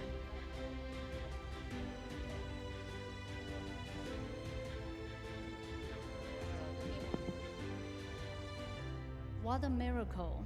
I didn't expect, I didn't count. I prepared all of this. I gave them 2, and then we got them all. Thank you so very much. I would like to finish my presentation here. Hope my President Stephanie can accept because I want to shorten the time. I think all of the promotion chair actually standing here, we will feel the magic of Rotary. We will feel we can do it better. We can bring more Rotarian to the international convention in Calgary. So, may we invite our president to join with us? Oh, come on. Thank you.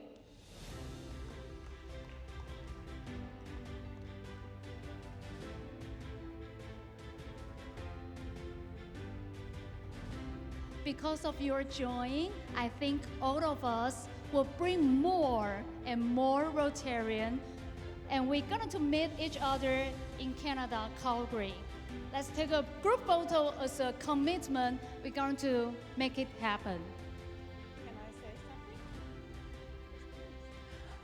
I want you to all know that as of today, we have nearly 25,000 people already registered. It will be one of the largest Rotary family reunions that we have had. So I hope that all of you in this room will be part of it. And chairs and zone court, do you know what the greeting is in Calgary? Yes, let's show everybody what that is. Everybody on the count of 3. 1, 2, 3. Yahoo! Thank you all. Thank you very much. We're going to meet you in Calgary. Thank you. Thank you. 谢谢各位. Thank you.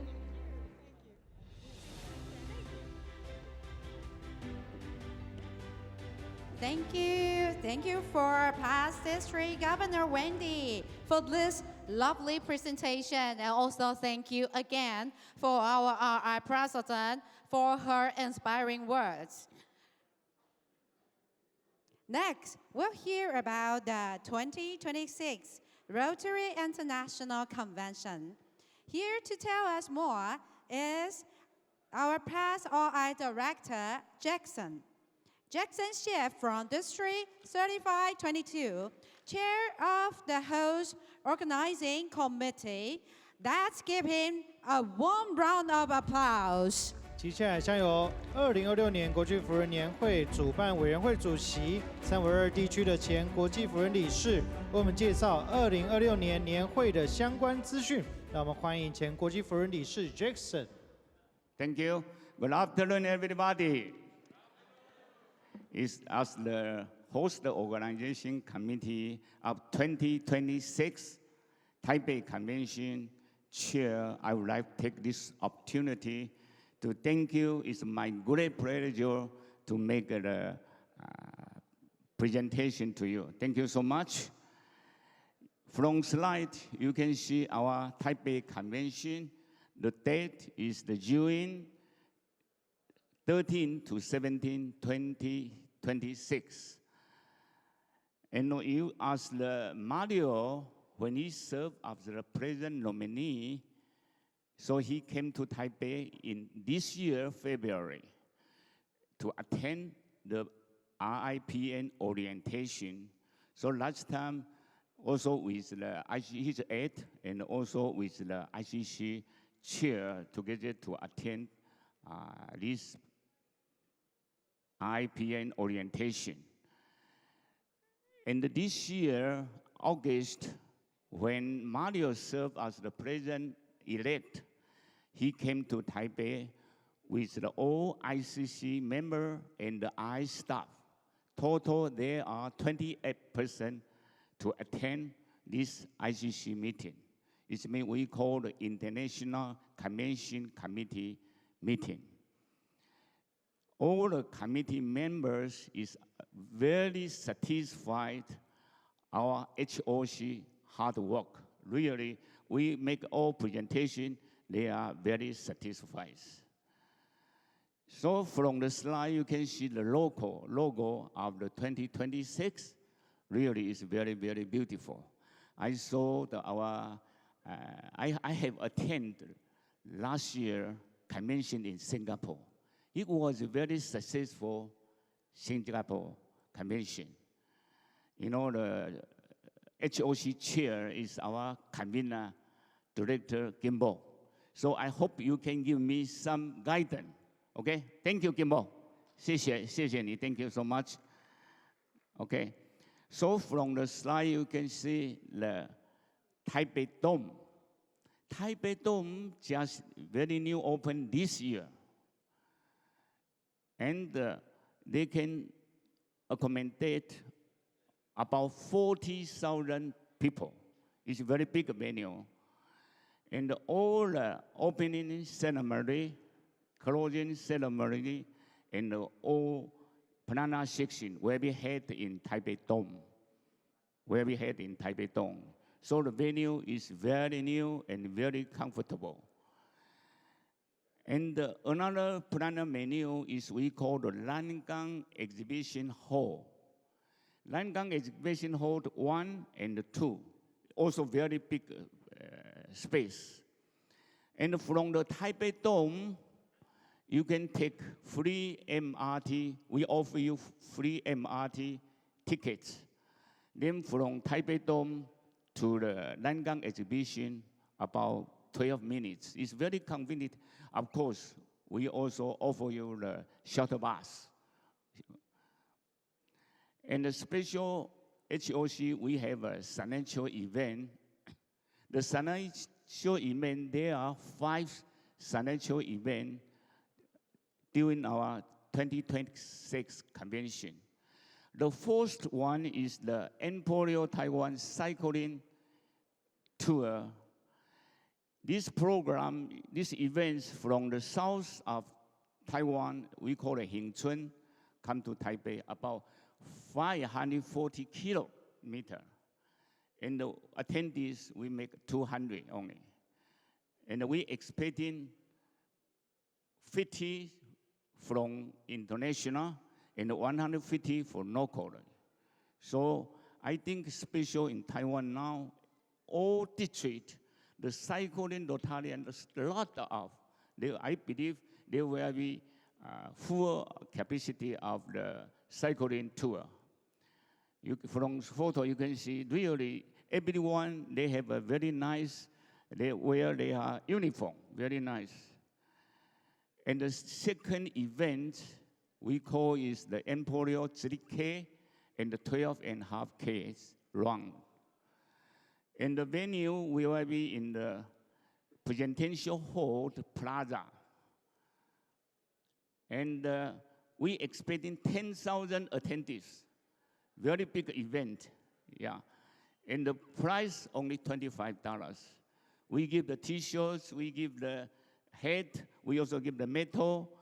Very, very, for the $25 is very, very cheap. From the slide, you can see this is last year. We have a running event.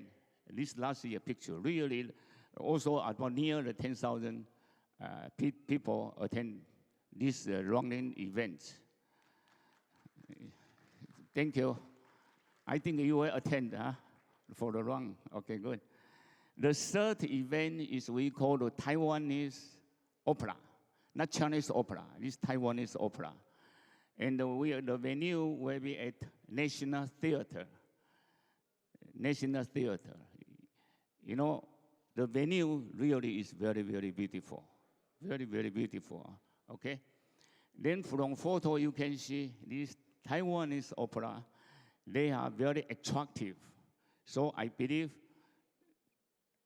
many Rotarians and spouses, they will like to see our Taiwanese opera during our convention. And the third and the fourth events is National Symphony Orchestra. They will be held in the National Concert Hall. National Concert Hall. And the orchestra, NSO, is very famous in Taiwan, and of course, and I believe many, many Rotarians and the spouses also like this orchestra. In front of Chiang Kai-shek Memorial Hall, there are two very beautiful buildings. The left side is we call the left side is the National Theater, and the right side is the National Musical Hall. Really, it's a very beautiful place. The last event is Host Hospitality Night. The Host Hospitality Night, we are in the Grand Hanlai Hotel.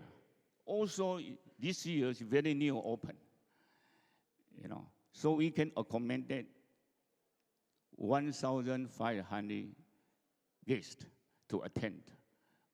1,000, and the price is $65. Also, very reasonable price.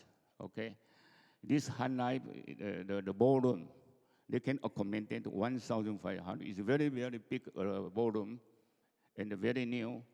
And now I would like to talk to about the House of Friendship. Because the Langang exhibition, the fourth floor is very big, the space. So the House of Friendship, I think, will be more than 300 or 400 booths.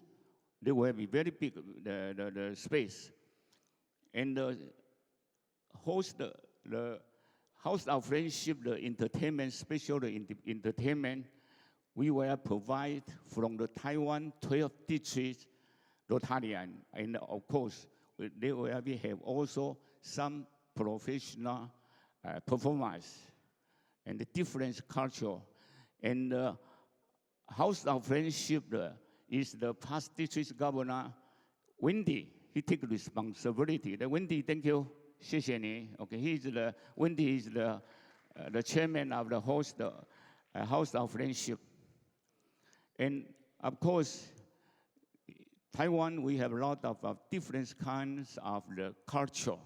So the cultural booth, from the slide, you can see what's this?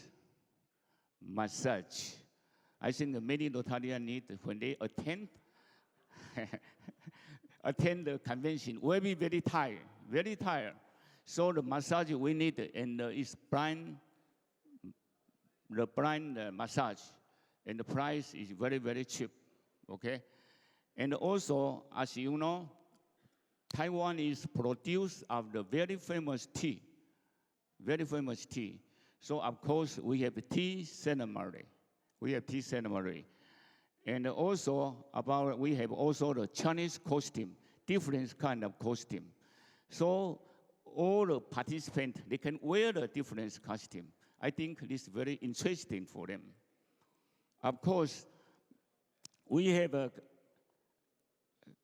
calligraphy, special, the Chinese, we have a 书法, okay, 毛笔书法. So it's very popular. So we also can write the calligraphy, then we can give the Rotarian, it's free. So I think they are very interesting. Of course, we also have a Chinese opera facial design. We can draw some design in your face. So I think some Rotarians, they're also interested in them.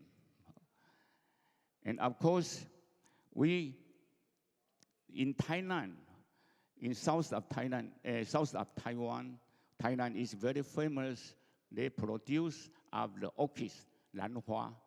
Of course, they have different kinds of the orchids. So we are ready to make imperial walls by orchids. So it's very, very, very interesting. And the Kung Fu, I know everybody see the Kung Fu. Our trustee, CW, you see the Kung Fu is very, very interesting. We have also some Kung Fu show. And also we have scarf play show. HOC will offer you free of scarf to make, how to make it. I think almost the ladies, they will be happy to join the scarf play show. I think they will be very interesting also. Of course, in Sunny E, also very first for wood carving demonstration. So we will have some demonstration on site. From the photo, from the picture, you can see very interesting. And the last one, we have also pottery demonstration. In Taiwan, also have some place very famous for the pottery. So we were asked in the factory to bring them how to make it, to show to our Rotarian, okay? So all HOC, we have a financial event and the House of Friendship program will be available on HOC website on June 2025, next year. We will show our oral information on the website next year, June. And the special early bird registration fee will be only $425 or even less. Because I remember this year, category is 475 or something, I don't know about, Singapore also is 475. So we, after ICC meeting, we are bargain, 425 or even the days. So please register at the category convention during the 21st to 25th, 2025, next year, during the category. So I would like to take this opportunity to invite all our HOC members, Wendy, our secretary, Pauline, our PH, and also Michael, some others here, our HOC member, come here, come stage. Come stage, please. 请上台，还没有 ？OK。Thank you. OK， 来 Brian， 还有没有 ？OK。So OK， 那个Jessica 先。So I would like to take this opportunity to welcome to all of the Rotarians here today to make a registration during the Congress Convention. And welcome to Taipei. Thank you so much. 谢谢你们. Okay, thank you. 谢谢. Thank 谢谢. you. 谢谢你们 HOC. 谢谢你们. Thank you. Thank you for our past OI Director Jackson to share all these signature events to welcome everyone to be in Taipei for the 2026 Rotary Convention. Now we have some final announcements from past history Governor J.P. Hong, Secretary of the 2024 Taipei Rotary Institute. Please give him a warm welcome. 接下来，请2024台北研习会秘书348地区的前总监 JP 为我们进行会议宣布事项。Dignitary Rotary leaders, fellow Rotarians, and partners. Good afternoon or good evening. Okay. Thank you so much for your attendance and patience, and insist to stay with us until the last minute. Please give yourself a big round of applause. Thank you so much. Here we have several things to announce as follows. The first one, the International Culture Fellowship Night will start from 8:30 p.m. You may go back to your room and take some rest after the adjournment of this plenary session, or go down to the lobby, hotel lobby, or walk around to see the beautiful mountain view and the city view. But because the service group of the hotel need about maybe 30-40 minutes to clean and prepare the table. So please don't come back to this ballroom earlier than 6 o'clock, okay? But please come back to the ballroom, this ballroom, and be seated before 8:20 p.m., okay?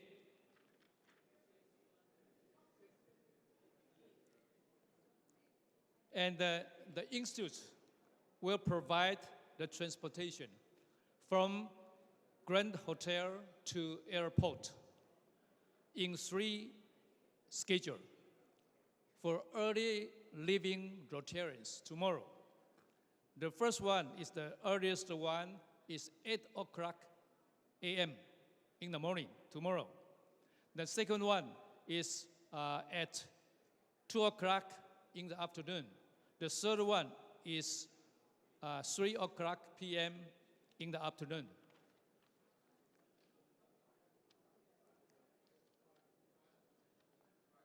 Five o'clock.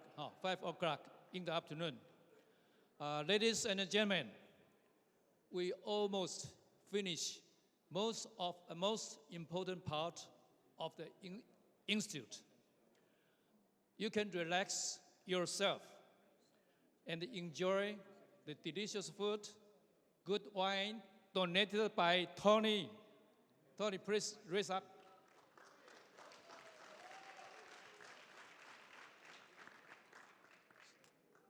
And also enjoy the cultural program prepared by many from different countries, okay? And also, the most importantly, the precious friendship and fellowship. So enjoy Rotary and enjoy tonight. Thank you very much. Thank you very much. Thank you.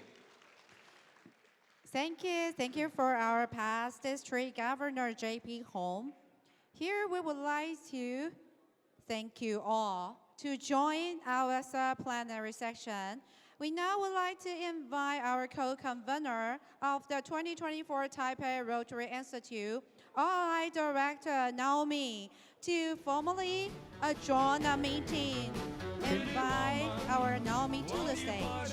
先邀请2024台北研习会的共同召集人、国际辅仁理事 Naomi 临终必会。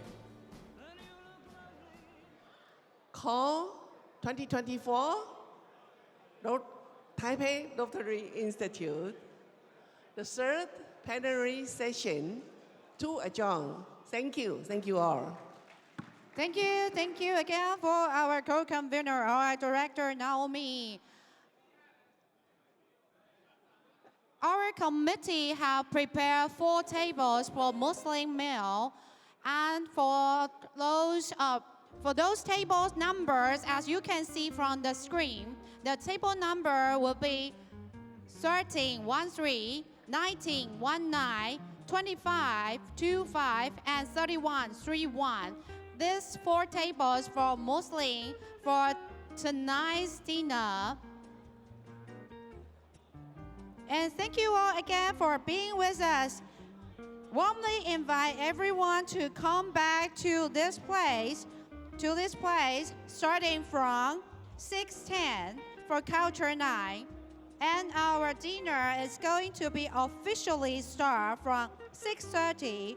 Please make sure you have got all your personal belongings with you. 再次感谢大家的参与，邀请大家在6点10分回到12楼的现场。我们在6点30分会正式开始接下来的文化之夜。感谢大家，谢谢。And also would like to share with you all, outside from the aisle, outside the ballroom, the aisle, you can see a very beautiful sunset from this position, from this area. So we'd like to invite every one of you, while you are moving out, you can share, you are going to see the beautiful sunset from the aisle area. And please do remember to bring all your personal belongings.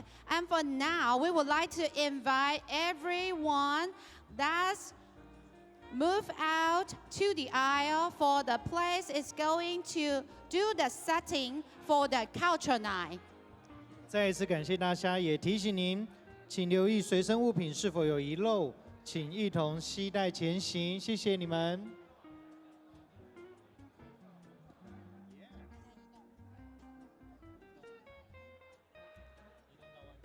I would like to invite everyone here to speed it up, that we will leave this whole room for Grand Hotel's service people. They are going to help us to arrange and setting the dinner table. And we need your cooperation for them to do the setting as soon as they can, to expecting you back starting from 6:10. 6:10, you are able to re-enter the ballroom, and our official dinner is going to be started at 6:30. 6:30. 请各位在场的舍友们陆续移动到外面稍作休息。请各位陆续移动在外侧的廊道稍作休息。邀请大家在6点10分再陆续回来12楼的现场。邀请大家在6点10分再陆续回来12楼的现场。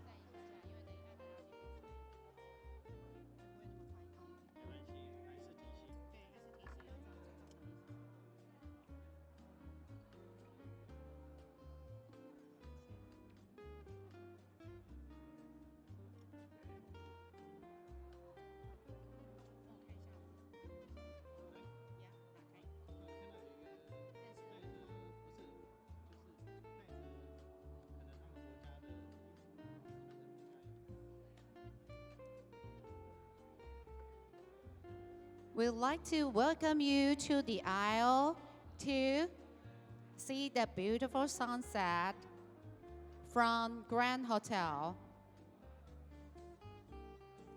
And please help us to speed it up and bring all your personal belongings with you.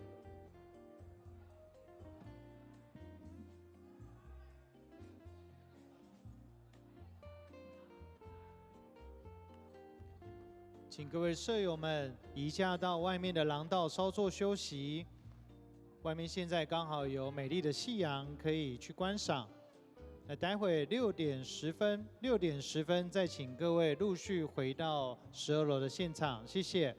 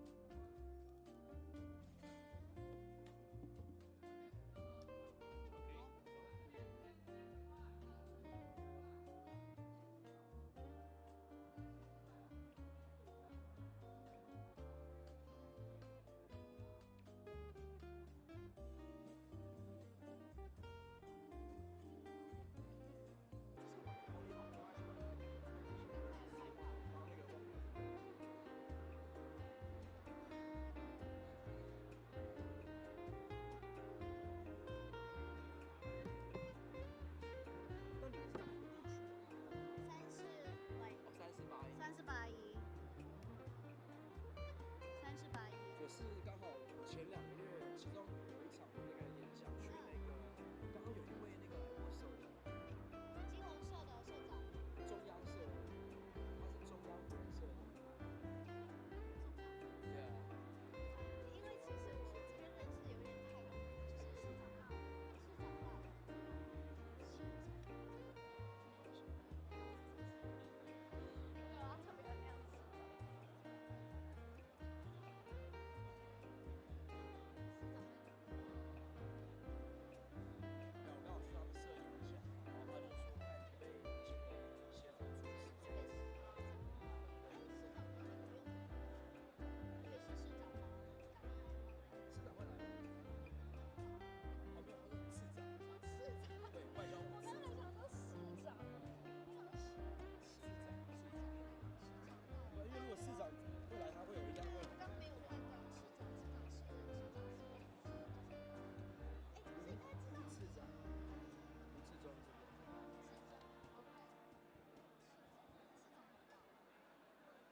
就外交部的2把手，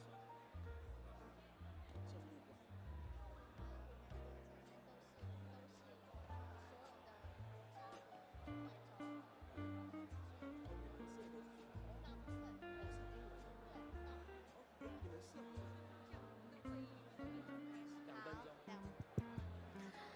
Ladies and gentlemen, the event will begin in 2 minutes.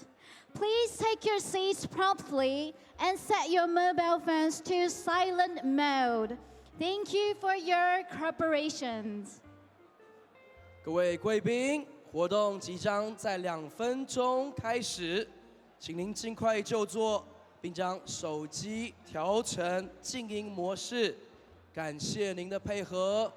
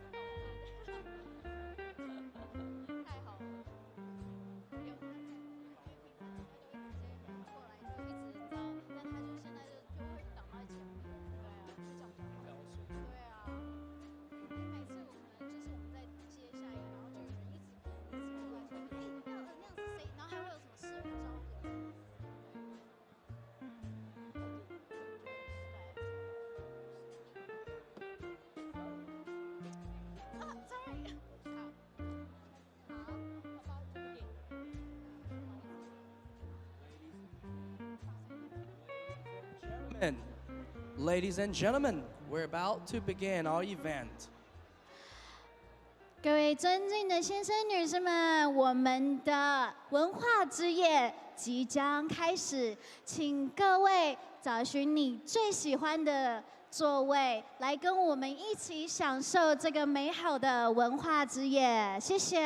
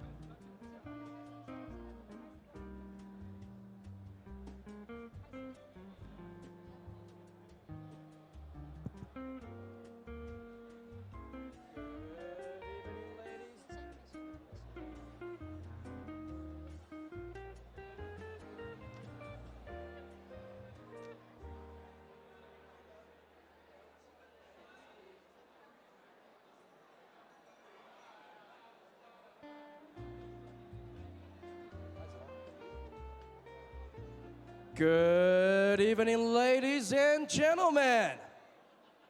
Welcome to tonight's wonderful evening ahead of us. Esteemed Rotarians and honored guests, welcome to the Culture Night. My name is Brian Ding Yu from Nantian Furen Se and Leya Fuqing Se, and the wonderful lady next to me. I am from the Rotary Club of Taipei, Fancy. We are delighted to serve as our MC for this special occasion. It is truly an honor to stand before all of you, the magical Rotarians who create wonders.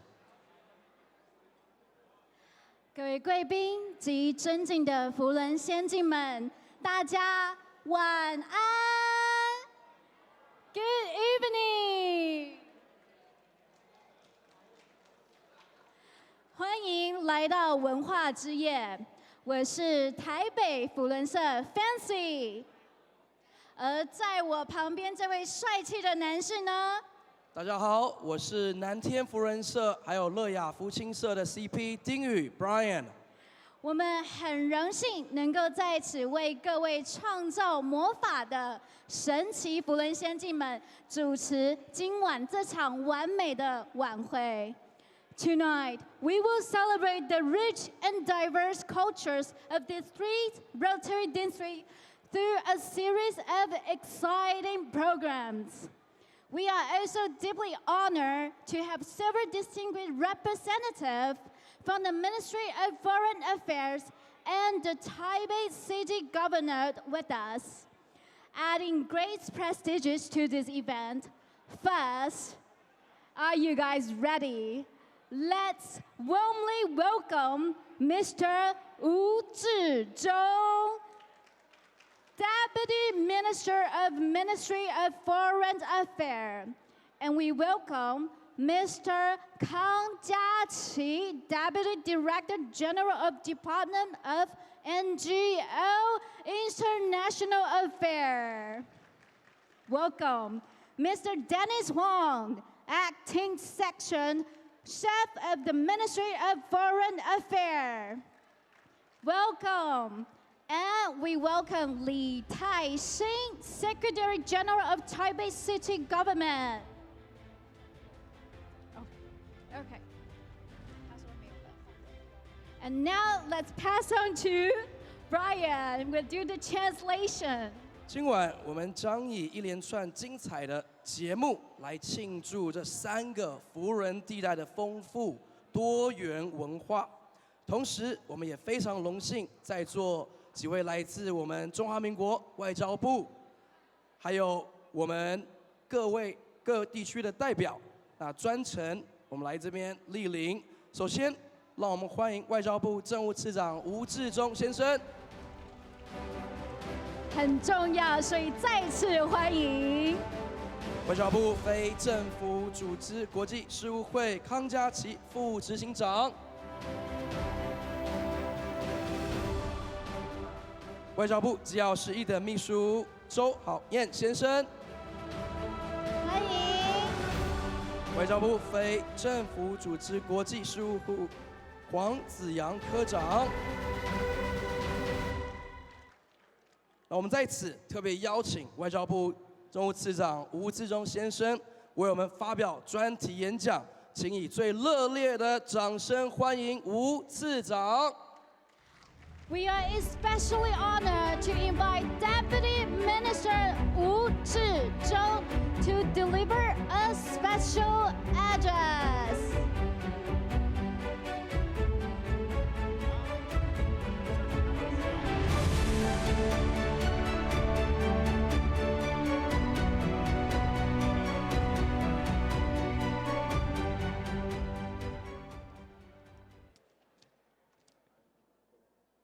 Okay, Rotary International President Stephanie Urshik, Trustee Chair Representative Chong Wook-hyung, Taipei Rotary Institute Co-Convener RID Naomi Lin, Taipei Rotary Institute Co-Convener RID Gimbok Chu 周景木，刚才忘了讲，台北福伦研习会共同召集人林阮凤女士，台北 Rotary Institute Chair PDG Kevin Liao 廖文达主席 ，Friends from the Taiwan Rotary Club Association, representative of RI Association and the club from around the world, distinguished guests, ladies and gentlemen, mesdames et messieurs, bonsoir, good evening， 大家晚安。晚安。On behalf of the Ministry of Foreign Affairs of Taiwan, I extend a very warm welcome to you all, especially our guests from overseas. Rotary International is an international non-governmental organization that holds general consultative status within the United Nations Economic and Social Council. It efforts to eliminate poverty, promote quality education, empower women, pursue environment sustainability, and foster peace and development around the world have set a model for all NGO. Our members across Taiwan have consistently worked hard and dedicated resources to enhance international awareness of Taiwan and build partnership with our members abroad. During the COVID-19 pandemic, they embodied the spirit of Taiwan by providing other countries with essential medical resources and humanitarian aid. I would like to express my earnest appreciation for all your effort. In June 2026, Taiwan will have the honor of hosting the Rotary International Convention for the first time since 1994, welcoming over 30,000 participants from more than 150 countries. I would like to express my gratitude to the leadership of Rotary International for all the support, as well as to the Rotary members in Taiwan for their commitment to hosting such a prestigious event and creating this opportunity to deepen our global engagement. Moreover, the Rotary Youth Exchange Program provides a platform for young ambassadors to engage in cultural exchange and enhance mutual understanding. I always urge youth from Taiwan to broaden their horizon and make friends with people from around the world. Likewise, I encourage youth from overseas to come here to experience the cultural diversity, warm hospitality, and the scenic beauty of Taiwan. As an indispensable member of the international community, Taiwan is promoting integrated diplomacy to foster deeper bilateral ties and share prosperity with other countries. Moreover, Taiwan is doing its part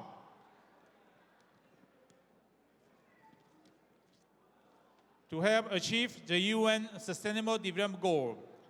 As a force for good, Taiwan is always ready to lend a helping hand to those in need. Taiwan will continue to leverage its soft power to promote public diplomacy and encourage domestic NGO to contribute to the region and the world. Taiwan stands for peace. It seeks to join the international community in addressing global challenge. The Rotary motto of service above self and the spirit of Taiwan can help complement each other, allowing us to work hand in hand for the betterment of the world. In closing, I would like to thank everyone for all your effort. To our overseas guests, I hope you will leave Taiwan with fond memories, and I wish you a safe journey home. Merci beaucoup， 也谢谢大家，真感谢，多谢。感谢次长非常完美的发言。那我们请您留步，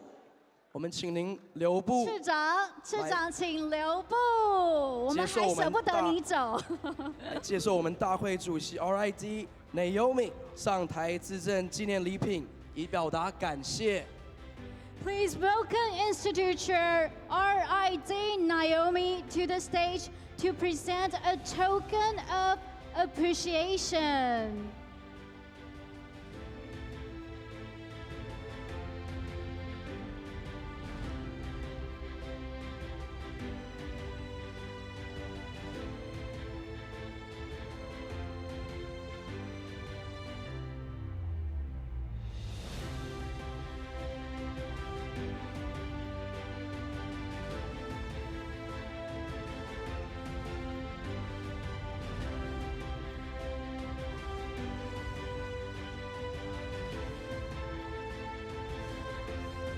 More claps, please. 再多的掌声，好不好？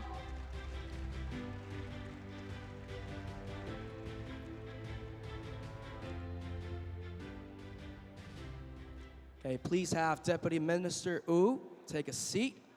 Next, we would like to invite RID Naomi to introduce the host country and PDG city, chairperson of the 2025 Genting Rotary Institute.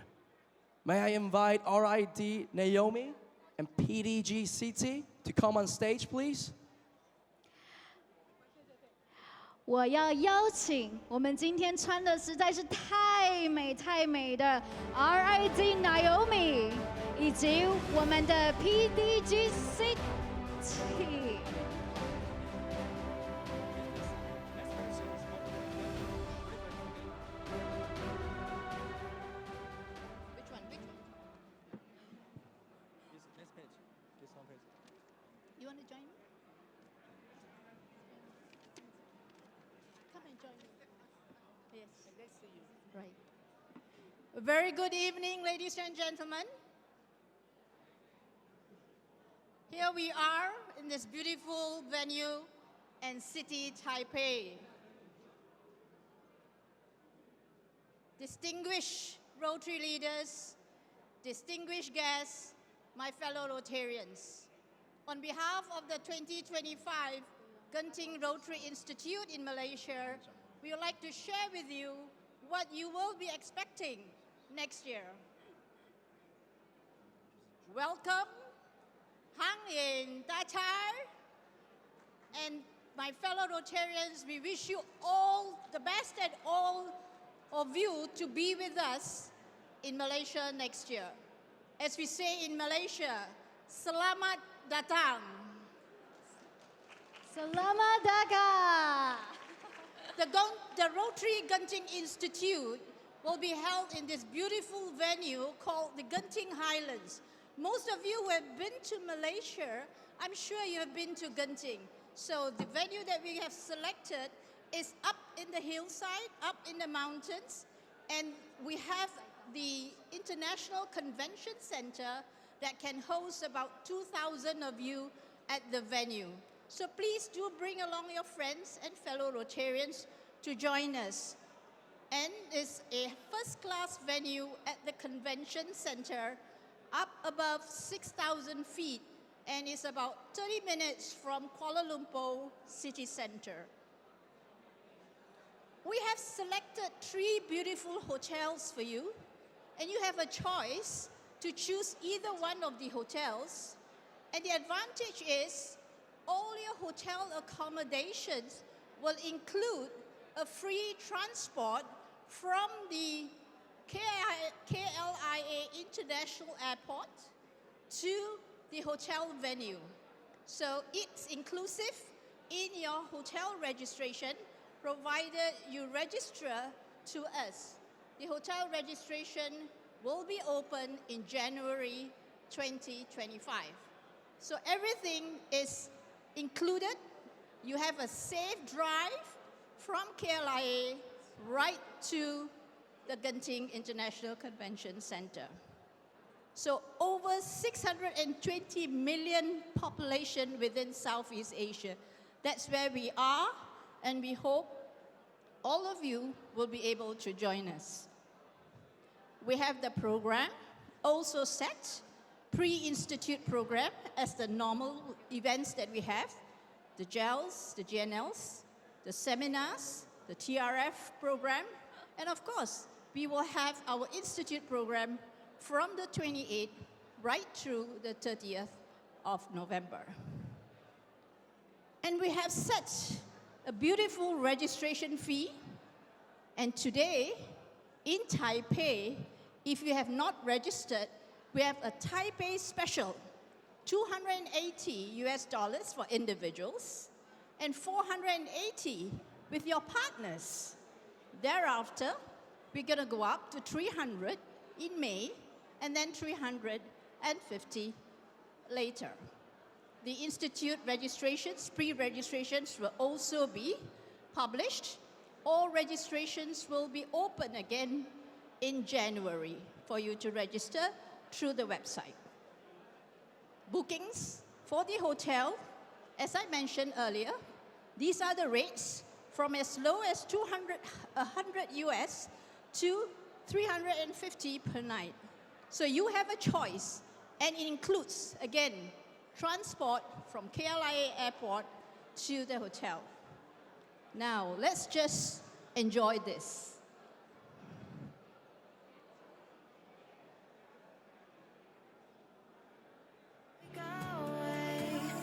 Hello, fellow Rotarians. I hope you are enjoying the Taipei Rotary Institute and the incredible energy here. Next year, get ready for another amazing location. We will bring in this experience to the stunning Genting Highlands in Malaysia. I can't wait to welcome you all there.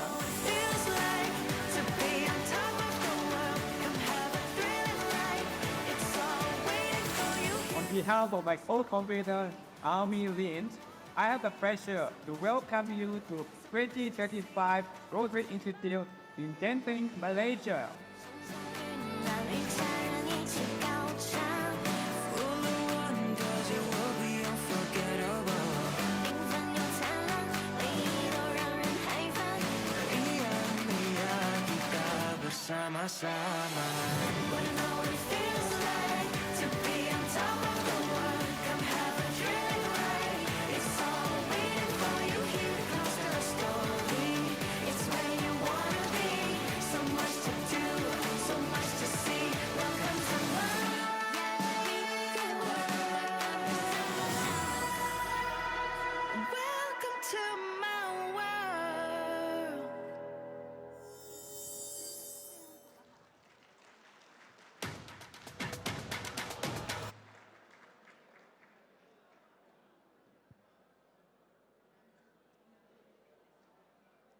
Friends, it's going to be fun, it's going to be enjoyable, and it's going to be fabulous.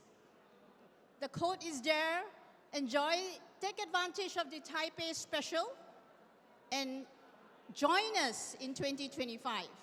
But without any further delay, I would like to also invite our co-convener who is seated there, Director Gimbok, to join us. And I also like to invite our fellow Rotarians from Malaysia and our vice chairs to have a quick photo with us who are present here. Fellow Rotarians from Malaysia and our vice chairs,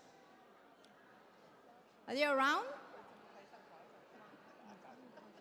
We have, in fact, invited all the DGEs from our zones to actually be the vice chair for this event next year, because you need to support your governors next year.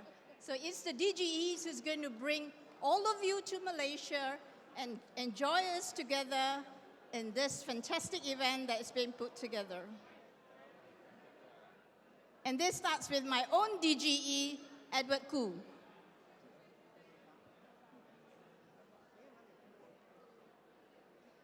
Okay, with that, anyone who's here still? Quickly, guys. 我们现在在台上的都是我们来自马来西亚云顶福人研习会的贵宾及主要的干部、主要的推手都在我们的台上了。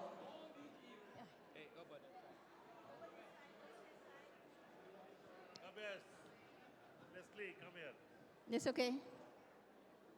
那我们现场也来一点掌声，好不好？ So with that, thank you very much.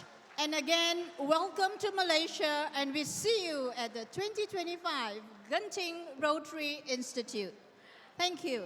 也请大家提早报名我们2025云顶研习会。再多一点的掌声。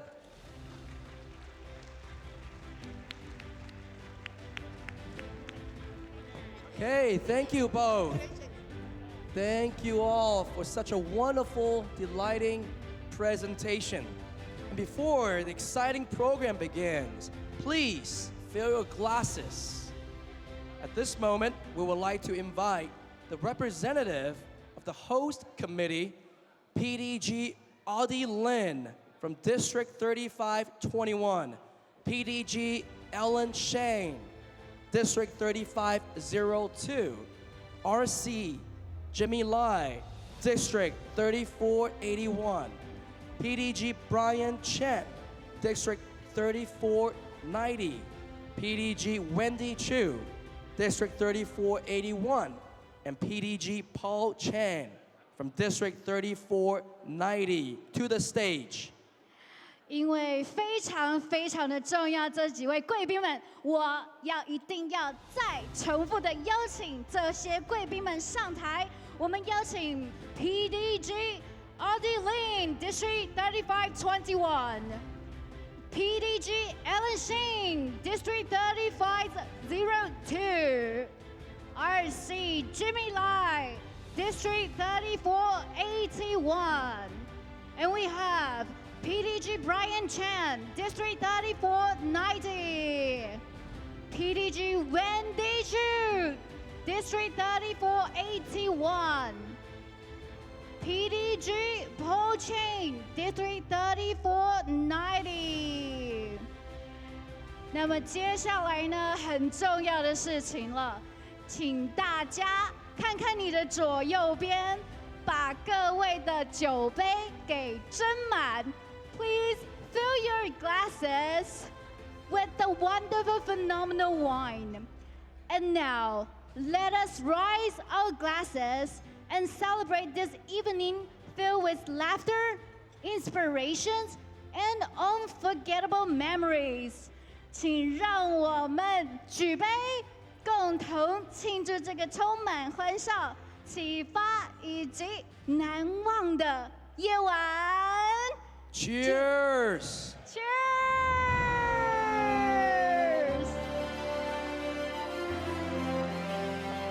Wonderful. Cheers!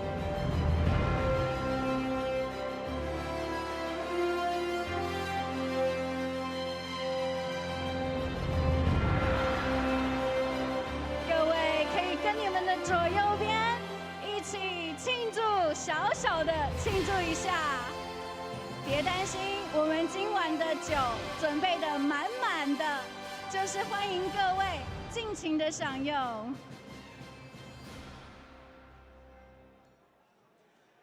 Now, the Yadong dance troupe will present a blessed dragon and lion dance with the adorable little lions being children from the interact. Let's give them a warm round of applause as they kick off tonight's wonderful evening. 欢迎亚东活力舞团的降龙瑞狮以及9只福少小狮子带来的精彩表演。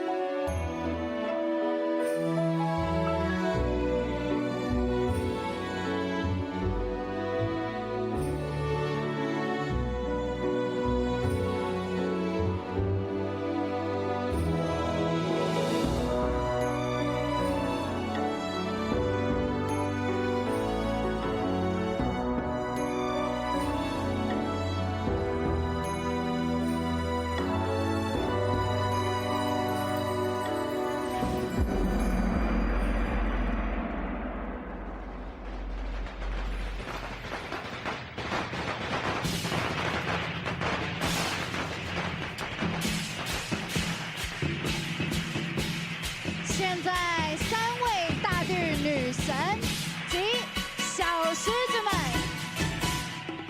即将邀请贵宾们上台。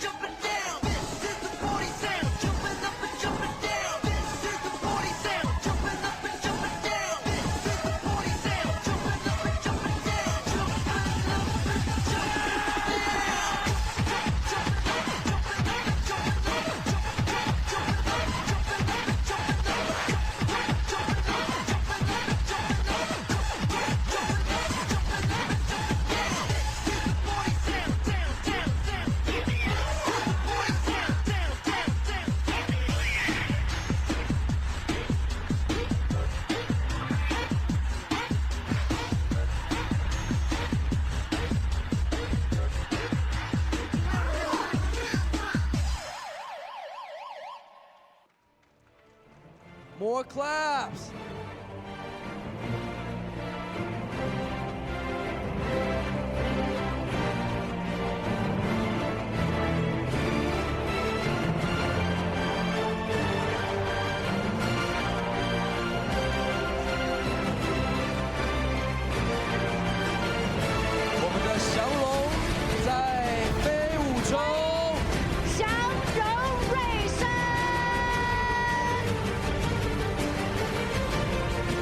Welcome the Flying Dragon as we celebrate a Dragon Year.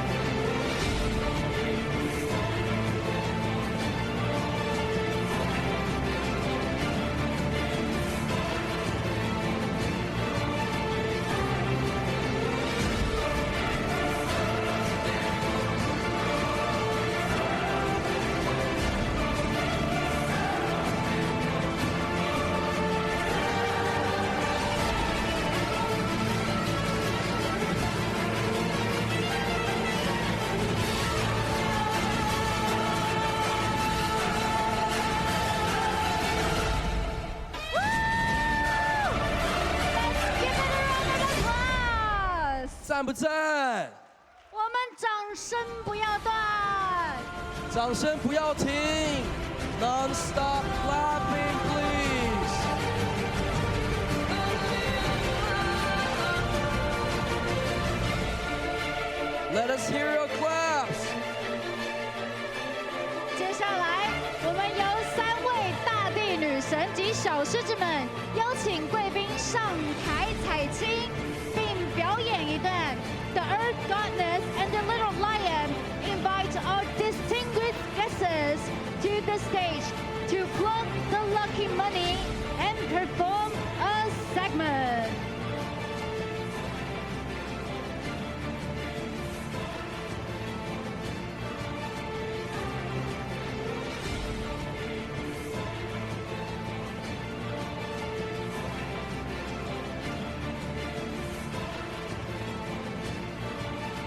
再多一点的掌声好不好？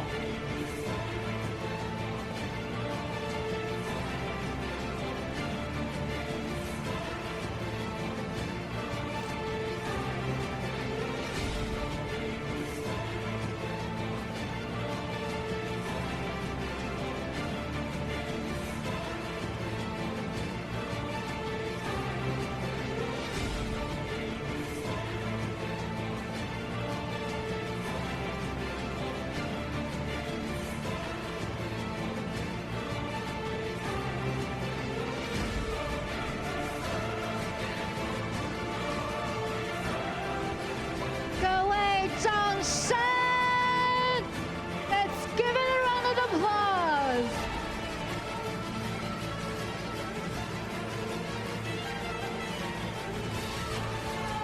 给一点尖叫声好不好？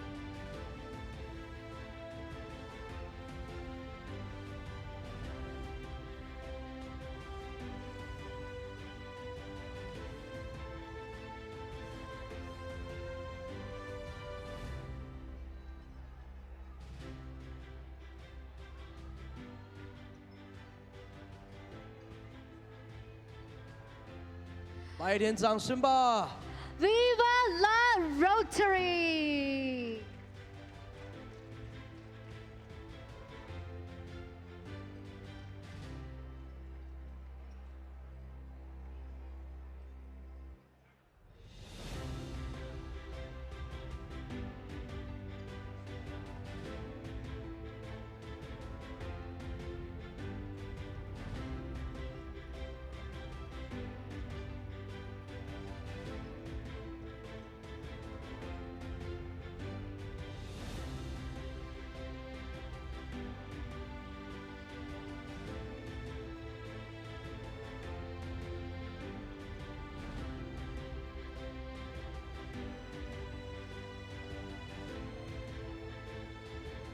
谢谢这一支由亚东夫人舍友们及小夫人带来美丽又吉祥精彩的民俗文化表演。Thank you to the members of Rotary Club of Taipei Asia East and the Internet for this vibrant and auspicious folk performance.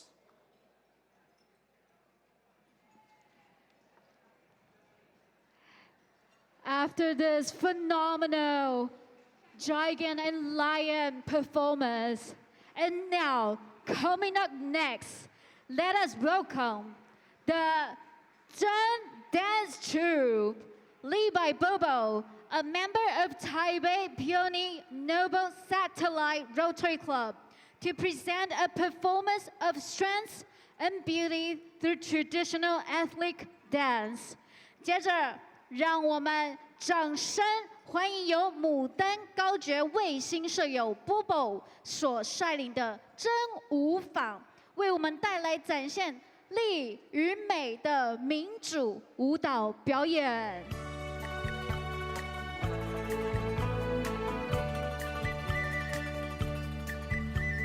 甜蜜蜜，你笑得甜蜜蜜，好像花儿开在春风里，开在春风里。在哪里，在哪里见过你？你的笑容这样熟悉，我一时想不起。啊，在梦里，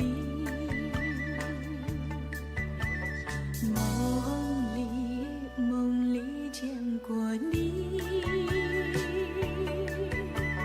甜蜜笑得多甜蜜。是你，是你，梦见的就是你。在哪里，在哪里见过你？你的笑容这样熟悉，我一时想不起。啊，在梦里。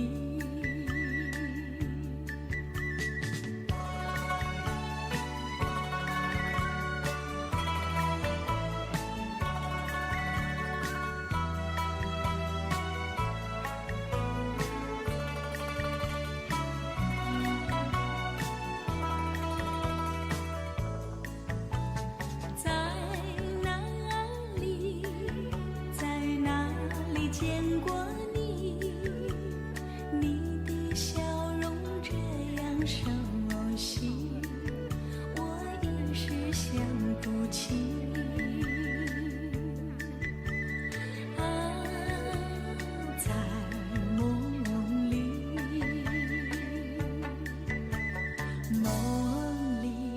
梦里见过你，甜蜜笑得多甜蜜。是你，是你，梦见的就是你。在哪里，在哪里见过你？你的笑容这样熟悉，我一时想不起。啊，在梦里。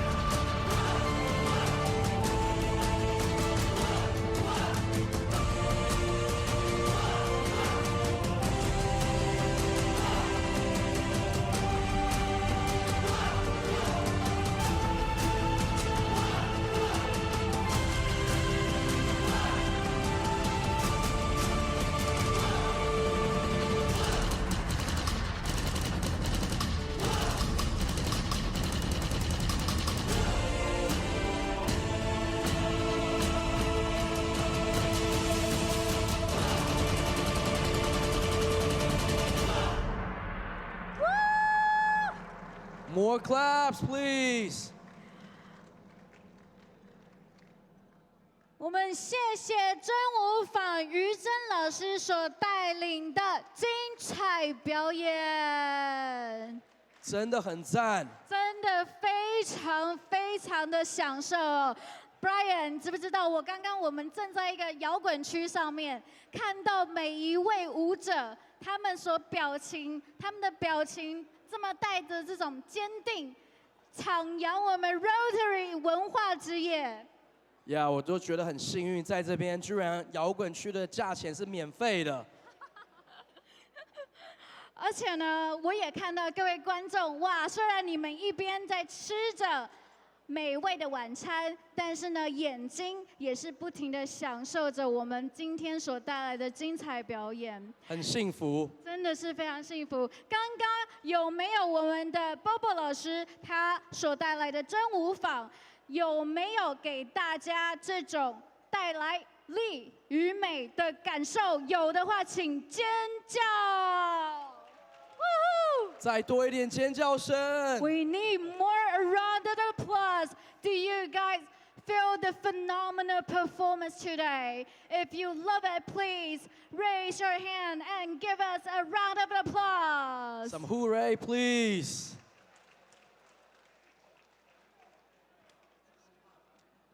As we reach another highlight of this wonderful and lovely evening, please join us in enjoying a spectacular performance of glowing Debello tricks brought to you by a group of champions who have won numerous domestic and international Debello competitions.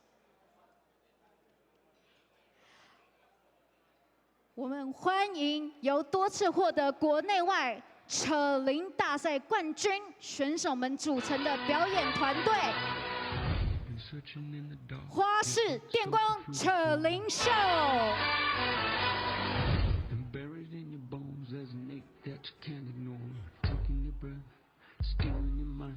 And all that was real is left behind.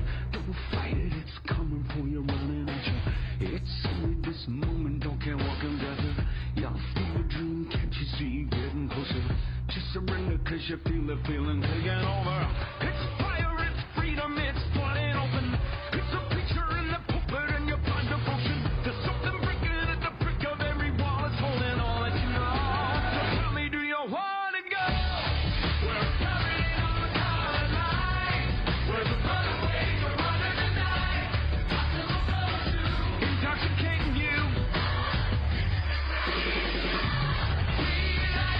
We won't come down.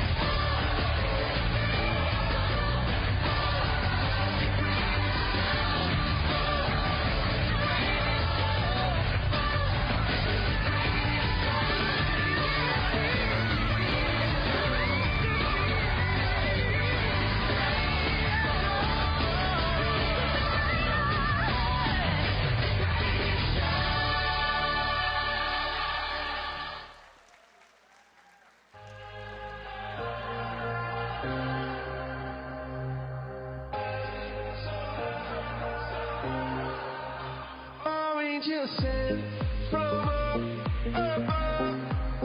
I feel it coursing through my blood. Life is a drink your life's about to make the stars come out. Drink from me, drink from me. Pour the thing from me. When low, low, low,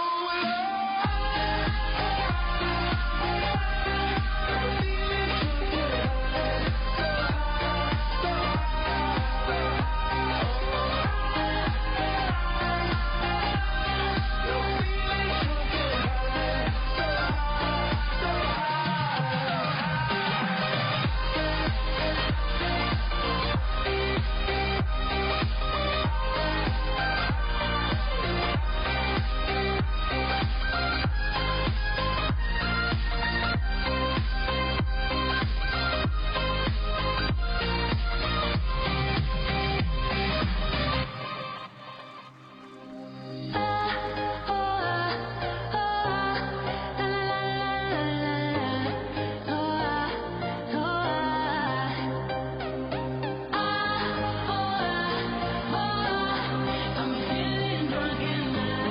So shoot across the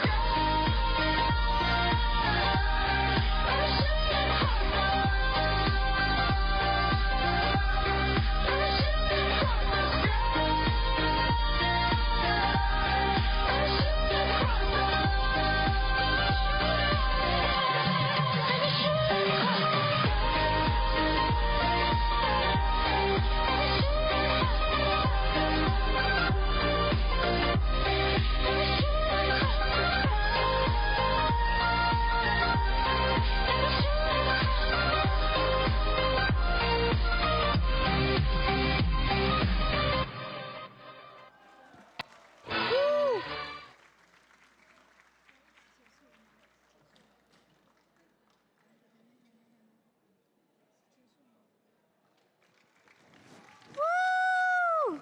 掌声让101听到好不好？实在是太精彩了，真的是太精彩了。因为精彩的表演，也是因为我们观众给予热烈的掌声，所以才会更精彩。Woo! What a trick! Isn't it stunning? Now, next, we would like to invite 5 talented and professional musicians, master of Eastern Strings instruments, to present an exclusive performance. 让我们现在欢迎5位美丽又专业的东方丝弦乐器好手，带来精彩的演奏。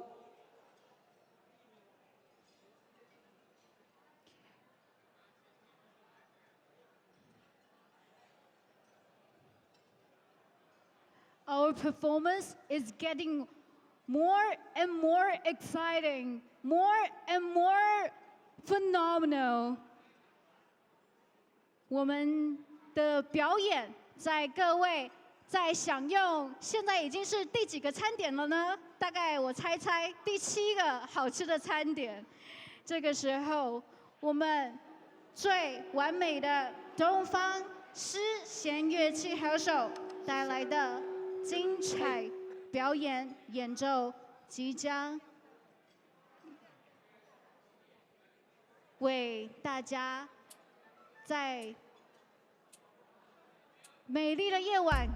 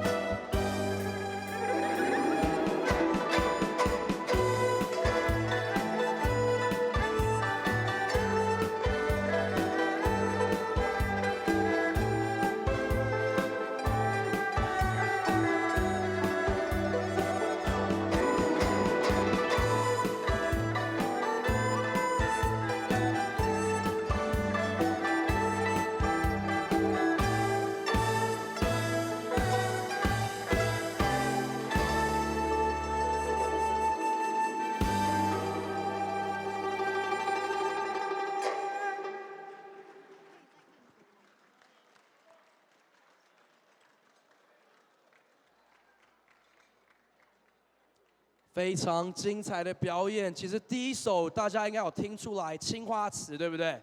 所以没有抢到周杰伦票的各位，我们现场值回票价，对不对？还值回票价了，而且还有美丽的5位我们的高手们在台上表演。那这个时候呢，我就要把球丢给我们的 Brian 了。Who do you think is the most prettiest girl on the stage？ 最美丽的5位呢，她们都很美丽。那其实更美丽的就在我的左手边，大家说对不对？哎，怎么现场安静啊？好尴尬哦，怎么会这样？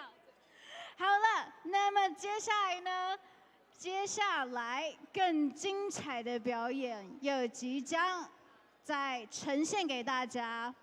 那我们也邀请我们各位来宾开始欣赏今晚我们真正的高潮，由我们舍友亲自表演来自各国的文化表演。首先，让我们用最热烈的掌声来欢迎香港3450地区带来的表演。Let's give a warm round of applause to welcome the performance from Hong Kong, District 3450.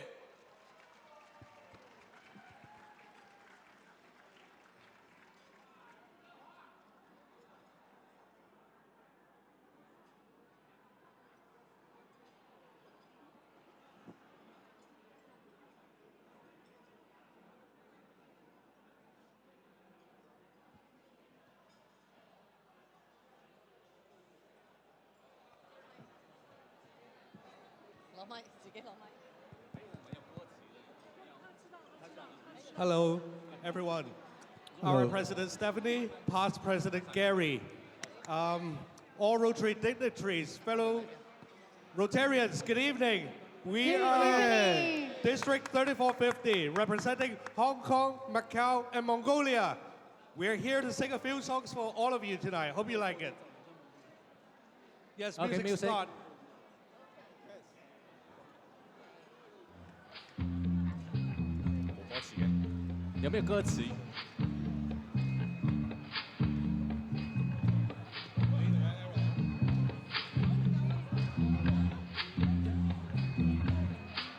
When the night has come and the land is dark and the moon is the only light we'll see. No, I won't be afraid. No, I won't be afraid. Just as long as you stand by me. And darling, darling, stand by me. Whoa, stand by me. Whoa, stand by me. Stand by me.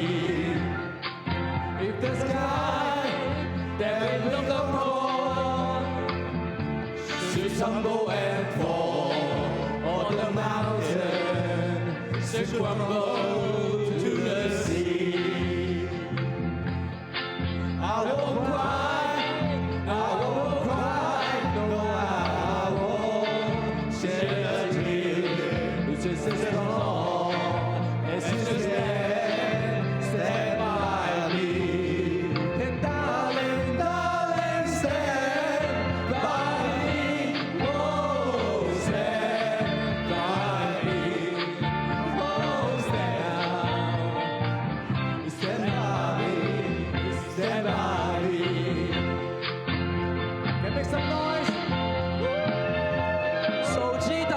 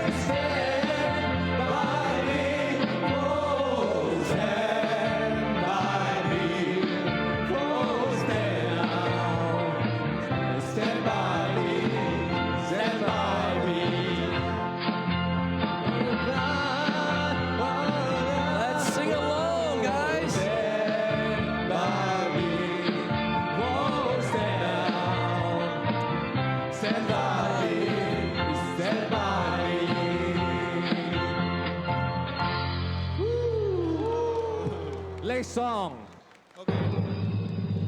这个是我们送给我们台湾的朋友的。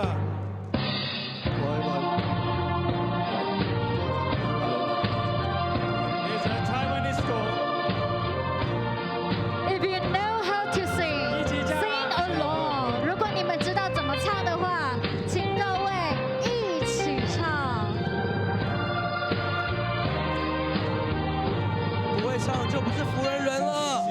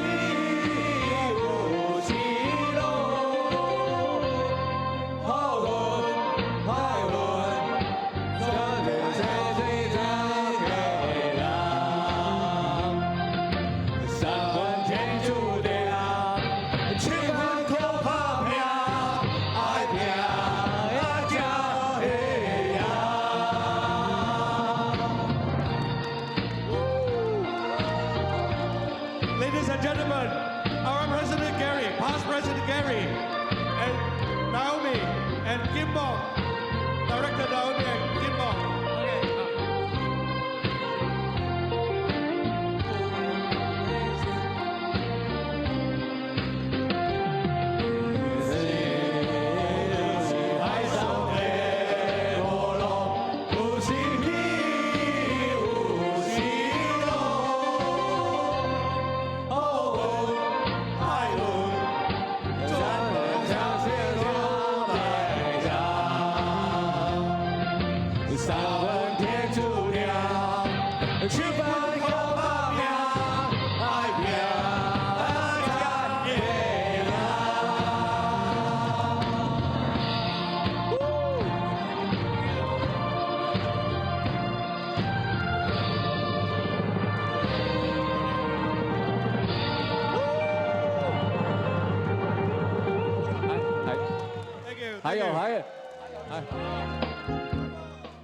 Come on, ya,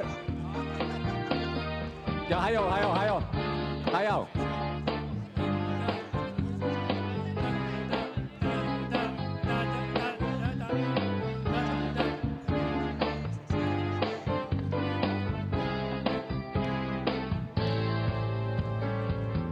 I love you, Rotary.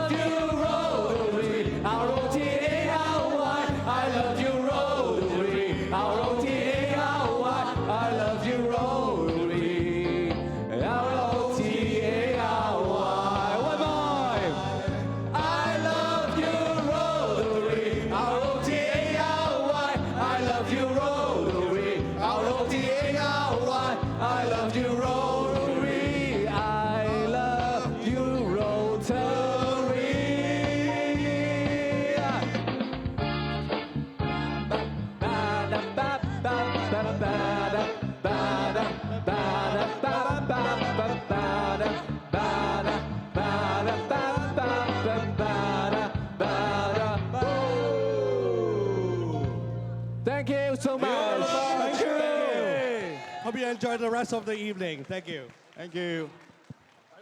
Thank you.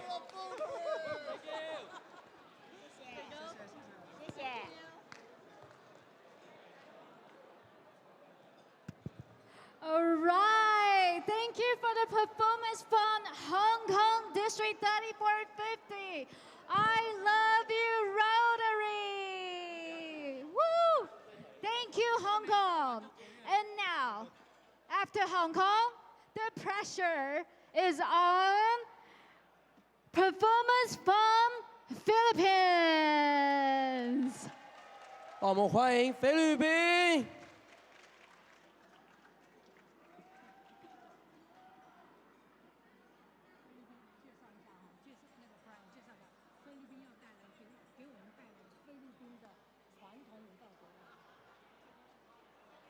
Now, our Philippines is gonna perform a traditional dance to us. 我们菲律宾即将带来他们精彩的传统舞蹈。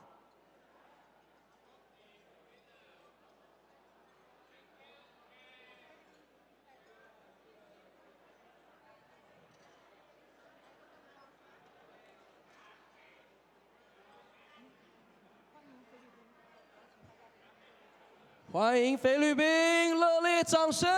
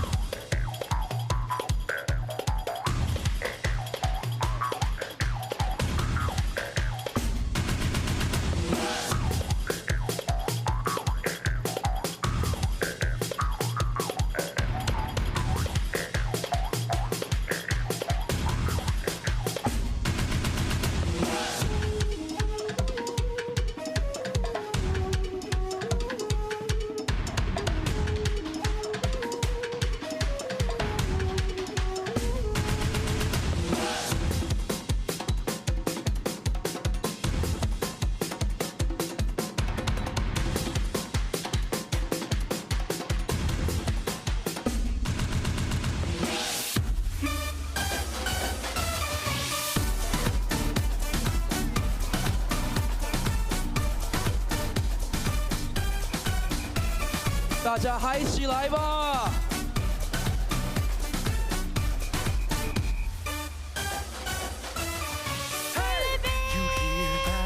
Something is calling, the beat of a drum, the sound of a crowd, footsteps are falling. It's getting louder, pulling you nearer. The song of new hope, the sound of new life, it's getting clearer. When faced with a wall of doubt, we see it. When spirits weigh you down, we feel it. But when you know, and when you say, hey, hey, the beat of life gets back on track. Allow the beat to move you. Let the joy flow through you. Join the parade, it's a brand new day. Let me hear you say, it's time to smile again. Mascara, oh, oh, oh. Mascara, oh, oh, oh. Mascara, oh, balik you home, hey. Balik you home, hey. Balik you home, hey. Mascara, oh, oh, oh. Mascara, oh, oh, oh. Mascara, oh, balik you home, hey. Balik you home, hey. Balik you home, hey. It's time to smile again. Feel that the energy's rising, voices unite, singing with pride, it's mesmerizing. Wherever you come from, whatever you're feeling, here you will find the reason to smile that you've been seeking. When faced with a wall of doubt, we see it. When spirits weigh you down, we feel it. But when you know, and when you say, hey, hey, the beat of life gets back on track. It's time to smile again. Allow the beat to move you. Let the joy flow through you. Join the parade, it's a brand new day. Let me hear you say, it's time to smile again. Mascara, oh, oh, oh. Mascara, oh, oh, oh. Mascara, oh, balik you home, hey. Balik you home, hey. Balik you home, hey. Mascara, oh, oh, oh. Mascara, oh, oh, oh. Mascara, oh, balik you home, hey. Balik you home, hey. Balik you home, hey. It's time to smile. But when you know, and when you say, hey, hey, the beat of life gets back on track. It's time to smile again. Allow the beat to move you. Let the joy flow through you. Join the parade, it's a brand new day. Let me hear you say, it's time to smile again. Mascara, oh, oh, oh. Mascara, oh, oh, oh. Mascara, oh, balik you home, hey. Balik you home, hey. Balik you home, hey. Mascara, oh, oh, oh. Mascara, oh, oh, oh. Mascara, oh, balik you home, hey. Balik you home, hey. Balik you home, hey. Mascara, oh, oh, oh. Mascara, oh, oh, oh. Mascara, oh, balik you home, hey. Balik you home, hey. Balik you home, hey. Mascara, oh, oh, oh. Mascara, oh, oh, oh. Mascara, oh, balik you home, hey. Balik you home, hey. Balik you home, hey. But it's time to smile again. Wow！ 赞不赞了 ？More cheers, please! Woohoo!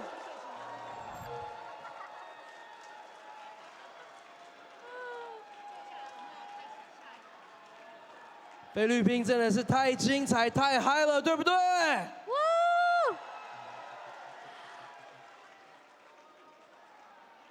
I can feel the enthusiasm and the energy of the from Philippine performance. 再次感谢我们的菲律宾。 Now, let's welcome Thailand District 3350.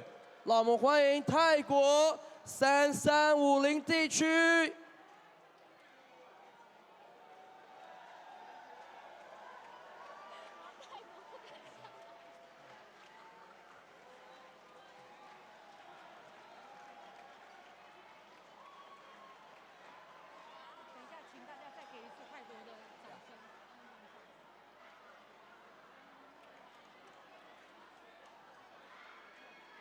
哇，我们虽然知道我们的菲律宾表演的非常精彩，但是我们后面还有更多陆陆续续、更多更精彩的表演。Let's give it a round of applause for Philippines. And now, everyone, ladies and gentlemen, let's once again welcome Thailand District 3350. Please come up the stage. 也是我们今晚的压轴。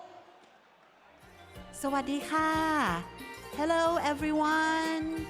November brings one of Thailand's most magical festivals, Loi Krathong. Loi Krathong is celebrated under the full moon of the 12th lunar month. It's a time to honor the goddess of water, thank her, and seek forgiveness for any harm done to nature. We create krathongs and float them on the water with candles and incense, symbolizing the release of negativity and a wish for good fortune. Now, join us in celebrating with a special Thai dance. Stay with us till the end and feel free to follow our moves. Round of applause. Let's welcome Thailand.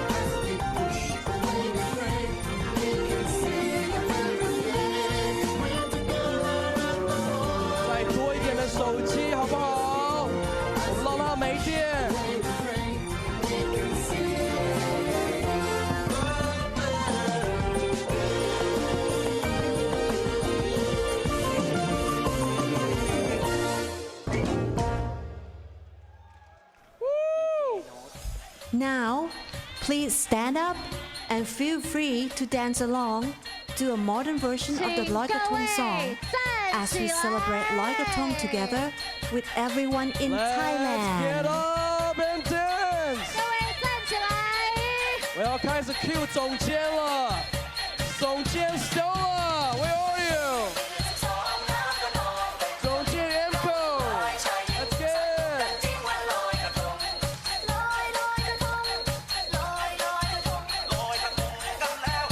We need more people to get up and dance. Woohoo!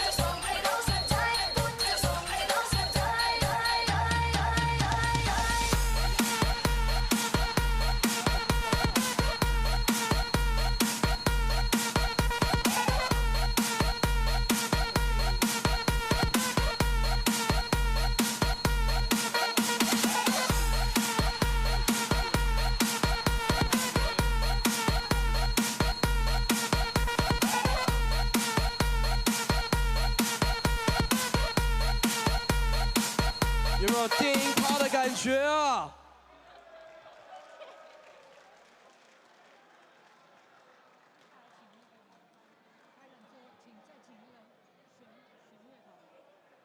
？Again, we appreciate such a wonderful performance from Thailand. Round of applause again, please.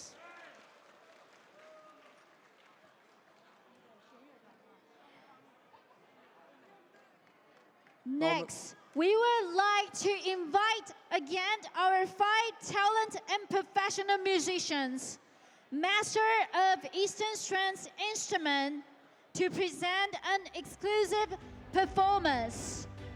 接下来，我们要再次让我们泰国的 Rotarian 先聚集拍一张照。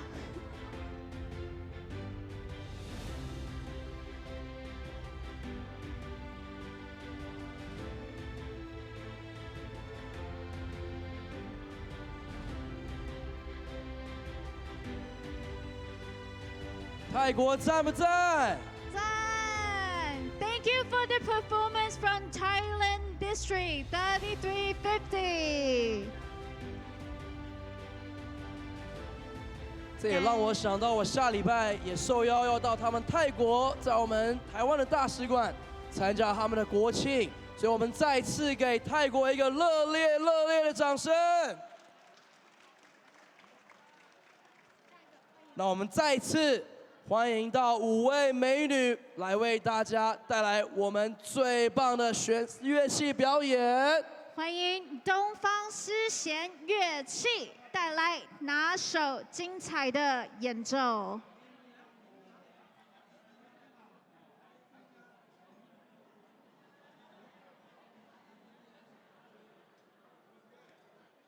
希望还会有青花瓷，所以真的没有买到周杰伦票的各位，现在就是最好的时机。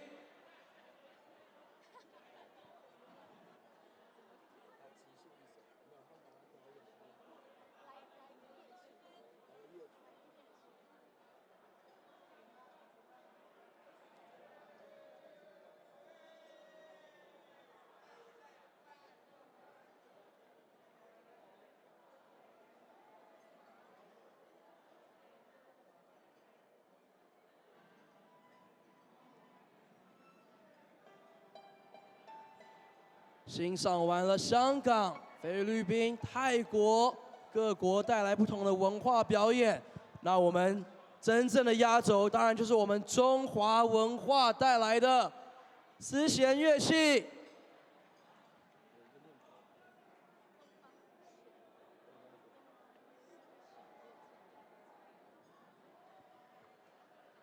All right, let's give it a round of applause for our 5 professional musicians.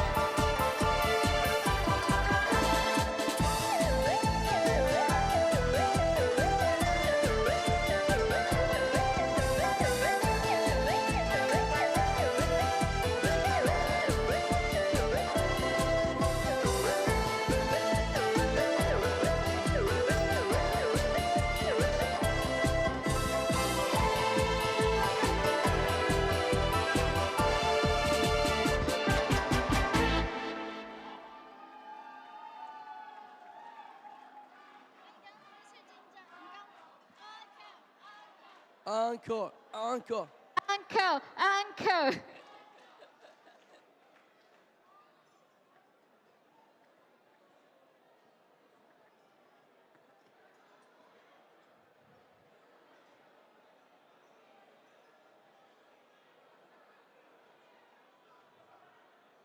哇，感觉我们掌声不够，所以没有 uncle。再来 ，give it a round of applause for Uncle Song。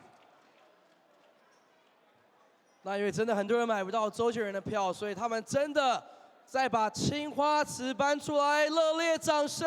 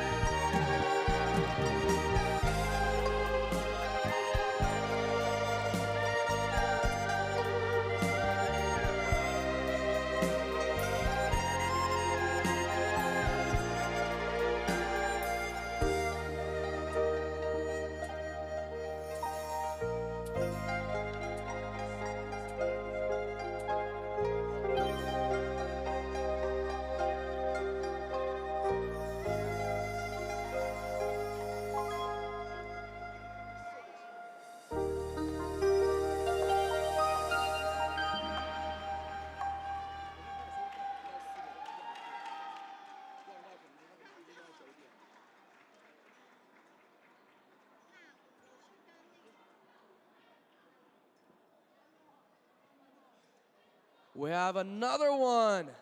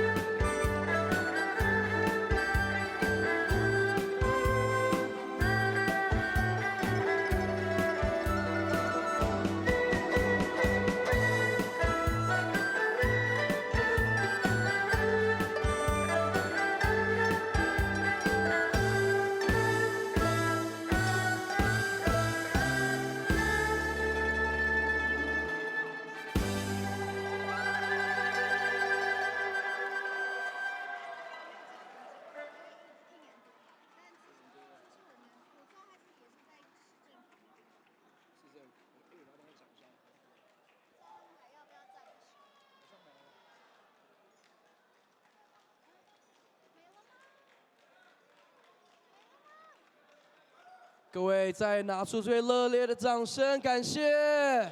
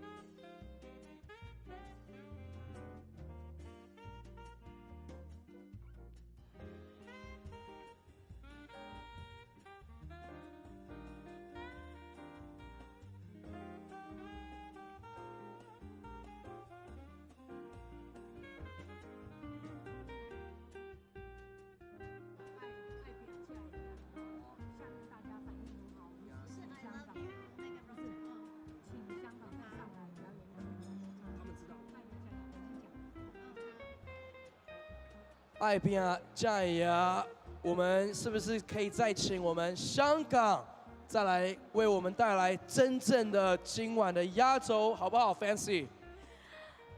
接下来呢，因为其实我们刚刚好几个 ，there's so many wonderful performers from around the world。但是呢，刚刚呢，我们反应很好一首，我们所有人都非常有 echo、非常有共鸣的一首，是由我们香港 Hong Kong District 3450他们所带来的《爱表加牙》。接下来我们请香港的各位优秀的福人先进上台。香港我们地区3450，各位帅哥女士们、福伦贵宾们，请再次上台。Let's welcome all the Rotarians from Taiwan. 爱拼才会赢，一起来吧。这首大家一定是耳熟能详哦。Come on, Taiwan. 会唱的要一起站起来唱。Rotarian from Taiwan. Come on. 压轴了，我们是不是台湾的各位也一起来？应该有很多人都可以唱台湾的贵宾，马来西亚的朋友，为先进贵宾，我们来台上爱表赞扬。哎，我们 our Director Kimbo。Past President Gary， 一起来。From Hong Kong, from Macau, from Mongolia， 我们的贵宾们，只要你会唱这首《爱表加牙》这首歌，这是我们最后一首，你们可以大家一起欢声高呼，一起跟我们的福伦贵宾们唱。Rotary International President Gary。Hello。一起來啊！我哋可以落一級都得噶喎。好。下一步好了。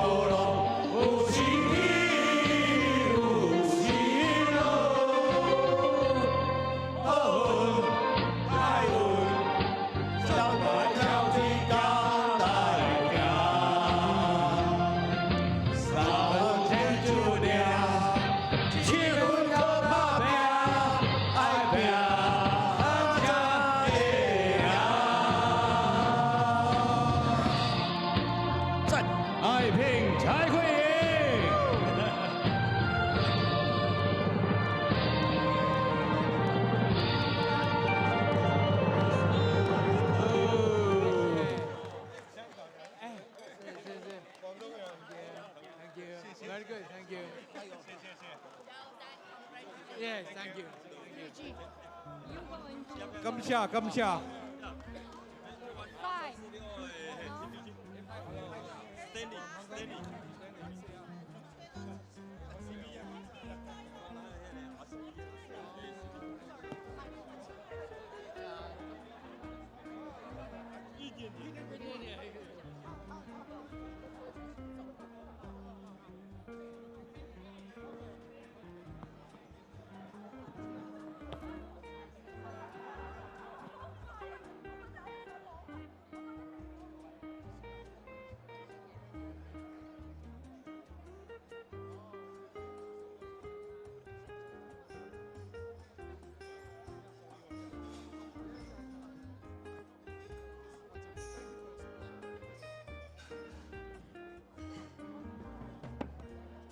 Distinguished guests, I hope you have a phenomenal, extraordinary culture night.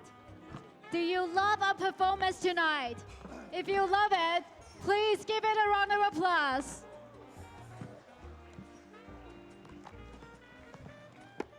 And tonight, your participation means a lot to us. Our Rotarians have a great time meeting you all.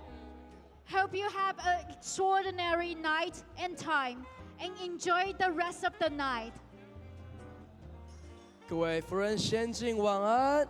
那我们今天晚上的表演除了精彩以外，还是精彩。也希望各位今天都有完美的一个 lovely Saturday night， 一个周末。那我们也感谢我们圆山饭店，还有我们各位优秀的夫人先进莅临。那我们接下来也欢迎各位继续的把诺，继续的交流。也不要忘记了，虽然今晚是一个非常非常美好的夜晚，但不要忘记，我们明天还有早上更精彩的活动。接下来呢，请大家继续享受，以及继续跟大家一起多拍拍照。有来自各国的 Rotarians， 非常非常机会难得。在这里，我非常荣幸 ，I'm very very honored to be your MC tonight. I am Rotary Club of Taipei Fancy. 我是南天福人社还有乐雅福清社的 Brian 丁宇，再次感谢各位。台北福人社 Fancy， 谢谢大家，也谢谢大家，欢迎甘心 Thank you 今晚 all 的主持。